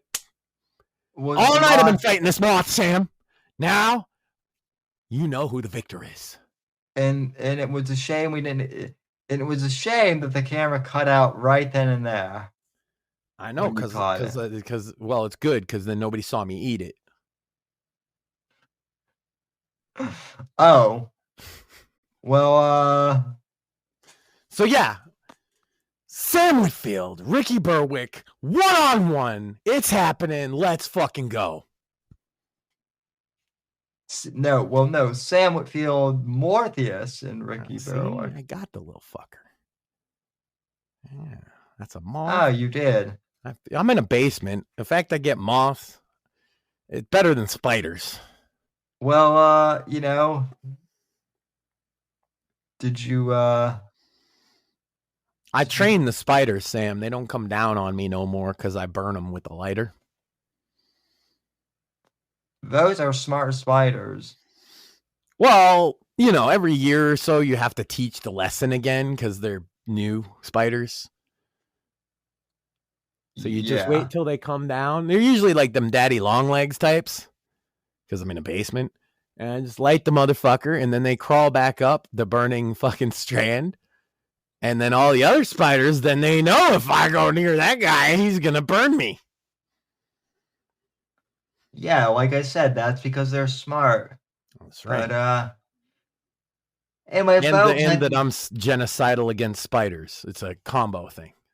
Well, I can't say I'm necessarily against that as someone who doesn't really like spiders or spiders and cats. Yeah. Or cockroaches.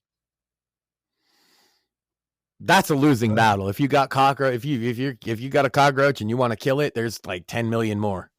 We once moved into a place and it got cockroaches and we had to move out. Like I wasn't even gonna fuck that shit. I was done. Oh my god, that is a nightmare. Yeah. Moved into the place, didn't realize they were slumlords until now. Like a couple months later, it's like, what is that? Oh, is that a cockroach? No way. Because you don't see them all the time, right? Even me growing up poor, it wasn't something common, right? Well, you see a lot of them in Florida.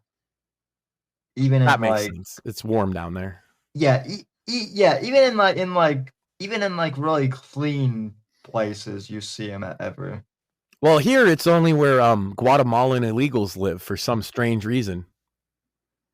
Did you know, Sam? Did you know that at least the ones that live around me, culturally, don't use toilet paper because they didn't ever use toilet paper in Guatemala, so they don't know what it is or what it's for. Same thing with Somalis. When they got taught to use toilet paper, Sam, they were afraid to flush it. So they put it in the trash, which is what attracted the cockroaches to our home, which is why I had to move. Don't ever live in an apartment complex with illegal Guatemalans. Yes, they put their ass wipes in the trash barrels. And rotten food and all that fucking shit. It was nastiest thing I've ever seen in my life. I shouldn't laugh. And then they were asking me, I'm not even shitting you, Sam. One of them asked me if you could cook the bugs and eat them. And I'm like, the cockroaches? Yeah, you eat all the ones you want, brother. I'm going to go look for a new place to live now. Thank you. I'm not laughing at your situation. I'm not laughing at you. I'm just, oh my God. They don't know, man. They're from Guatemala. Yeah.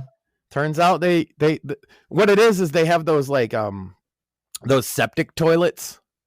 So if they actually flushed toilet paper on the toilets they have in Guatemala, it would ruin them. That's why they don't have toilet paper. So then they get here and they know you're not supposed to flush stuff, right? Right. Yeah. So they throw it in the they throw their used fucking ass wipes in the trash. Yeah. There was like a whole trash barrel full of bags of their fucking used fucking shitty toilet paper. They thought that this was smart. They thought this is how America does. They were like, yeah, the trash man will just come take our ass wipes away. This is great. I love America. And there's free bugs to eat. Holy crap. Now I know why the Guatemalan Now I know why all the Guatemalans are moving to Florida, Max. It all makes sense now. It's like a buffet of nonstop fucking bugs and other shit to eat, you know? I could see them trying to cut up a fucking gator and just eat it raw. And I don't know. Yeah, Look, man, yes. if you're Guatemalan and you think I'm being a little racist, I get that. I'm literally talking about real people that I really met and stories that really happened. So I don't think it's a stereotype. It's just that these people were illegals from Guatemala that lived in my apartment complex, and this is what happened. And it's not racist to say it because it's just true. Yeah. And they explained to me the fucking ass wipe shit. Why they're throwing it out? They're like, we wouldn't put it down. Why would you put it down the toileta? They kept calling it. Why would you do that? You'll ruin it. I'm like, all right, well, because now our backyard smells like shit. For one. Yeah.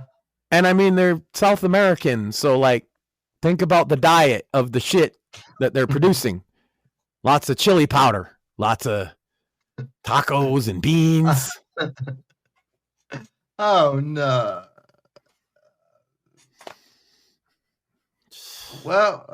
Well, Max, thanks for putting that image in my head right as I'm about ready to go to bed.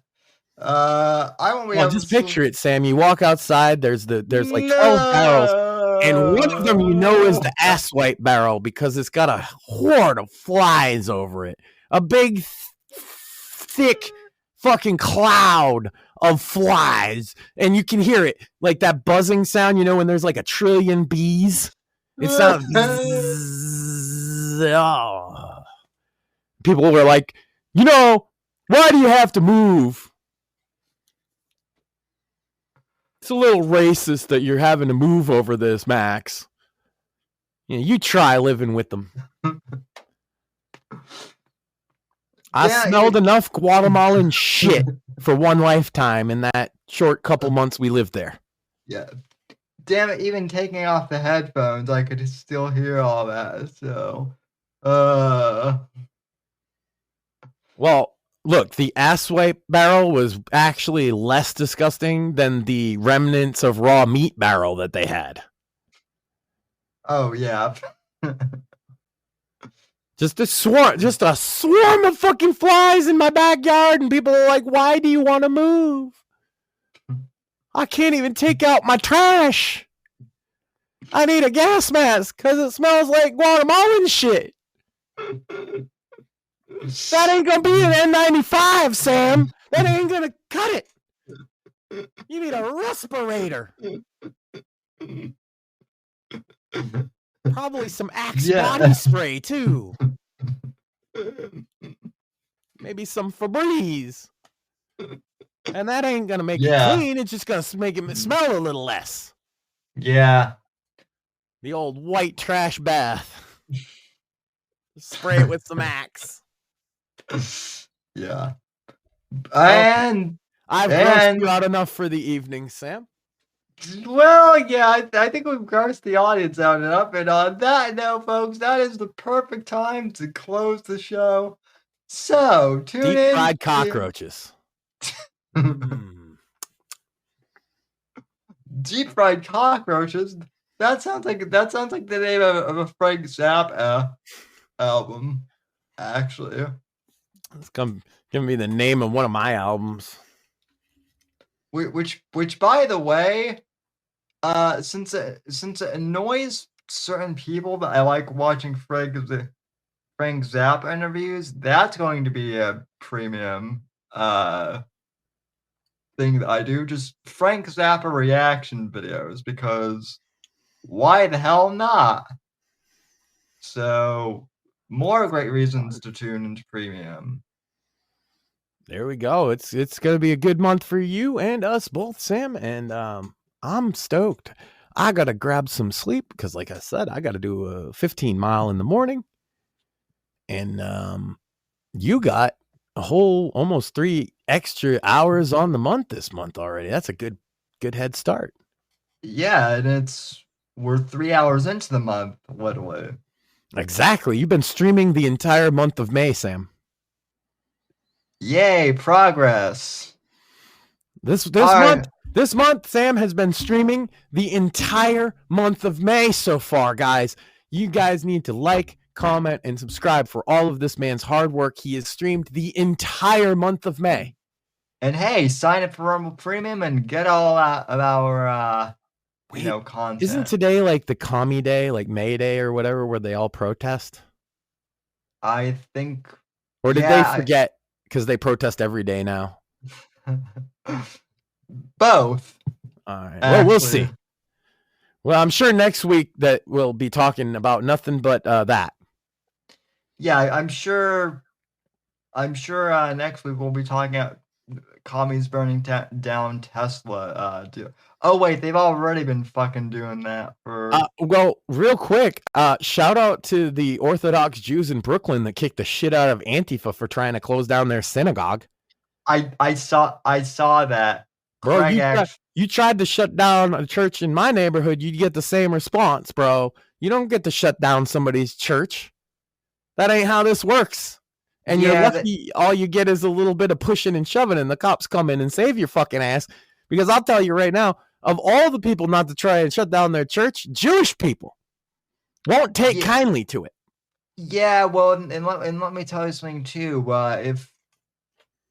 People are really skeptical of anything that Fauci or any of these, not even the WHO, but any of these health organizations are saying now, because if I have a feeling if the government ever tries to hold one of these, pandemic things again, people are not going to lay down like we did the last time. They've been trying and nobody buys it. That's true. They keep saying, the bird flu and COVID fucking version 6 and God, Ebola. You guys eat shit, right? Dude, if you're afraid of Ebola or monkeypox for that matter, you need to ask yourself one question. Do I put human feces in my mouth? If no, don't worry about those diseases. If yes, seek immediate help. True, on both counts.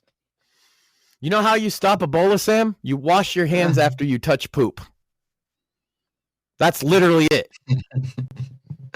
Yes. And you know how you could even more not get Ebola? Don't touch poop. Particularly other people's poop. But even your own poop. Probably not great to touch that either. I know, Sam, you like your finger painting, and I get that.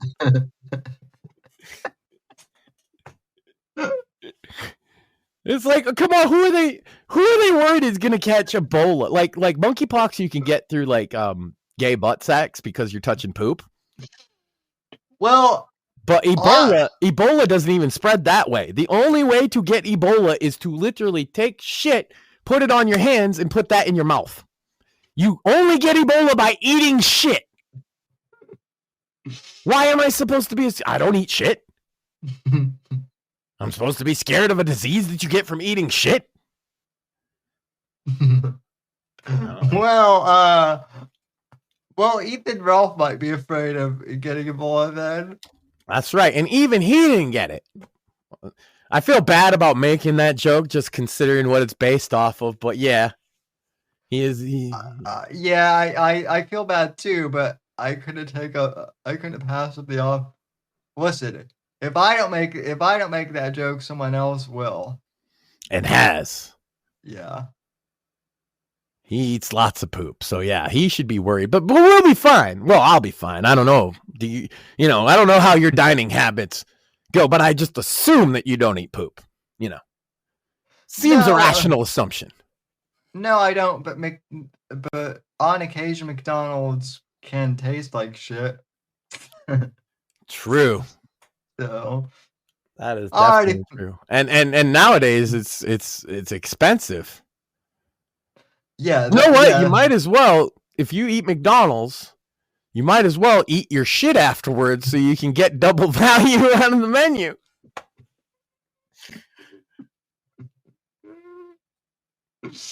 Back in my day, a $5 got you a meal, right? Now it's like a $10 at least.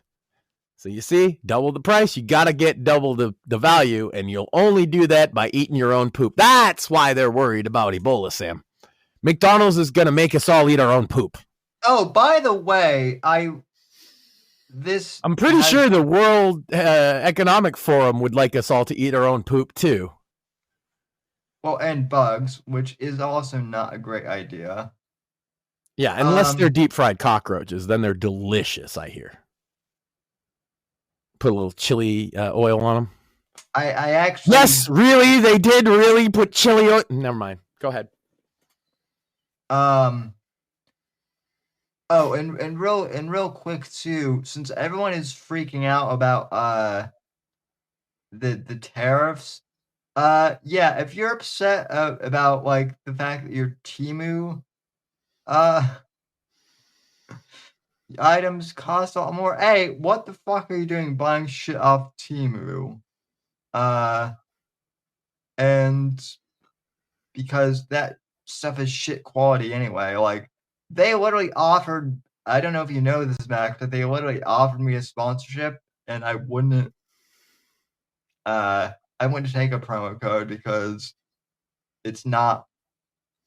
Because it's a scam. Yeah, I actually think highly of our audience, and plus we're saving up for that big crypto rug pull we're gonna do. Yeah, Shmuel coin. Yeah. Yeah. Oh no, we already used that one. Oh. Oh yeah. Yeah, no, it is gross what some people will accept and what they won't. Like a crypto rug pull is the worst thing ever, but a Temu fucking promo code isn't. It's like those are the same, actually. Both ways, you're kind of screwing your audience over, and you're selling out your reputation. This podcast is sponsored by Raid Shadow.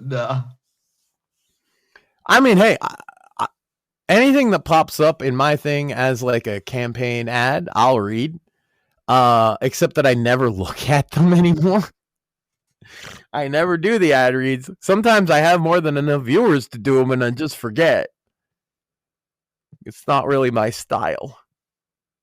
But I try. If they offered me Temu, I wouldn't accept it. Yeah. But that Whitfield coin though, that's gonna go through to the moon. Actually. Well, Morthis coin is the hot item now. He'd be mad that you even put those two words together. Nobody hates crypto scams more than Morpheus, at least around here. That I know. That's why it's funny. I know. Morpheus coin, he'd probably kill you just for suggesting it. Yeah. Well, he'd probably laugh at the joke and then kill me. That's exactly what. Well, it depends on how convinced he is it's a joke, I think. If he's sure it's a joke, maybe just a hobbling. The thing with it is like I don't even know how to mint NFTs or any of that. So. Oh, I mean, I could do that, but like we're just not scamming people. Yeah. You want to throw money at the show? The best thing to do is actually buy his book. Yeah. Then once you've bought the book, buy Rumble Premium, and you can watch all our shit. Indeed.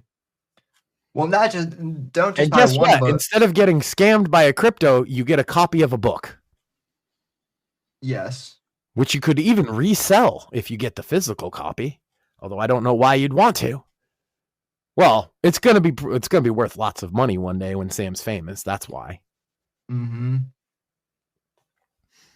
But anyway, thanks for tuning in, folks. We really appreciate it. And gay pornography. Sorry, I have a quota. And we will see you tomorrow on the Gay Pornography Show. AKA Cringe Coffee House. There's no gay pornography there to be seen. Except Cantwell. Yeah. The Cantwell stream contains what he himself classifies as gay pornography. So there is that one. Well, of course. So, but anyway, folks, thanks but for you're tuning gonna in. see iDubbbz get fucked by the internet, so I guess that's kind of gay pornography. Tune in to Cringe Coffee House tomorrow, and also we'll laugh at Sam Hyde. Indeed. Wrap her up. We're ready. We've gotten hours. We'll keep going all night if you don't stop it now, Sam. The right to offend is not some pesky little part of freedom of speech that we have to put up with. It is the heart and soul and lungs of freedom of speech. It is the coursing lifeblood of human progress. It is the instigator of liberty and modernity and science and understanding. What a laughing stock today's student leaders are, that they can so casually dismiss the right to be offensive without realizing that their lovely, enlightened lives are the gift of individuals who gave offense. Offensiveness is not just something we have to begrudgingly accept. Offensiveness is the motor of human progress. Thank you for watching the Whitfield Report live on the Right to Offend Media Network. Make sure to check out Sam's books on Amazon, Audible, and Kindle. You can follow Sam on X at SamW_NGC and the Right to Offend Media Network at RTO Media. Like, comment, subscribe, and share with your friends. And until next time, God bless, God save this great nation. God, freedom, legacy, in that order.